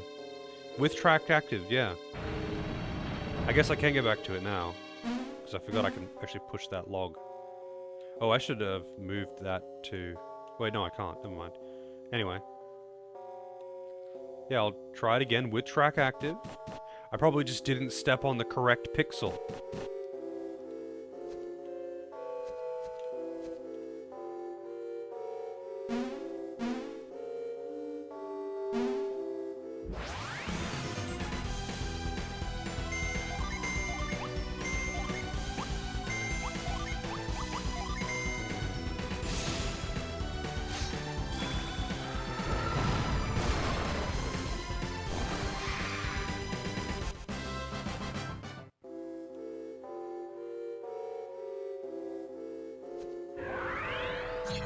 Like, I walked around and tried, like, just mashing A, and it didn't seem to do anything, but now it is. I guess I see, what I was trying to do was do it from inside the circle. I was standing in it.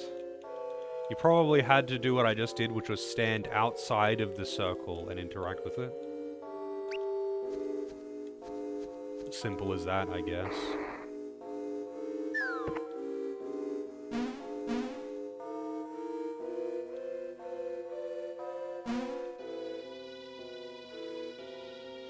So I wonder if that just reveals any hidden items in general.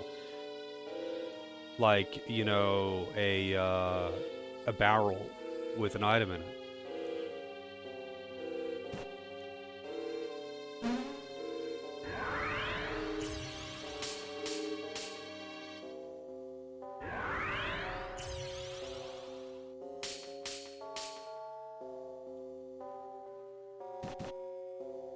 Because, like, it makes me think of Wild Arms, where you get a key item that can be used for that. So, like, use it in town and it just reveals anything. It makes any of the, like, hidden items in barrels sparkle.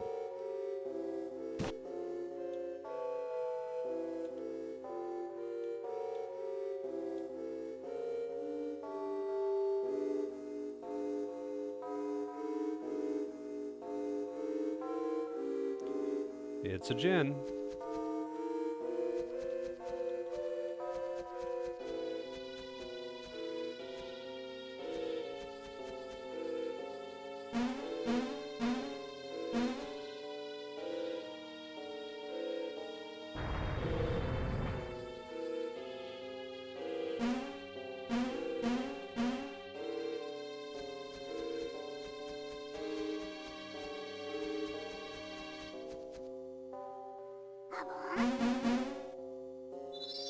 What, I don't have to fight him?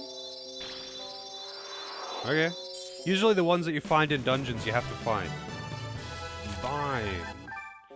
Spirit has influence over seeds and is found in the Tepe ruins. In battle, Vine plants seeds that grow with amazing speed to hamper foes. Alright. Promotion time for Garrett 2, and he gets promoted to... Oh, actually, he doesn't get promoted. He just gets a big stat increase. Kind of lame, but whatever. I'll take it.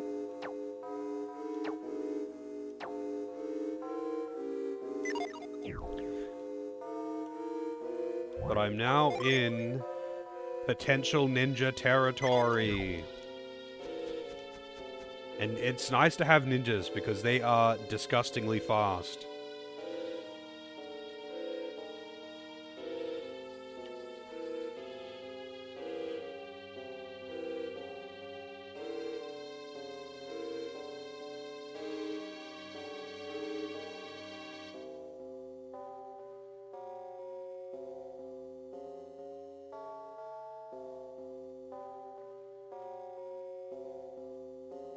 Alright, so I imagine this is the way that I meant to go to, like, finish the dungeon. But there was another path out here, and I'm curious what its deal is. Is this just to get back? I guess it is. It's just to open this path.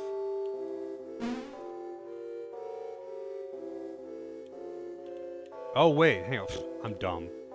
That's how I originally got down there. Just that I only went that way once.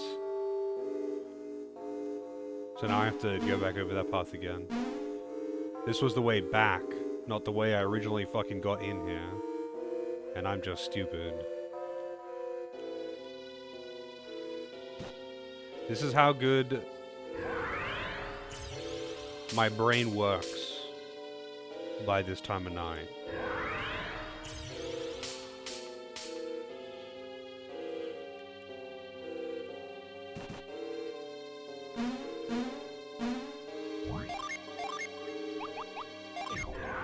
Gorilla Grip. Go.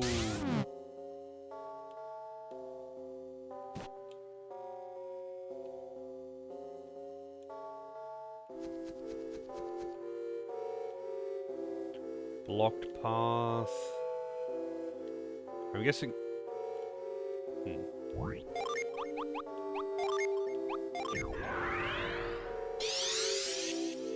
An ability that I don't have. Some kind of crush or smash ability. So I am going to be coming back here later. You think it's lunchtime? I could go for some lunch. Actually, that's not really true. I'm not even a little bit hungry. So I guess I'm coming back here later with an ability that I don't have yet. This one I do have though.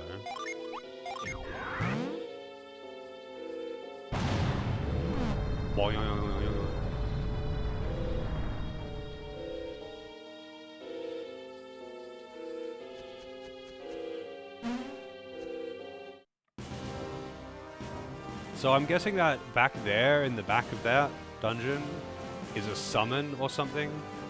And it's going to require a skill that I don't have yet. Grind or crush or whatever.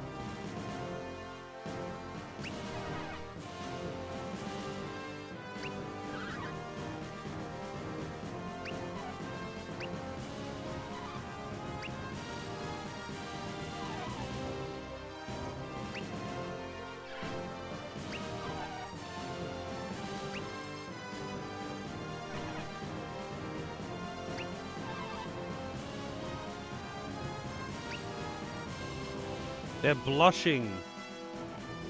It's weird though because when they talk, they have the same effect as the blush, except it's like a blue color, and it's just when they talk always. So it looks weird when they actually blush as an effect.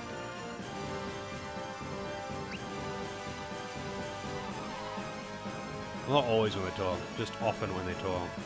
It happens so often that I kind of tune it out even. Her ears wiggle? They do.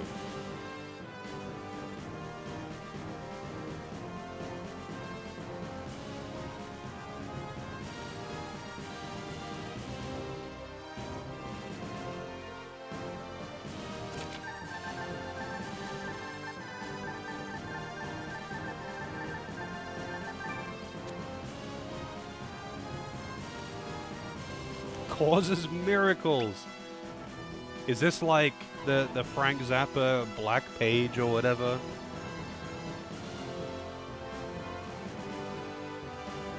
Black Sheep, whatever the fuck it was called.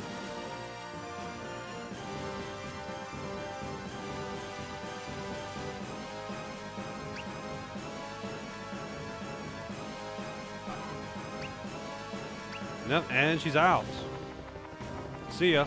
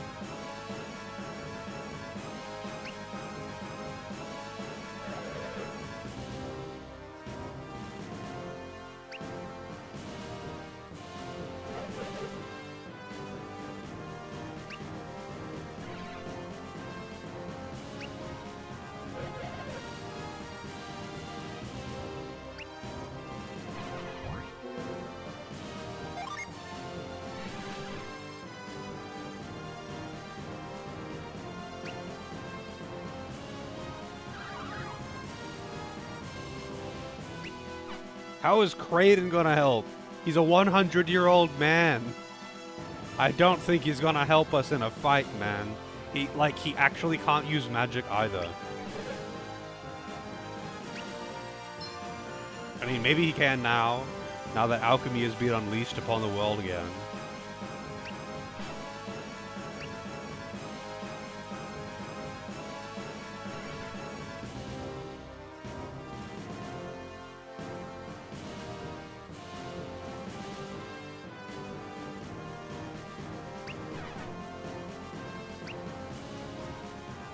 Alright. We're back down to the normal party.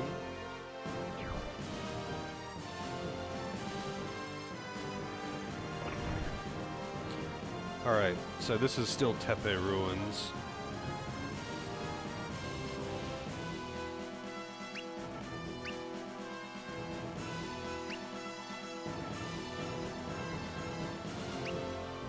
Just an empty pot.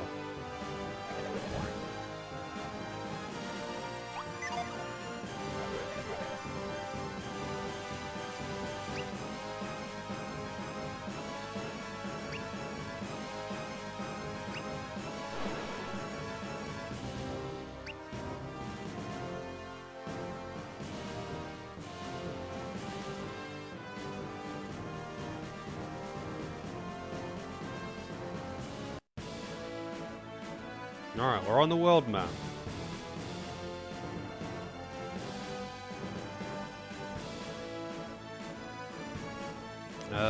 Just checking if anything is actually on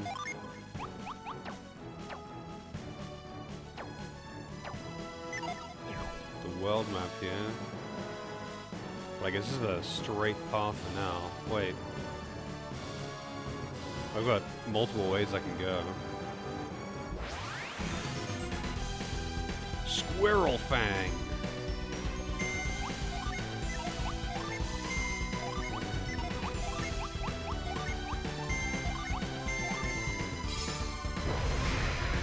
Okay, that's not bad, thank you.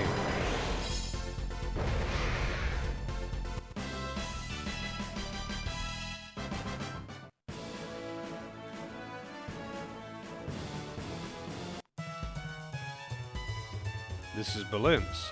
Alright. I feel like there's a casino in this town. Cat Jam.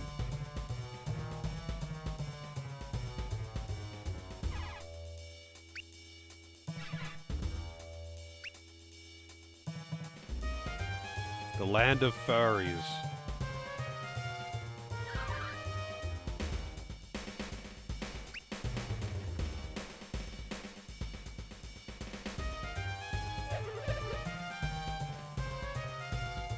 I like how there's literally no consistency with the Beastmen. Like many other, like, anything anime.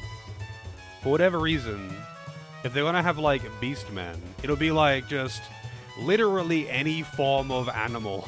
It's like their parents could be a dog man and a cat man, and they'll be, like, a pig kid. For some reason. It's just like, yup, they're animal people.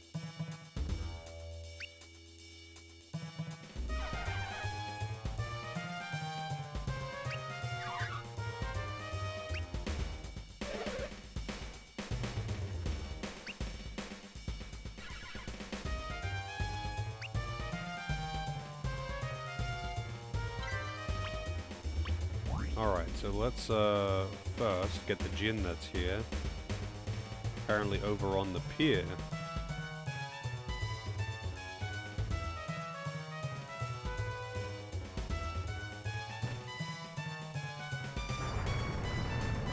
Wait, so what does it require?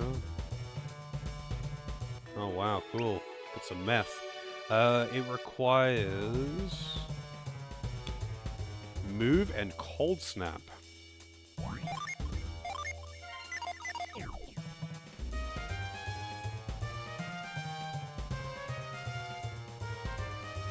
Can I push this into the water? No. But I'm guessing it's over this side. Oh, that's a chest down there, actually. Chest up there, too.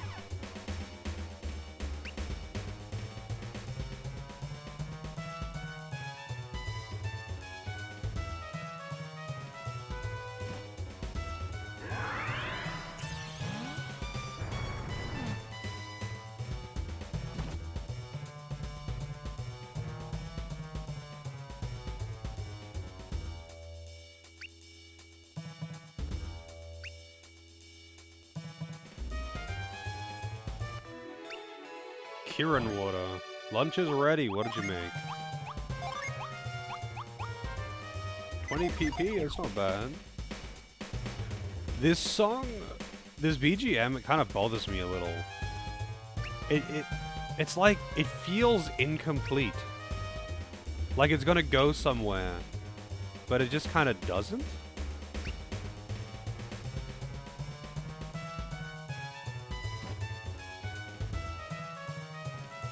Is that actually what happens to the BGM? It's intentionally incomplete? I figured that was just like for a cutscene.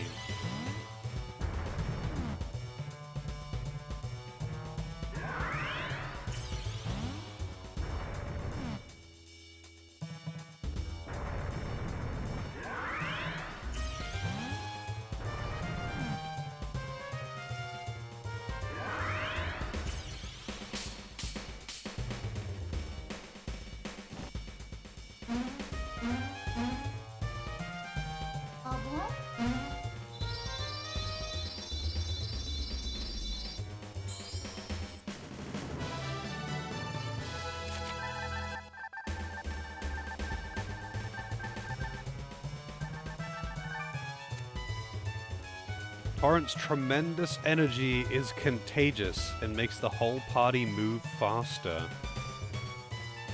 So it's the Agi boost guy. Alright. Oh, he gets promoted. Wait, but I could swap this for this.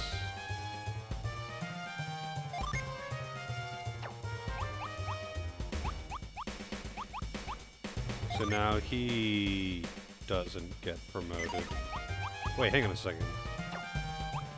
He would? But he wouldn't? Oh, right. Wait, he probably needs one of these to get... Oh, no, I think he needs one more. I think it's 6 fire and 1 earth.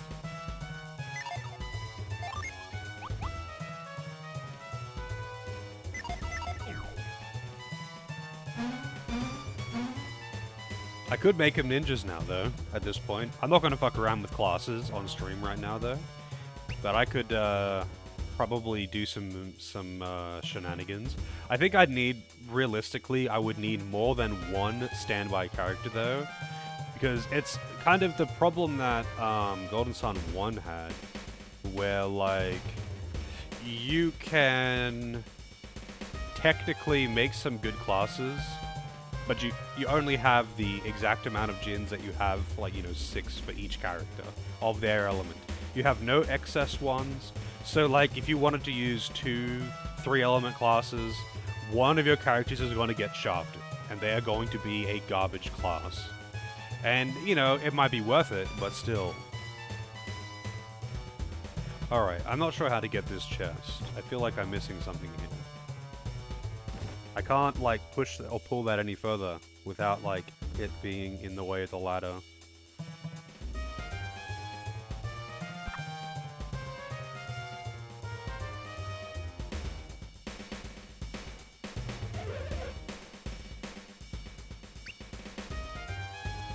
That's our lot as Beastmen.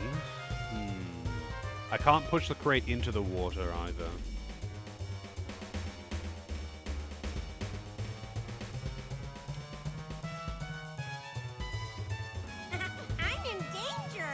I'm in danger. The Japan hobbyist with the raid.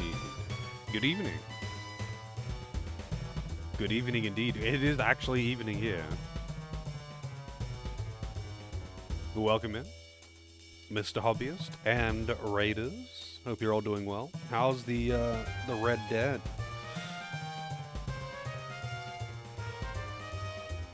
Oh man, can't stop yawning. I've been watching a bit of Red Dead recently, because actually multiple people in my following list are playing it. Fantastic game. It was wild. Hey, how goes this adventure? Quite well. Quite well. I'm enjoying this game a lot. It was wild. What?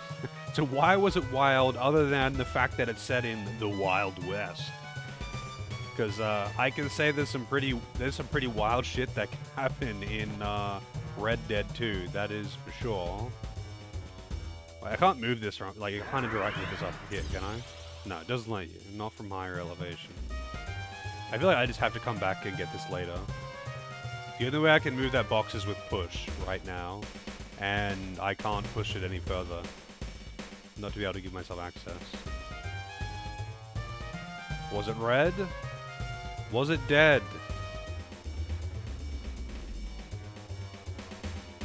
So much detail in the game. There really is.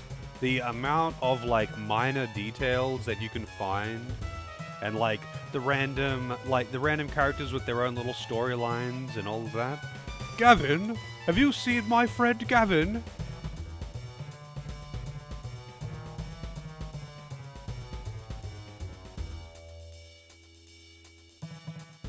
The game is just really, really good.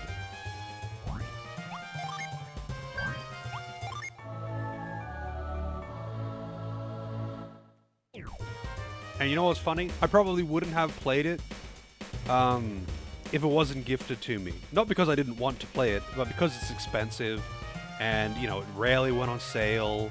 But it was randomly gifted to me by Debuff, and I played the shit out of that game. It was so good. Nigel. Yeah, like, there's so many, like, the aliens and the suicide cult and all of that shit. Like, there's just so many random, completely inconsequential side stories that you can follow along if you want. Doesn't matter if you do or don't. It's just, like, there for your enjoyment if you want to explore. And there is a fucking lot to explore. I did the vast majority of the side quests, but I didn't do all of the optional things. Like, I didn't do all of the hunts.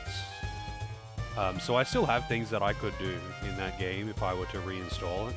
But by the time I was done, like, I had already spent so much time in it, and I wanted to move on to other games. So I did pretty much all the side quests. I did encounter a lot of the stranger, random event characters and stuff, but I didn't do all of it.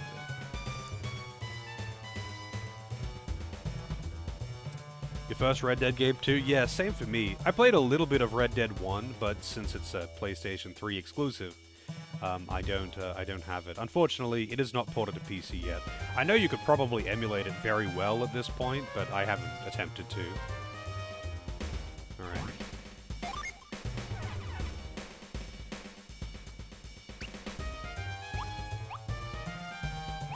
Mountain Rock Rising.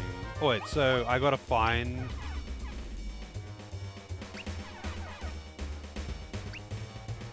I mean, I can ask him to play Mountain Rock, Lake Baikal Moonlight.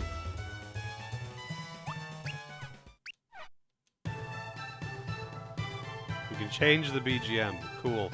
So I guess I have to find more musicians for them to play the song that I need him to play, which I don't even remember the name of.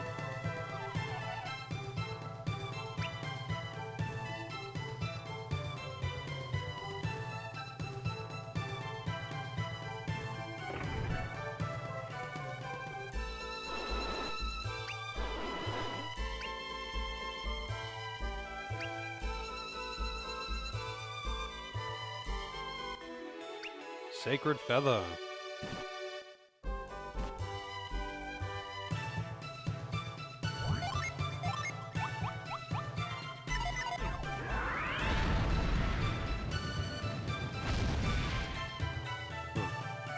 That looks interactable, but I guess it isn't.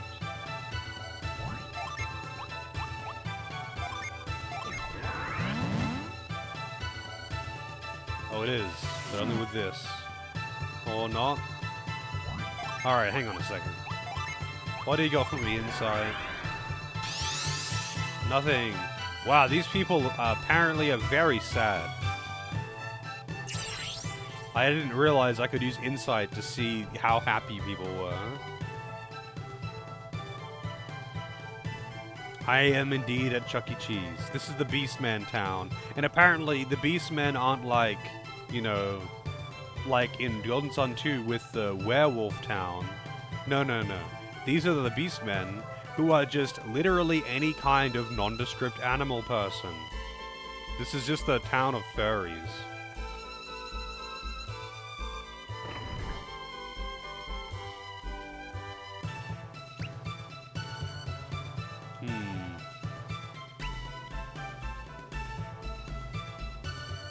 Oh shit, Power Bread.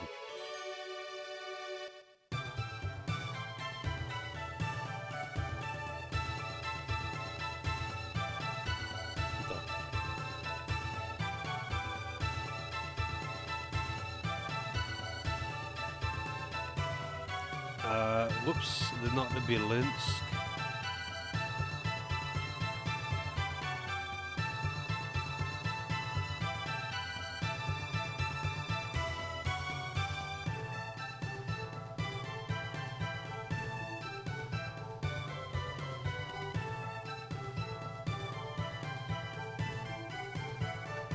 I'm looking for the building that has the healer in it. Sorry, I'm like trying to track down all of the gins and all of that kind of shit because there's so much missable stuff in this game compared to the first two. There's a lot of missable stuff in this game. Huh. Interesting. I saw the shadows on the ground. So I was like... Okay. Assassin Blade. That's like one of the best weapons in Golden Sun 1.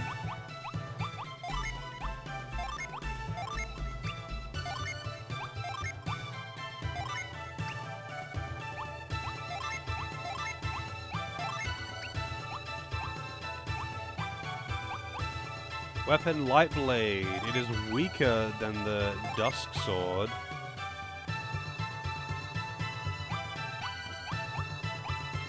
I mean, it's slightly better than the Grievous Mace, I guess. It's better than the Mystery Blade. I might as well give it to her. Like, getting 2 attack on him doesn't really matter. Why not? She went from a Light Blade to a Light Blade. And apparently no mastery carried over. The Butt Blade? What do you mean? Am I missing something about it? Ass in? Is that the joke? 2 asses?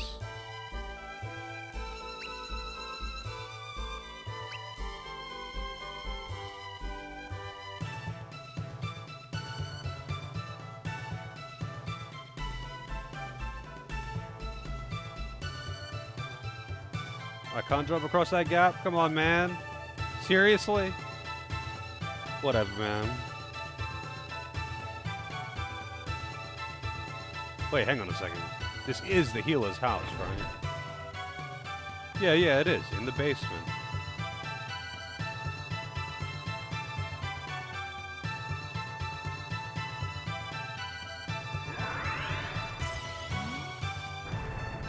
I feel like I'm just gonna have to move bookcases until I find something here. It says something about moving bookcases.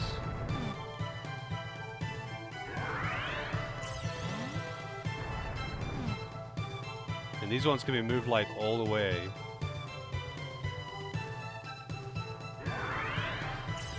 It says, let's see. Move some bookshelves to enter. In the Belinsk.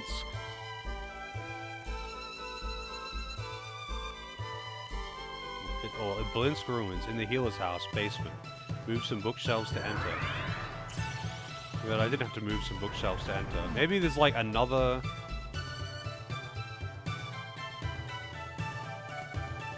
healer's house that has movable bookshelves. I actually don't know.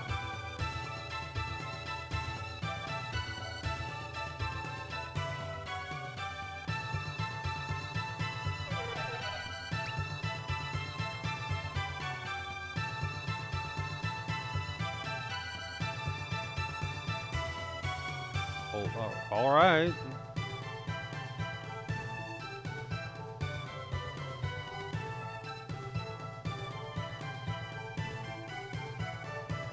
Move bookcases to find a door below the stairwell that leads to Spout. Okay.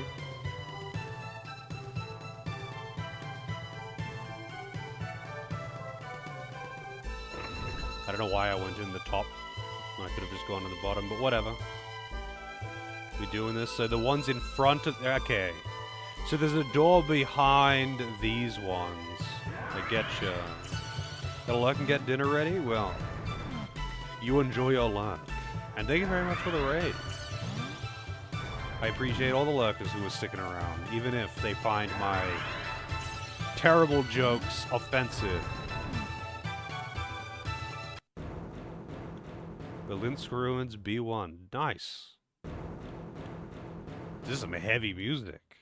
This sounds like I'm about to get the most fucked up shit imaginable. Also, look at that hairstyle. Now that's early 2000s.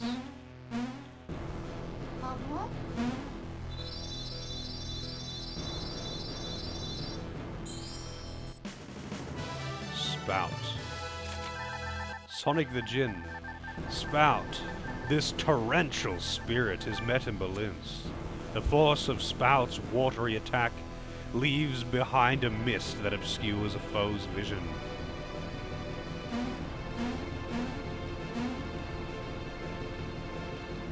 But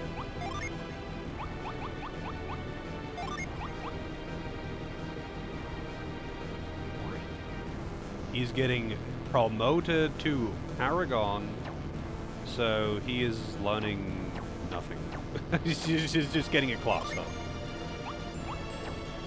But I could change this for this and get her promoted instead to Magister, which gets her no spells. But I would rather her get a promotion than him.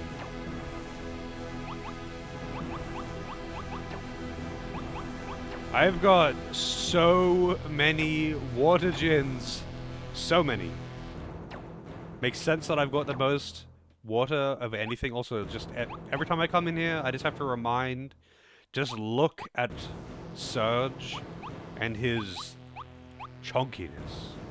His so rotund. He can just roll away. And you know what? Bark is ready to roll away. But he looks a little bit less chunky. So Surge gets the title of most rotund.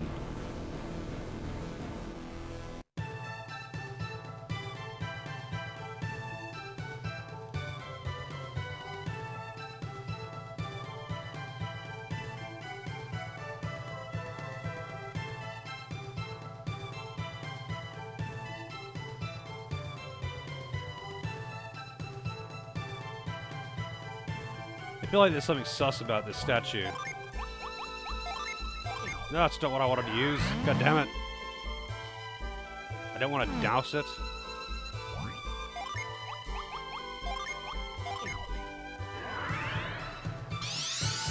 Well, that person's happy. I wonder if that serves any purpose, being able to see if someone is happy or not.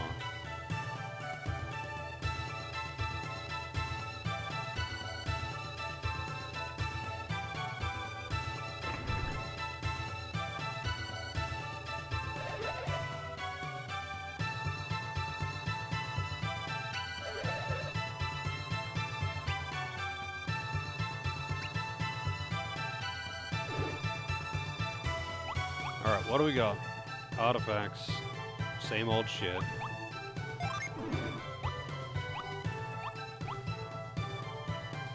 That is actually a defensive upgrade over the Ixion Mail. Whatever, though. I don't care. Much of this is just garbage. Like, you get so many, like, artifact pieces of equipment, armor and weapons, that most of the gear in the shops is only useful if you are actually missing things. Like, if you're just not looting stuff along the way. Alright, what's new in here, too? Nothing. Nothing's new in here. Is any of this better than anything that I have? Master Rapier. War Mace. That is actually stronger than the Synergy Rod.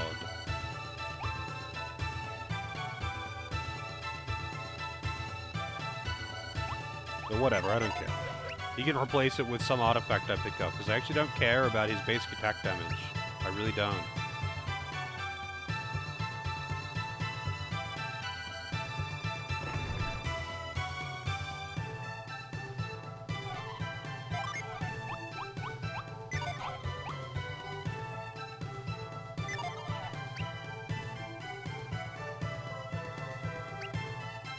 Unremarkable and empty. Like your soul.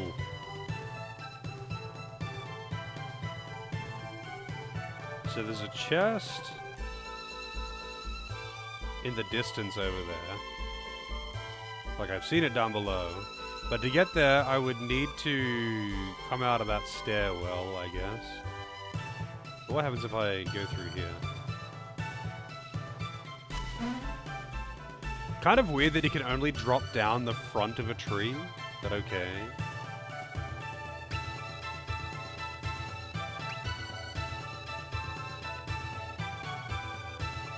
I gotta try and climb up all the trees though, because I got an apple for doing it once.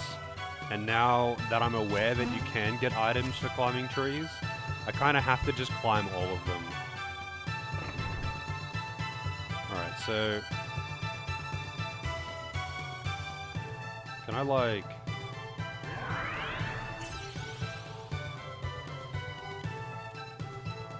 I feel like I must be able to interact with this fireplace somehow. But this inside didn't show me anything. Oh no, you can make it rain on it. But I tried doing that. It didn't do anything. Yeah, do it.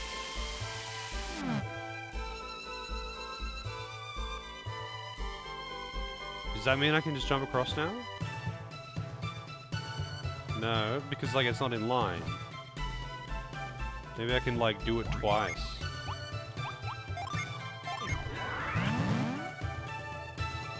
No. Okay, now what does it say I do then? Nothing. I put it out, and now what?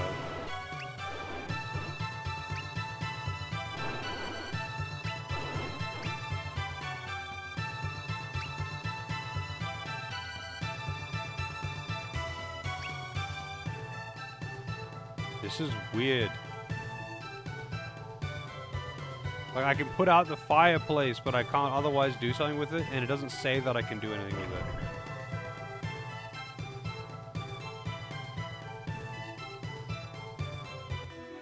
Oh shit, Mooney Robe.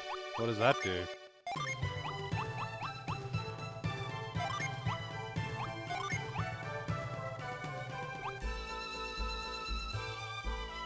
It, let me read the tooltip. It is renews HP. I guess it's just HP regen. It is better than the Adept's Clothes. It's not better than the Kimono, because it raises agility. It is a defensive up. But, like...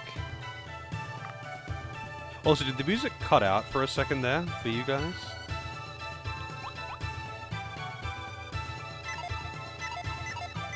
Well, I mean, I guess I'm not using it. It did? Okay. Yeah, like, the cable on my headset is kind of dodgy.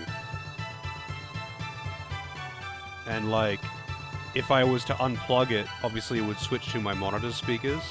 But OBS isn't set up to capture the speaker audio.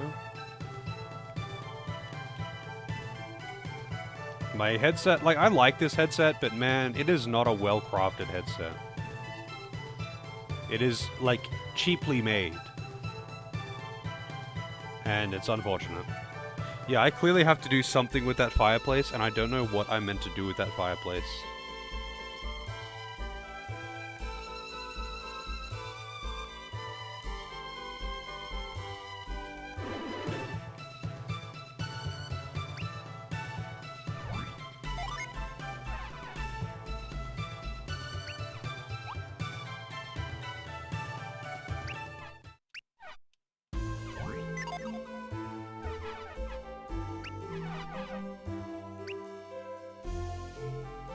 Gotta find more musicians around, I guess. Is this really gonna be a case of having to talk to everyone? Until I find the musicians or something? I feel like this town's gonna be really annoying.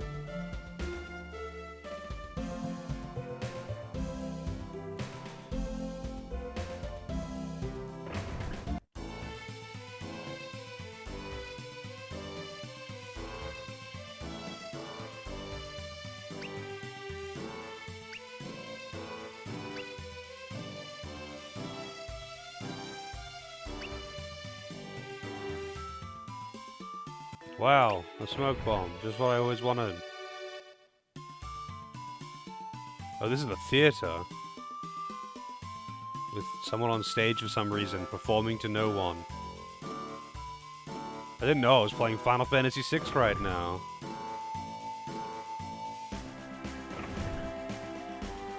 So where is the extremely rapey octopus?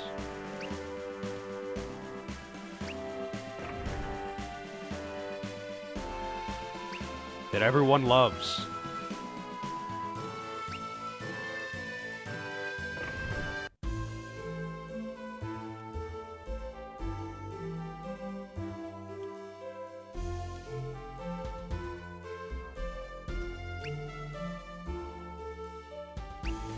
Oh yeah, so I'm guessing that that ability that the Beast Girl has, whatever her name is, lets me talk to gravestones.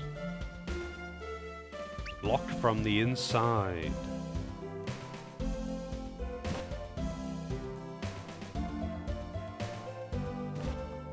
But she conveniently leaves before you come into contact with any of them.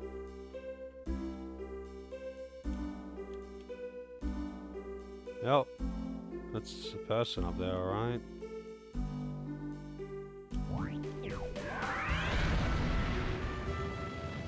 Well, I can't fireball him. How's it going, buddy? Can't talk to you, because I have to be, like, on that...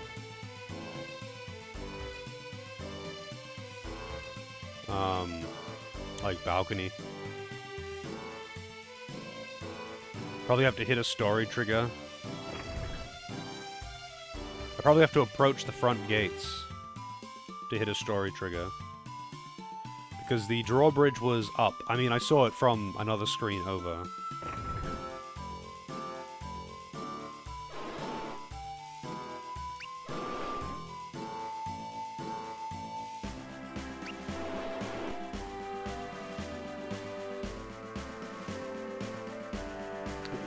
What? Okay, that's quite the story, old lady. Hey, Boomer. Already halfway into this game from what you remember? Really? I mean, I think How Long to Beat had it at like 30 hours or something. I wasn't really sure what to expect from this one, just because, like, Golden Sun 1 is really short, Golden Sun 2 is fairly long. So I wasn't really sure what to expect, to be honest.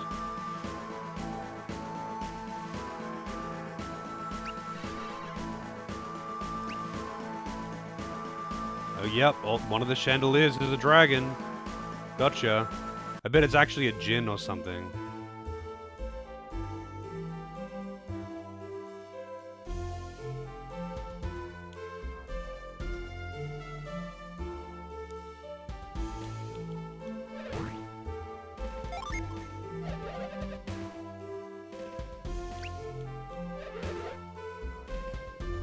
Come back tomorrow. What if the chandelier is the horny octopus? Then we really would be playing Final Fantasy VI, wouldn't we?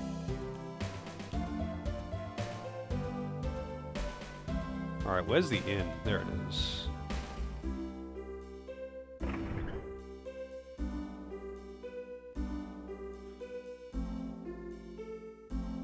Yeah, like, so far, I'm liking this a lot. Like, I think it's pretty stupid just how much hate this game gets.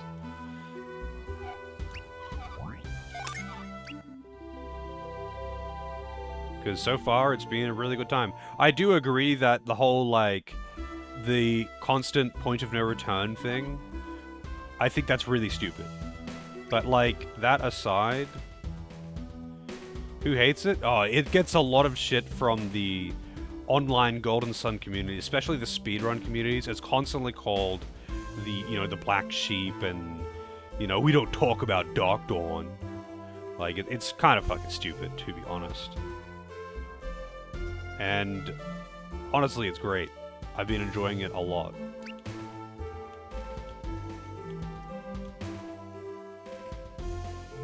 I don't know, man. Speedrun community is always fucking weird, though. Money? 11 coins! Rip.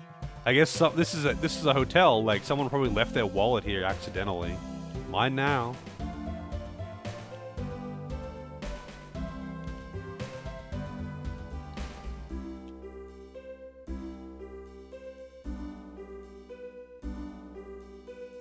Alright, so is the festival on now? Oh, that's the wrong way.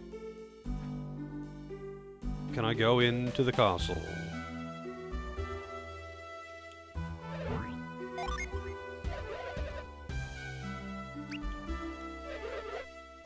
Tonight's festival. What? I rested. What do you want from me? Obviously there's a different story trigger, but it's still stupid.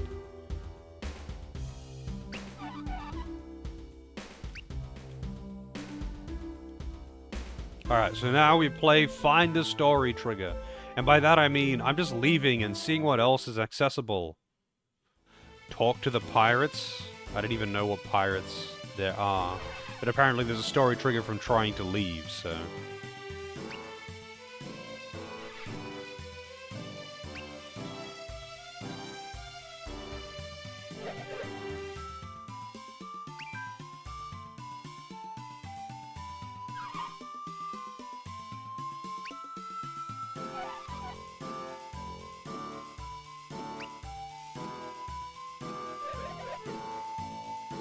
The only band who can play it.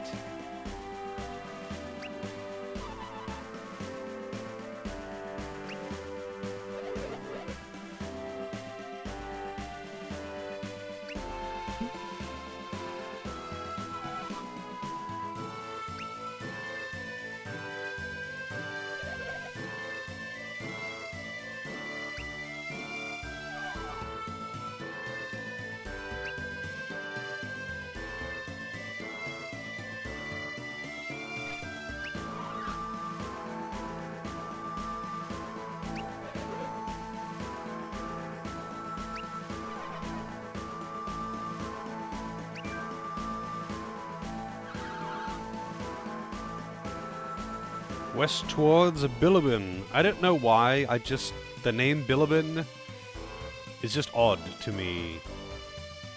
It almost sounds like it would be an Australian town.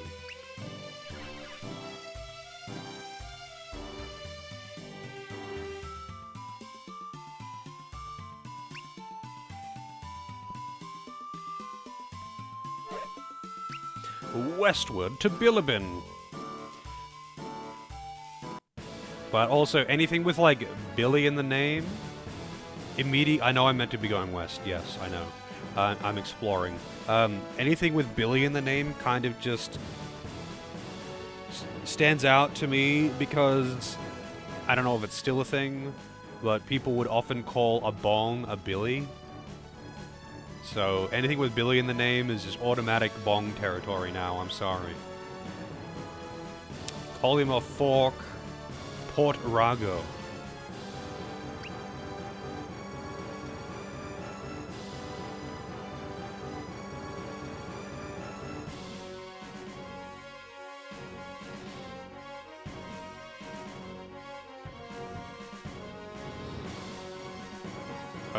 Okay then.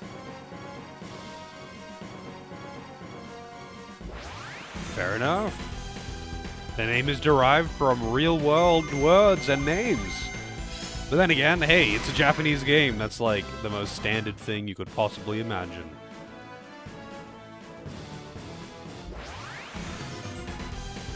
Ooze.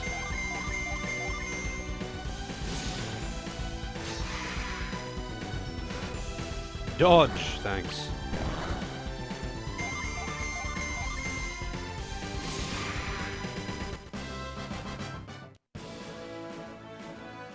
Alright, so there should be a Djinn on the world map around here somewhere. Let's see, Gears. World map far north of Border Town. I don't know where Border Town is.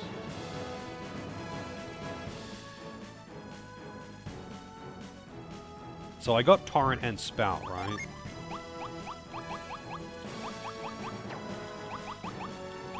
Torrent and Spout, yeah.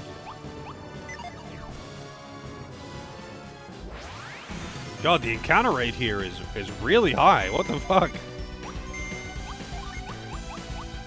I might have to use a Void.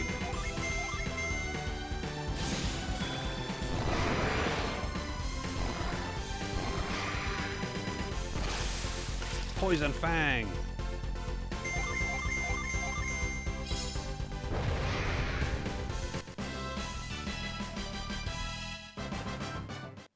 Alright, let's see. Avoid. Dude, I'm just trying to explore, bro. Oh, this is actually like a... God damn. Okay, avoid doesn't work. I'm not high enough level.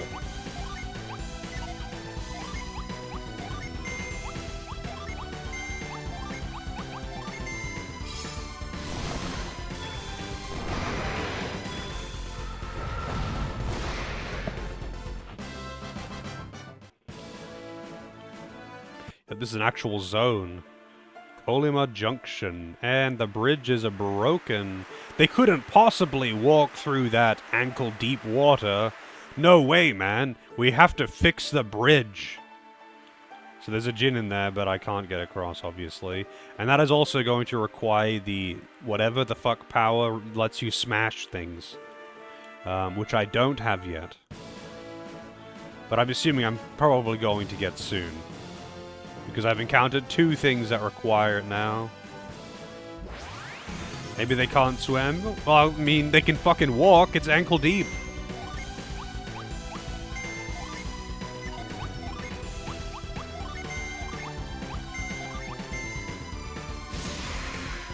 Wow, those things are way squishier than I realized.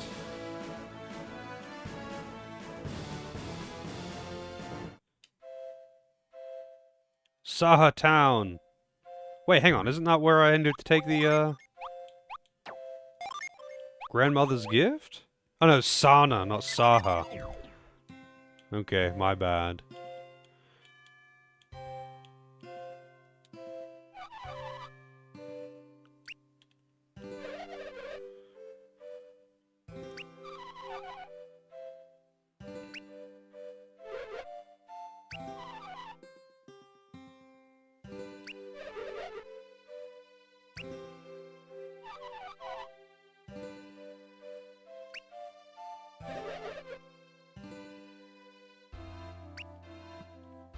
Okay. Natural feather finders. Requires... Okay, there is a thing here, but it requires crush, which I don't have.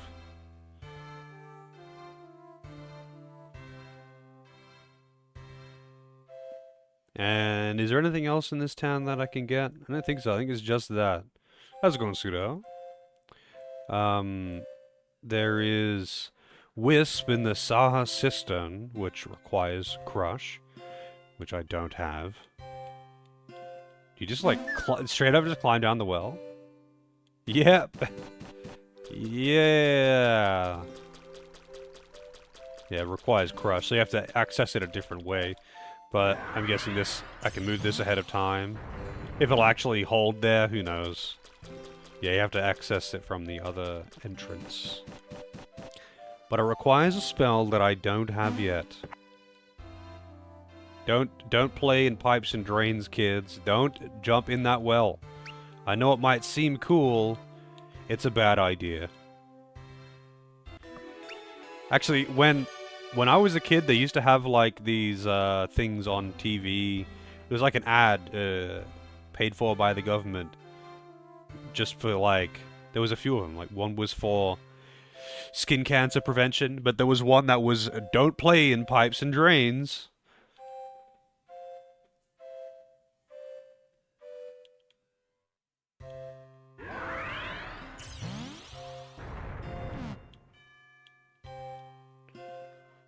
But the other one was, I'm sure every Australian is probably familiar with Slip Slop Slap.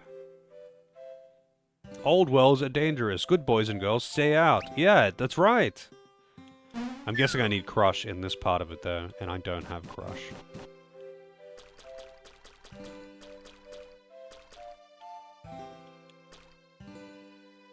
There it is. No Crush.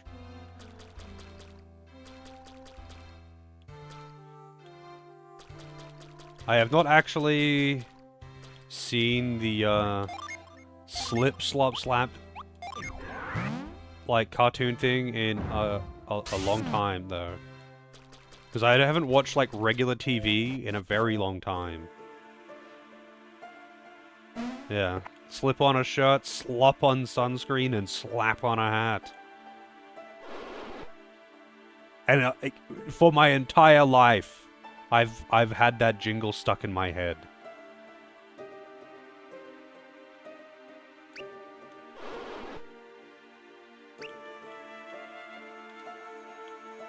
With that stupid bird. With its speech impediment. Makes it sound like, Sylvester. The cat. Oh hey, it's a musician. Hey buddy.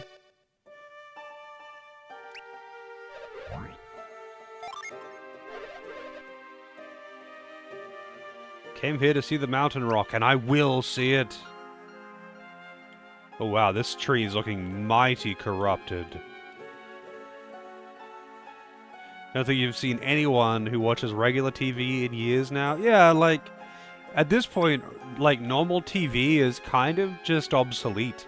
Most people, if they want to watch something, they'll watch it online on some kind of streaming service. You know, like, once the idea of not needing to wait for the appropriate time slot to watch the thing that you want to watch, what came about, like, regular TV can get fucked. Like, I could only watch The Simpsons at 6 p.m. on weeknights.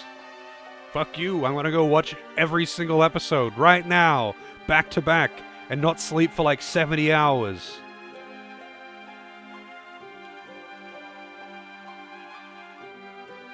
The reading hotline ads, 1300-655506. The reading and writing hotline.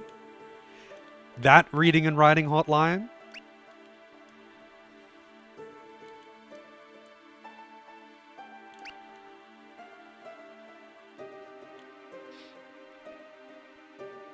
That, again, has just been burned into my mind. I haven't seen that ad since I was like 15. And I will still remember that phone number. And I will still remember the jingle.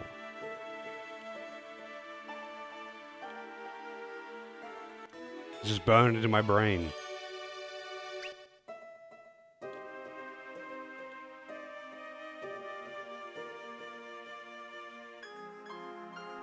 And I'm sure everyone who isn't Australian can gather, it was literally just a thing for, like, adults, especially elderly people, who didn't actually, like, learn to read and write properly in school when they were younger, or just didn't go to school.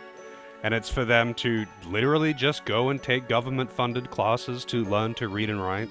Like, it was a good thing. It's just that, you know, you would see it at least, like, once a day if you ever watched TV, because it would always be on, you know, every now and again during primetime hours, and you would just... yeah, I can't forget it.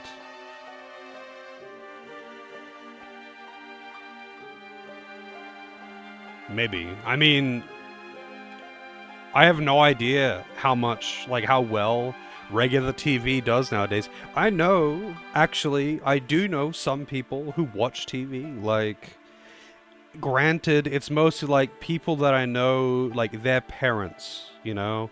They'll still watch TV. It's part of their, you know, their daily ritual. They come home from work, and they have their dinner, and they'll sit down, and they'll watch their TV shows together or whatever, rather than turning on Netflix. Like, I know a few people who are like that. Like, I mean, I don't really know them. It's people that I know's parents. Like, I feel like that's kind of what keeps regular old TV going at this point. Oops. It's people who kind of habitually watch it, or only put it on for background noise, or whatever.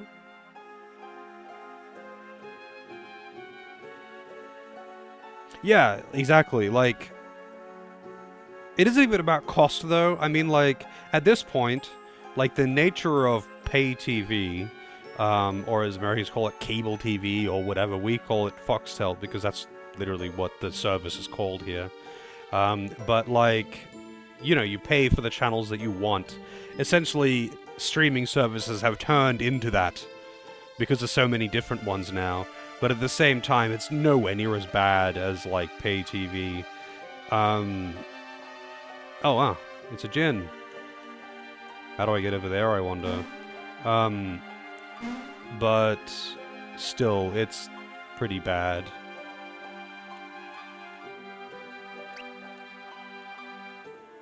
But either way, like, even if it was more expensive, it's so much more convenient. Like, you don't need to wait for it to be the appropriate time.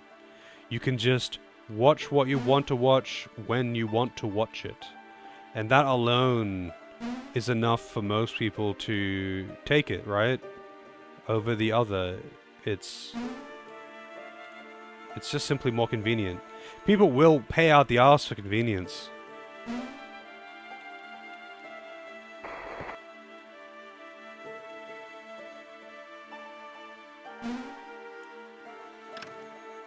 Money? 777 coins? Wait, is that a reference to Golden Sun 1? Because I'm pretty sure there was a 777 coin chest in the, the tree. The tree dungeon. Whatever his name is, Tret or whatever.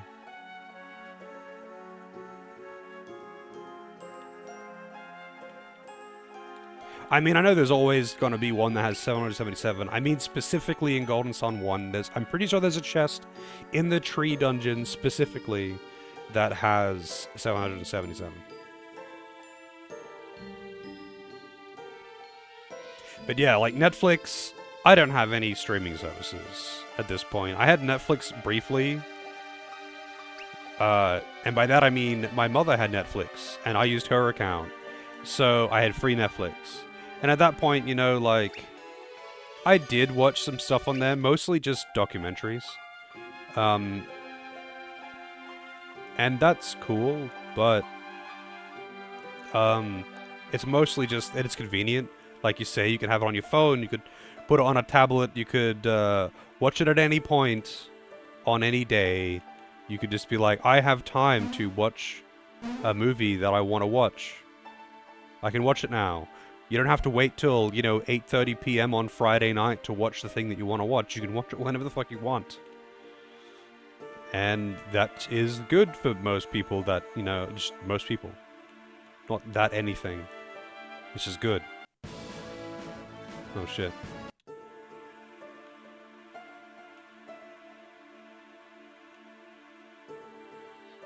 I forget how I got up to the top in the first place.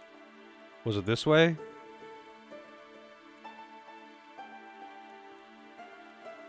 Yes, it was this way.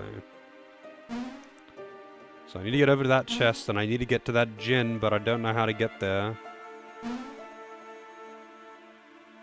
Obviously, it's not by sliding down that slope.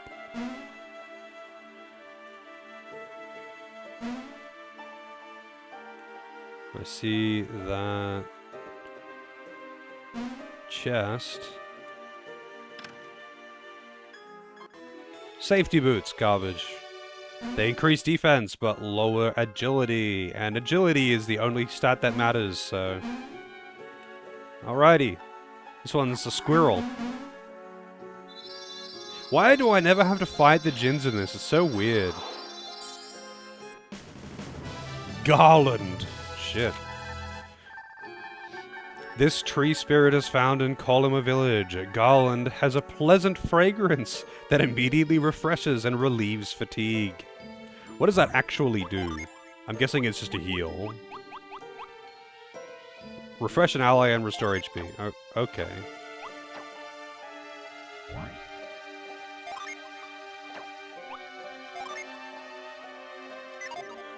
So they get promotions at 6, but these guys don't. RIP.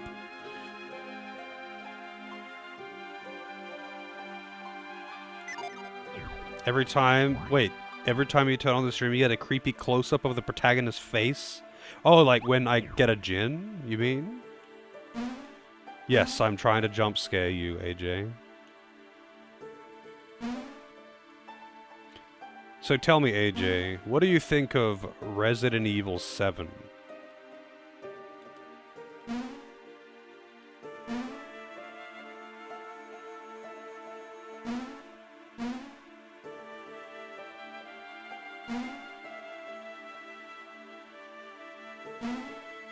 You think the first 1/3 of it is fun? What about the rest of it?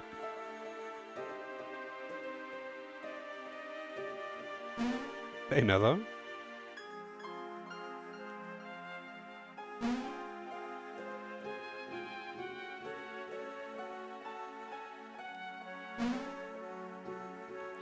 Headed to the doctors. Well, good luck. I mean, hopefully you don't need the luck, but... Take the luck. Take it!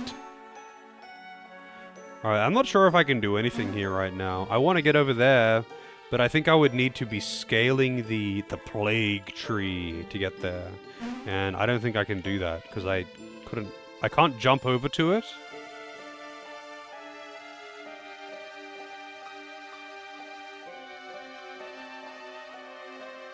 But I'm pretty sure the basement is blocked.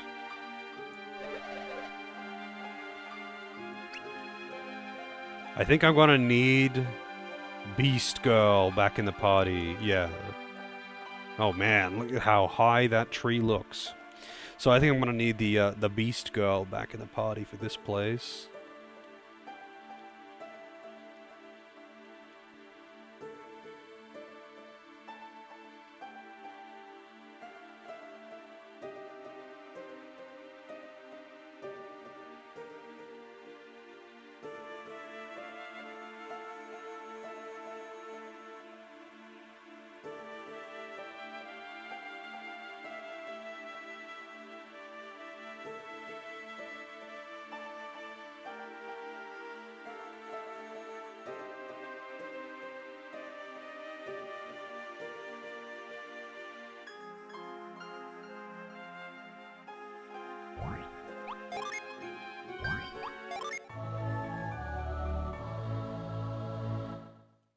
Have fun night. Hope it's not butt stuff.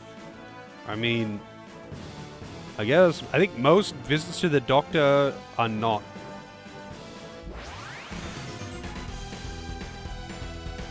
But I don't know, man.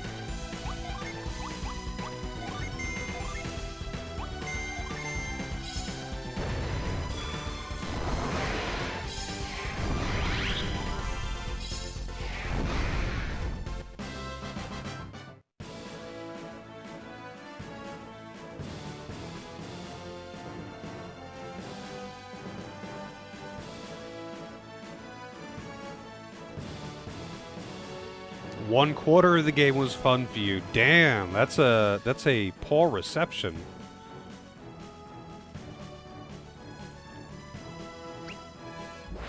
The Void doesn't do anything here anyway.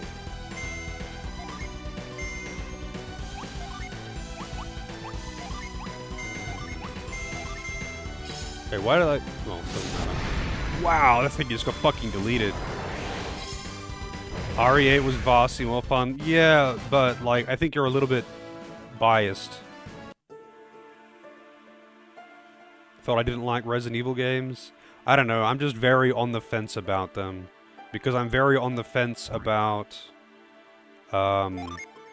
survival horrors in general. The only reason is Resident Evil 7 is on the cards, potentially.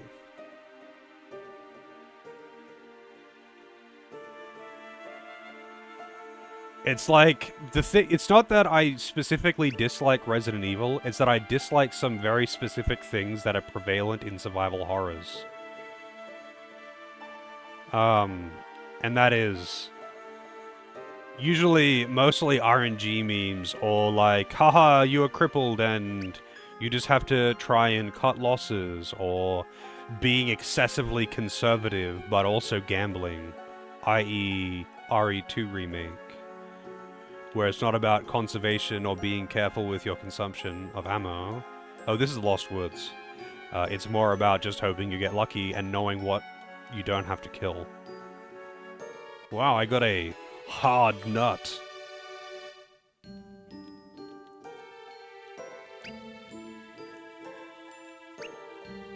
But yeah, Vince wanted to vote RE7 against something else. Or I guess a few games, actually.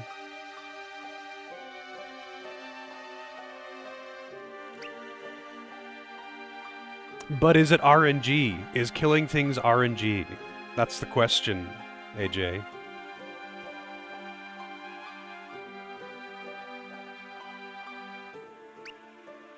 I'm not going to be able to do this until I've got Beast Girl. I mean, technically I probably can if I knew the way. But I imagine with Beast Girl in the party, you can probably just follow the thing. Follow the scent, you know?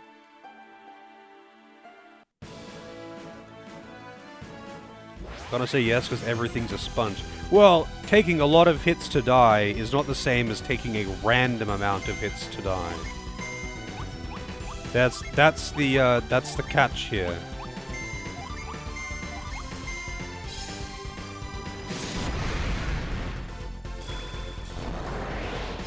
Because in 2 Remake, it was random. It was completely fucking random. It could take 1 hit, or it could take 10 hits. I think 10 was the most I had seen.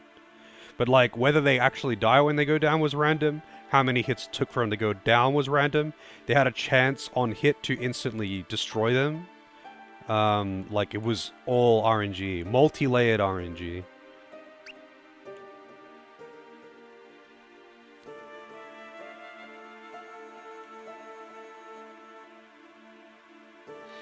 And, like, it's, like, just not killing enemies in RE2 Remake. Just not killing things was so fucking bad.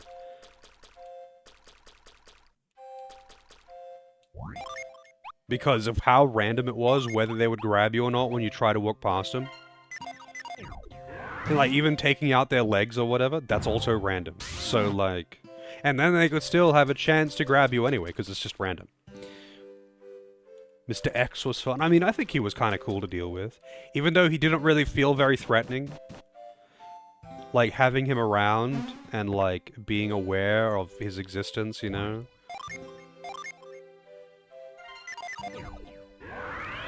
Having to be aware that, you know, he is around and could start chasing you. But, like, understanding him as a mechanic kind of made him feel a lot less threatening.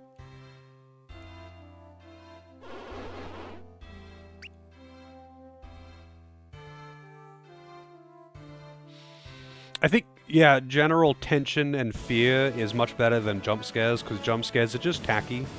Honestly. Like, I want something to be unnerving, not just... Haha, a jump scare! It's like, a jump scare could be literally anything. It could be a kitten. It could literally be a kitten. It doesn't matter. A jump scare is a jump scare. It's just kind of inherently lame.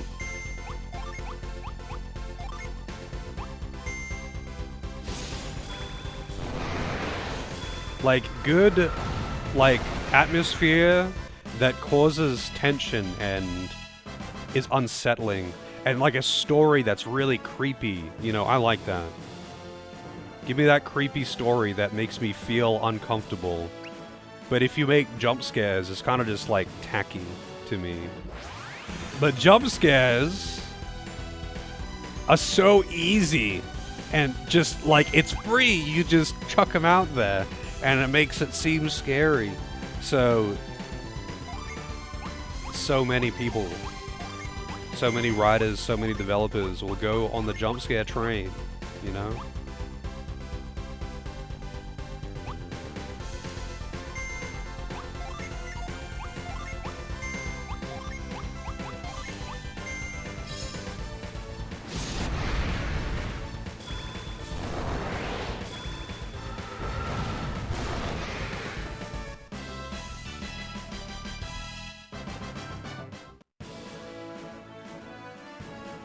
Alright, what about this town?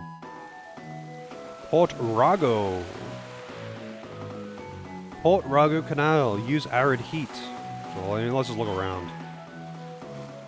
It still bothers me that it's not called... Fuck, what was it called? I can't even remember now.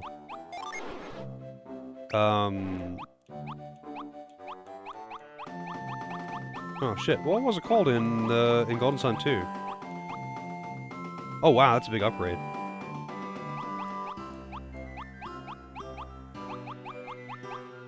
Well, whatever. It bothers me that they changed the name. I don't know why I've suddenly blanked on the name, because I've been using it every single time I go to use Arid Heat. I actually had forgotten that it's called Arid Heat, because I kept using the other name. Let's take a look. I have to look it up now, or it's going to bother me.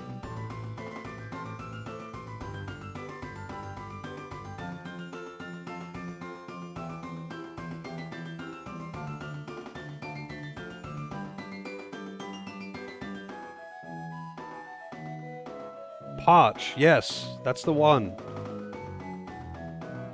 I don't... Why would they change the name? I just don't get why they would change the name.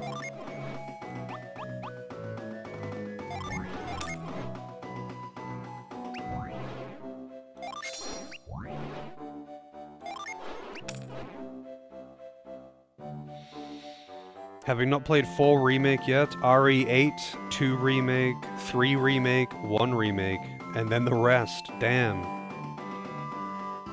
I mean, I enjoyed Resident Evil 1 and 2. For what I could enjoy them for anyway.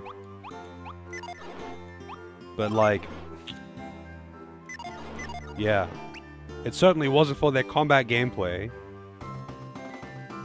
Like, they did a lot of things well, except for combat, which was dog shit. But like, there was such a non-focal point of the game, right? Like, it was so not the focus. Weasel's Claw. It was so not focused that I just straight up didn't care. I enjoyed it anyway.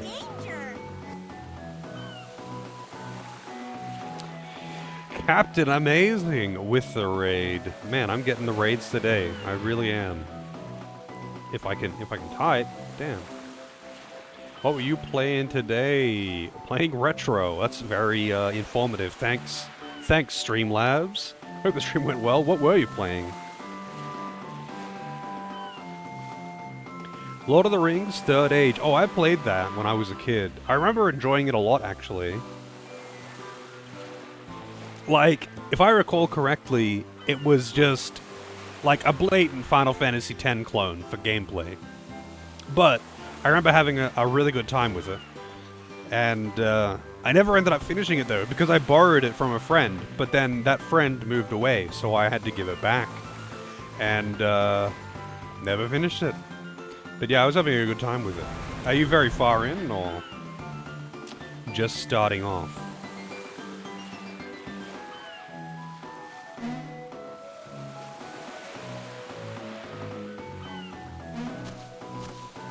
Alright, so what am I doing? I'm guessing I'm putting this into the water. Just dumping this box in the water. Who cares what's actually in it? Like, who owns it? I'm sure they don't care about me dropping it into the water.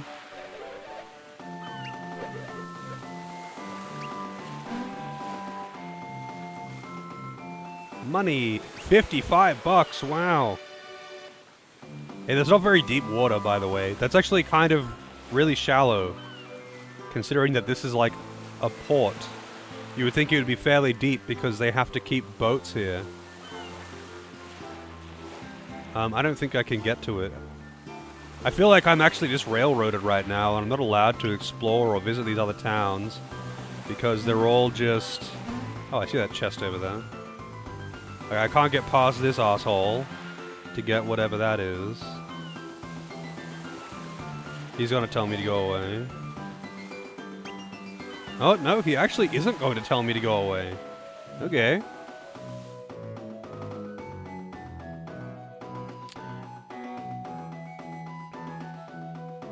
Also, by the way, I know nothing about, like, the story of Lord of the Rings, so I don't actually know how far into the game that would be. But is that, like, how many hours into the game are you? I don't even remember how far I got into the game. I just remember having fun with it, honestly. Classic. Remember nothing about the game, just remember having fun with it, and then you request it for someone, having not played it in 20 years, and be like, this game looks kind of bad. I don't remember it being this bad. I remember it being really fun when I was a kid.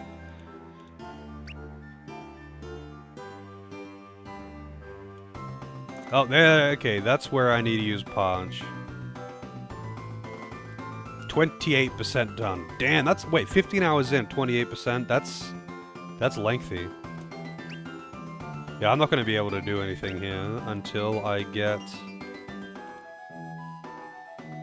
like, sent here for story, I think. Yeah, there's like just people fucking blocking off all the paths. They really just didn't want to give you freedom in this one. So, in Golden Sun 2, you get too much freedom, even. In Golden Sun 2, you get so much freedom that it's extremely easy to get lost. It's, like, problematic. But in this one, they seem to have gone back to the Golden Sun 1 route of, you have no freedom. Even when it feels like you do, you don't really.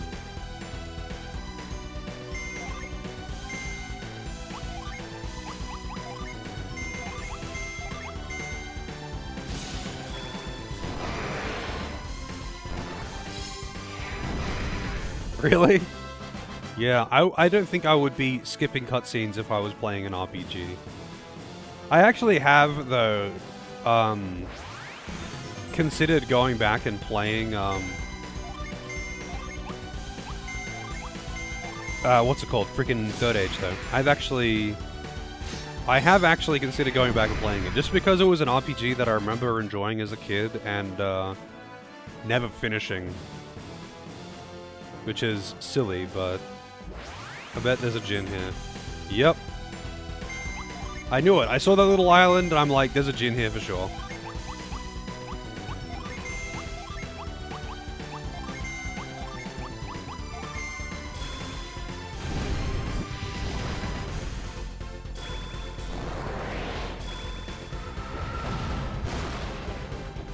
Gives lore orbs. Oh, I see. Interesting. Interesting, interesting. This one's like a bunny.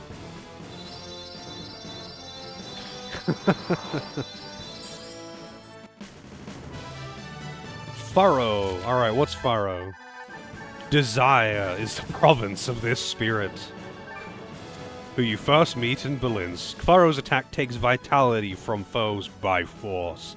It looks like some kind of body horror rabbit with like a melty mouth or something. Fucking weird. Alright.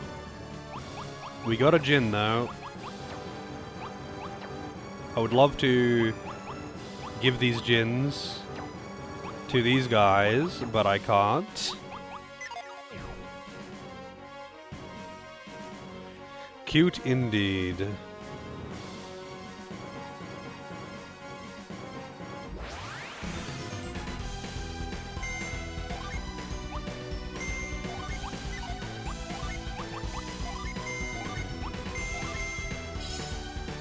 Sunset Burst. Man, that attack fucks. It's not quite on the same level as, like, the Soul Blade or whatever from Golden Sun 2. But Jesus, it does some... It brings the deeps.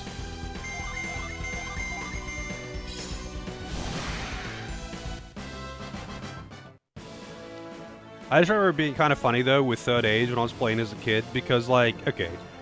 So, in school, I read Fellowship of the Ring. It was like a class thing, we all read it. And I thought it was alright. And I watched the first movie, and again, I thought it was alright. But I just never really got that into Lord of the Rings. Like, I never watched all the other movies or read any of the other books or anything like that.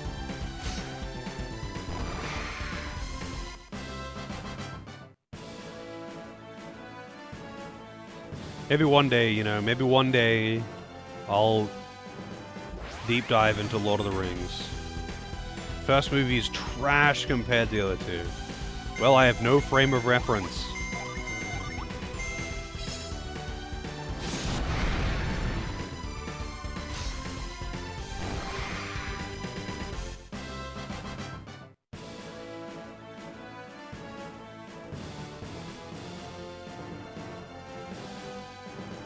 Oh, so what was the name of that djinn that I got again? Furrow, right? Yeah. Wait, so wasn't there another one? Not Furrow. Yeah, there's another world map one. Gears. I need to find Border Town, wherever the hell that is. I'm guessing it's up here. Or like, not up here, but over this side. So what makes the first movie so bad? Kinda curious. Is it like stray too much from the books? Like, what's the deal? Man, this encounter rate is something.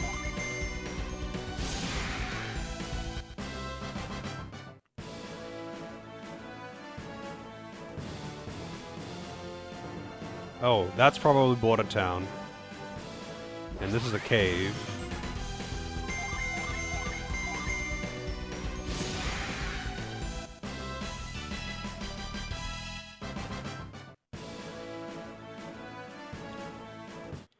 Right, what do we got here? This is Border Town Mine. Which I'm assuming I'm going to have a reason to come here after visiting Border Town. But weirdly enough, there doesn't seem to be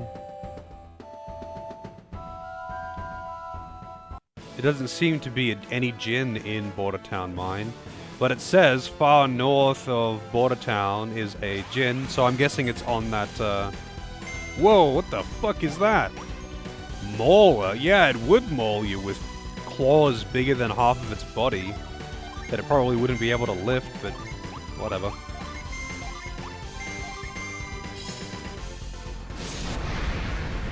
And is dead.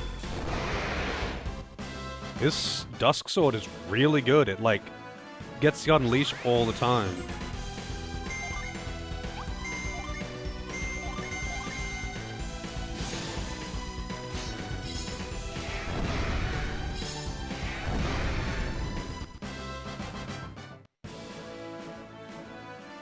I'm guessing that it is up here. Maybe it's like over here.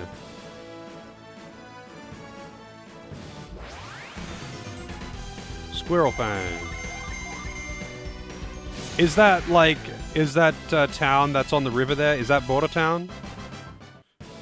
Or is Border Town like on the other side of that cave, the other side of the mine? Like, I don't know if I'm barking up the wrong tree here. I know I could walk down and actually check. Like, I could just go to the town and check, but I guess I will.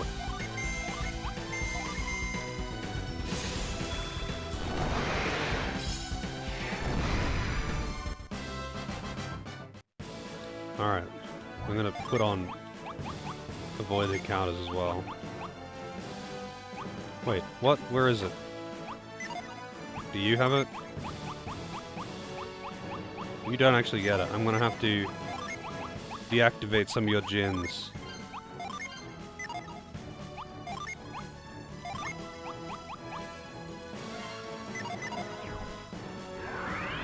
I like that I can actually use field skills on the field, like, with hotkeys, I mean, in this game, like when I'm on the world map, because it doesn't let you do that on the world map in Golden Sun 1 and 2. Yeah, this is Border Town. So apparently far to the north of Border Town is a Djinn. But, like, I'm assuming, oh, it's either, you know, it's either up here right on the tip. I think actually it's more likely to be here. And I just activated the no encounters, so I might not be able to get it until I've run around for a bit. My bad.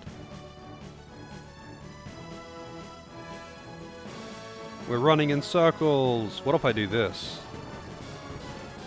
There we go.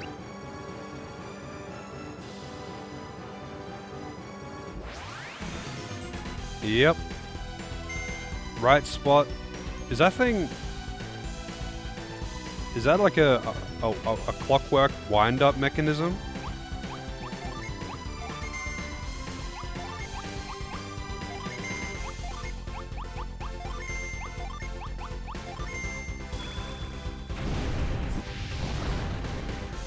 I think he does more damage with his Unleash than he does with Planet Diver. Alright. Another Djinn down.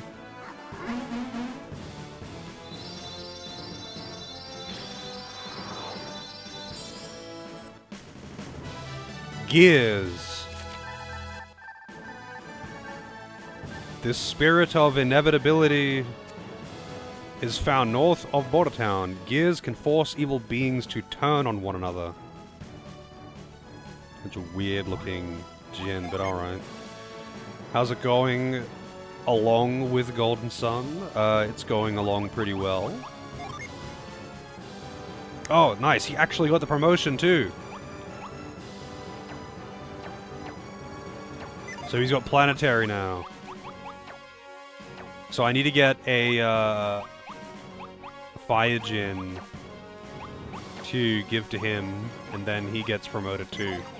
So, at the moment, Isaac is a monster. Well, he's... Sorry, not Isaac. Matthew is a monster.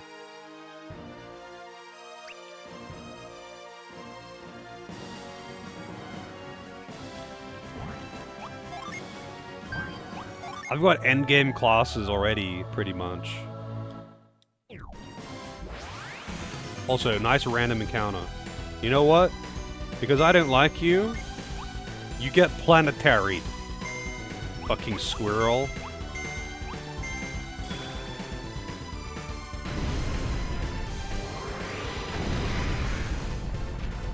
$306 damage. Any reason why he's called Matthew? That's just his name. I don't think there's a deeper meaning to it.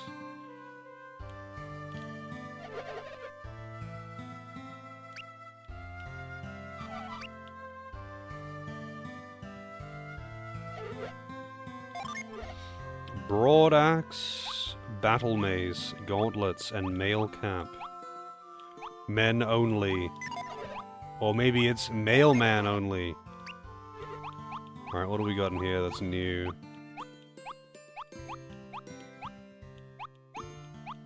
Nothing. Oh, Knight's Greaves, those are new. Boost defense and HP. Better than the leather boots. Oh, god damn it. God, I hate the freaking limited inventory. Because you loot so much garbage. You loot so much garbage. I'll just sell these. Here's your cash.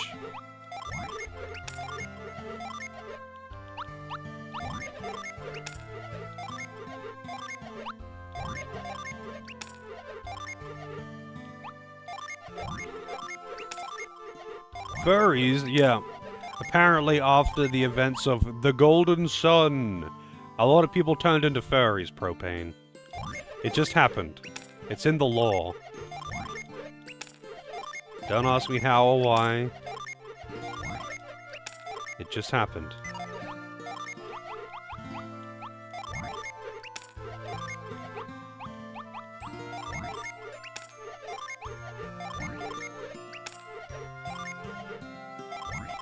Man, I've got a lot of money now.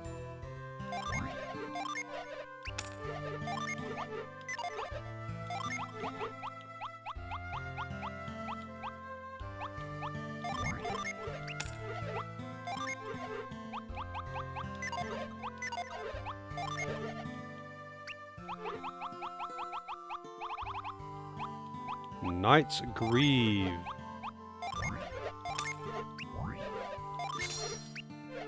Alright. Anything else worth getting? Not really.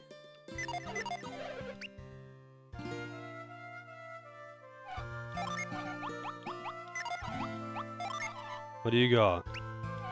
Mist Potion, 300 to entire party. Jesus, that's expensive. 9k for one of those. 9k. It's like, not even that good. I know it's AoE, but it's only 300 HP. 300 HP is not even a full heal for me now. At this point in the game. I'm in the level 20. And it's still not a full heal.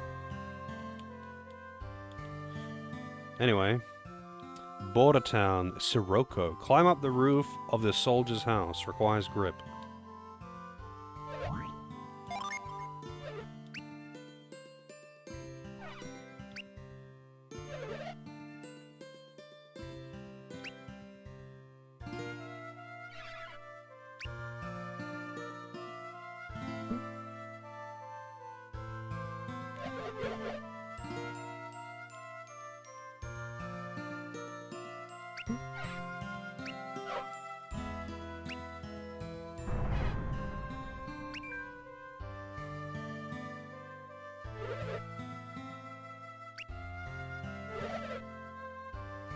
Pirates from Champa, of course. Under Briggs. He's still around, huh? I guess he wasn't, like, that old or anything.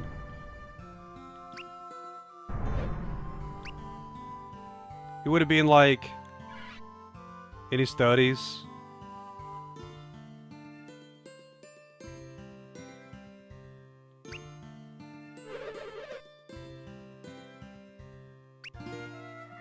And since when is Briggs and since when are Briggs and Creighton friends?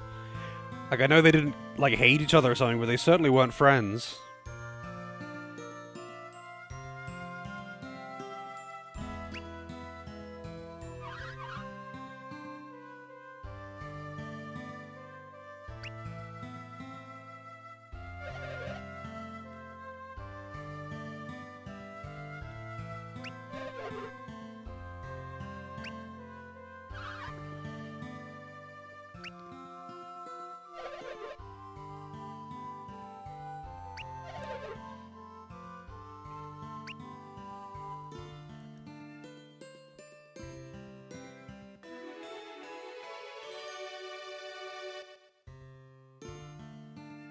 I don't think so.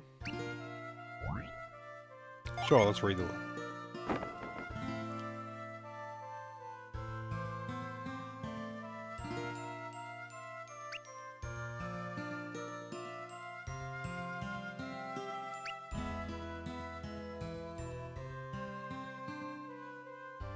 Boiling him! Damn, that's pretty brutal.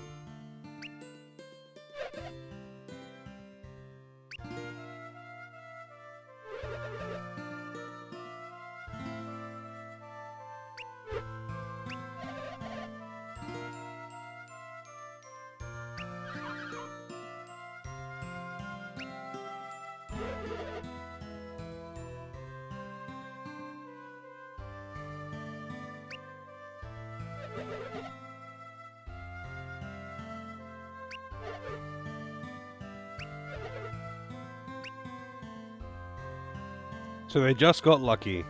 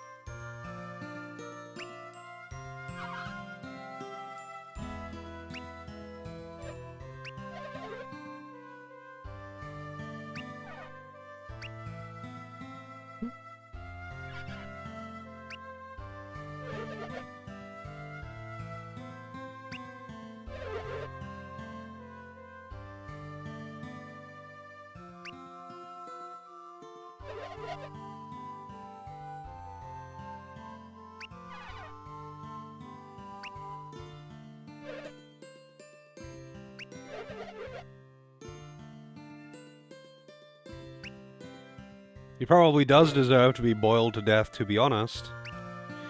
Although, wasn't it revealed that by some weird twist of fate, somehow, miraculously, Briggs's son has synergy? I'm probably gonna fucking get him. Like, I don't know how he could be an adept when neither of his parents are adepts. But, he is, for some fucking reason. And by this point, he would be about 30, a bit over, because he was a baby. Not a baby, he was like a toddler or something, wasn't he?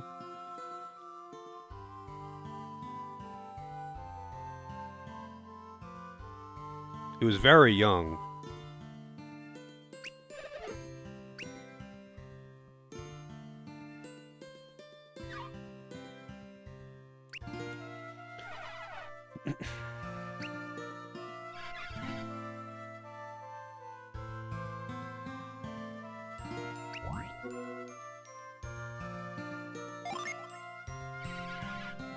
I was going to respond negatively because fuck those guys. Why the hell would I help them? But I have to keep up the trend of always responding to literally everything the exact same way. Because it doesn't matter. It literally doesn't matter how you respond to anything.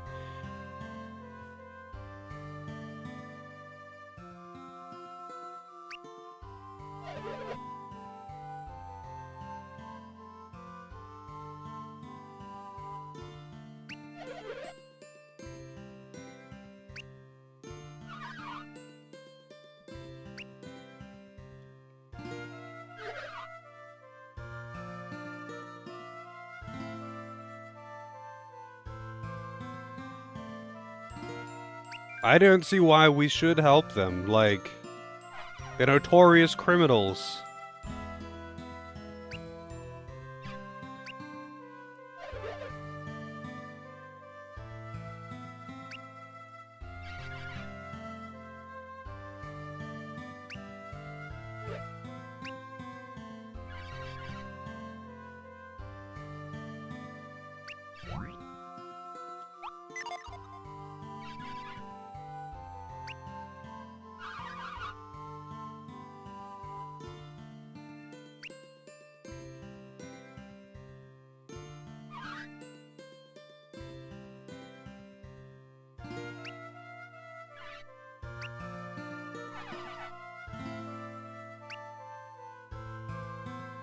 Alright.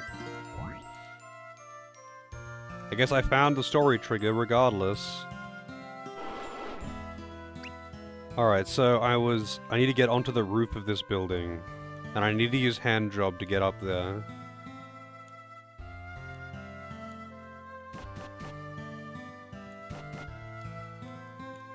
Can I use this?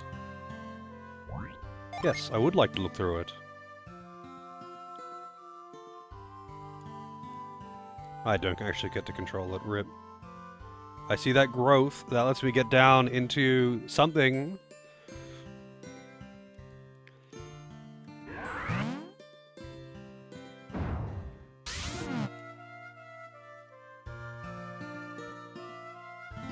Alright.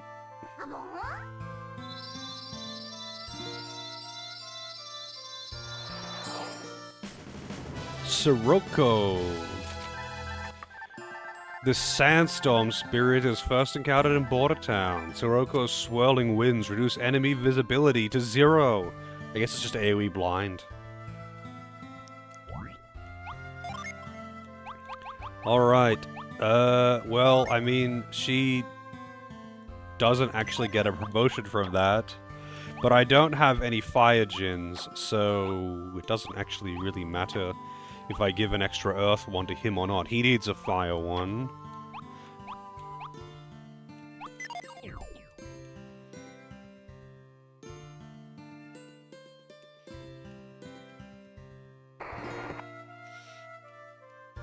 Is there anything else here that I should care about? Let's see. Torrent. Let me just double check that I've got everything.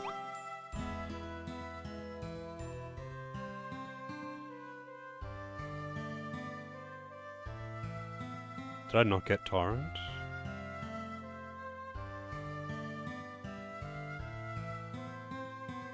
I guess I didn't. On the pier requires move and cold snap.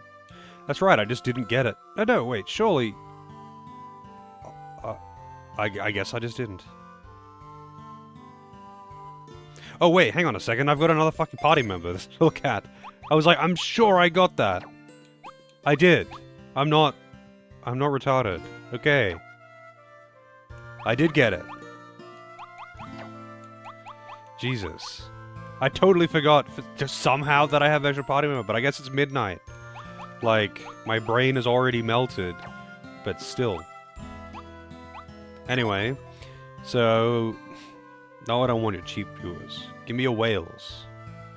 Let's see... I got Torrent, I got Spout. Man. I got Spout, I got Torrent, I got Gears, I got Sirocco, I got Faro. Coral, Port Rago Canal, use arid heat on the bowl near bridge ship. Okay, so I have to go to Port Rago now. I got Garland, which is out of order, but anyway. More viewer bots.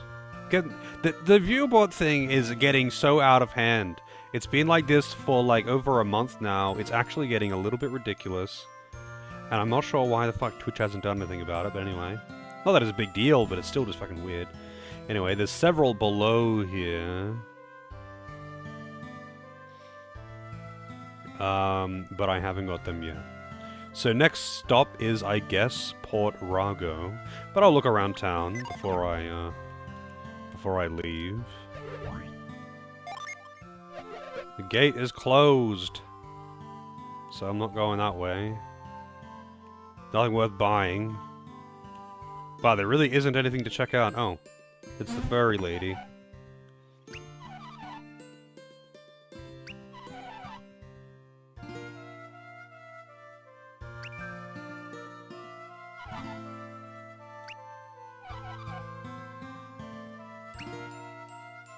Well, that's one recruit, and you can't miss them.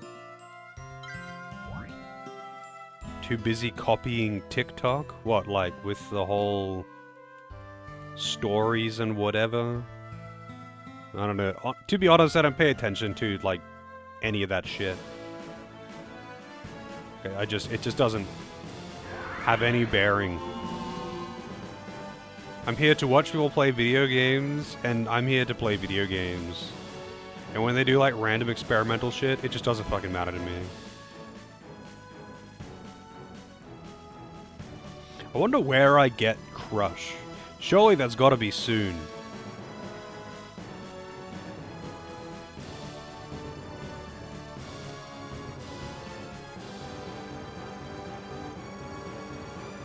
Like, it's either gonna be, if I were to guess, like, it's either gonna be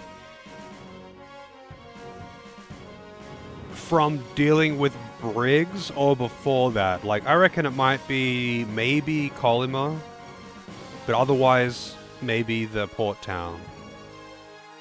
Whatever it's called. Freaking Port Rago. It's either going to be Rago or Colima, I think. I don't think it's going to be from saving Briggs' son, because I reckon that's going to be like the last thing I actually do, right?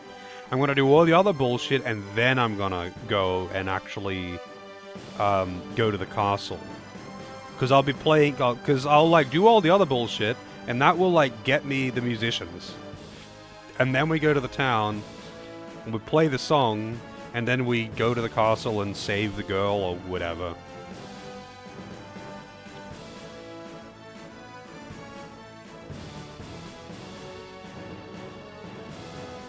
But maybe I've just played too many video games and my expectations are too simple-minded. But either way, I am definitely done for tonight. It's midnight. And I am... Well, I'm always tired. That's no longer an excuse. I'm always tired. But I definitely need a break.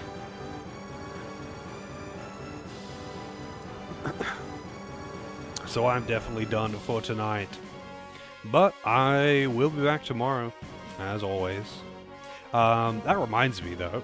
I don't know why it reminds me, but I am considering doing like a weekend, like on a Sunday after stream, doing, not this Sunday, doing like a movie thing or something, like on Discord, like a watch party thing. So I'm going to make a poll to see interest, I guess. Well, not even necessarily a poll, I don't know, I'll figure it out. But I would be curious to know how many people would actually be interested in attending that kind of thing. It would be after my streaming hours. Like, maybe an hour or two afterwards, so I've had time to go and break. But just a heads up, I suppose. I'll be posting more information about it in Discord. Because there has been interest expressed in this exact thing, so I figure I might as well just have a look, see how interested people are. If it's more than maybe, you know, 2 or 3 people at least, I think it's worth doing.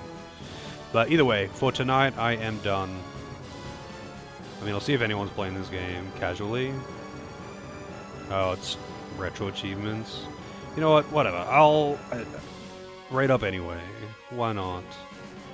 Cosmo the Shadow Cat. I don't know this person, but they are playing this game. Even though they're probably like further than me in the game, and I might get spoiled.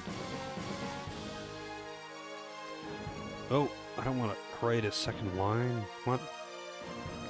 Anyway. I'm out for today, so have a good one, all the good stuff. Hopefully see you all next time. But until then, I don't know, stay golden. I did hit enter early enough, so now I have to wait for the 5 seconds. But this gives me time to type Discord commands. Join the Discord.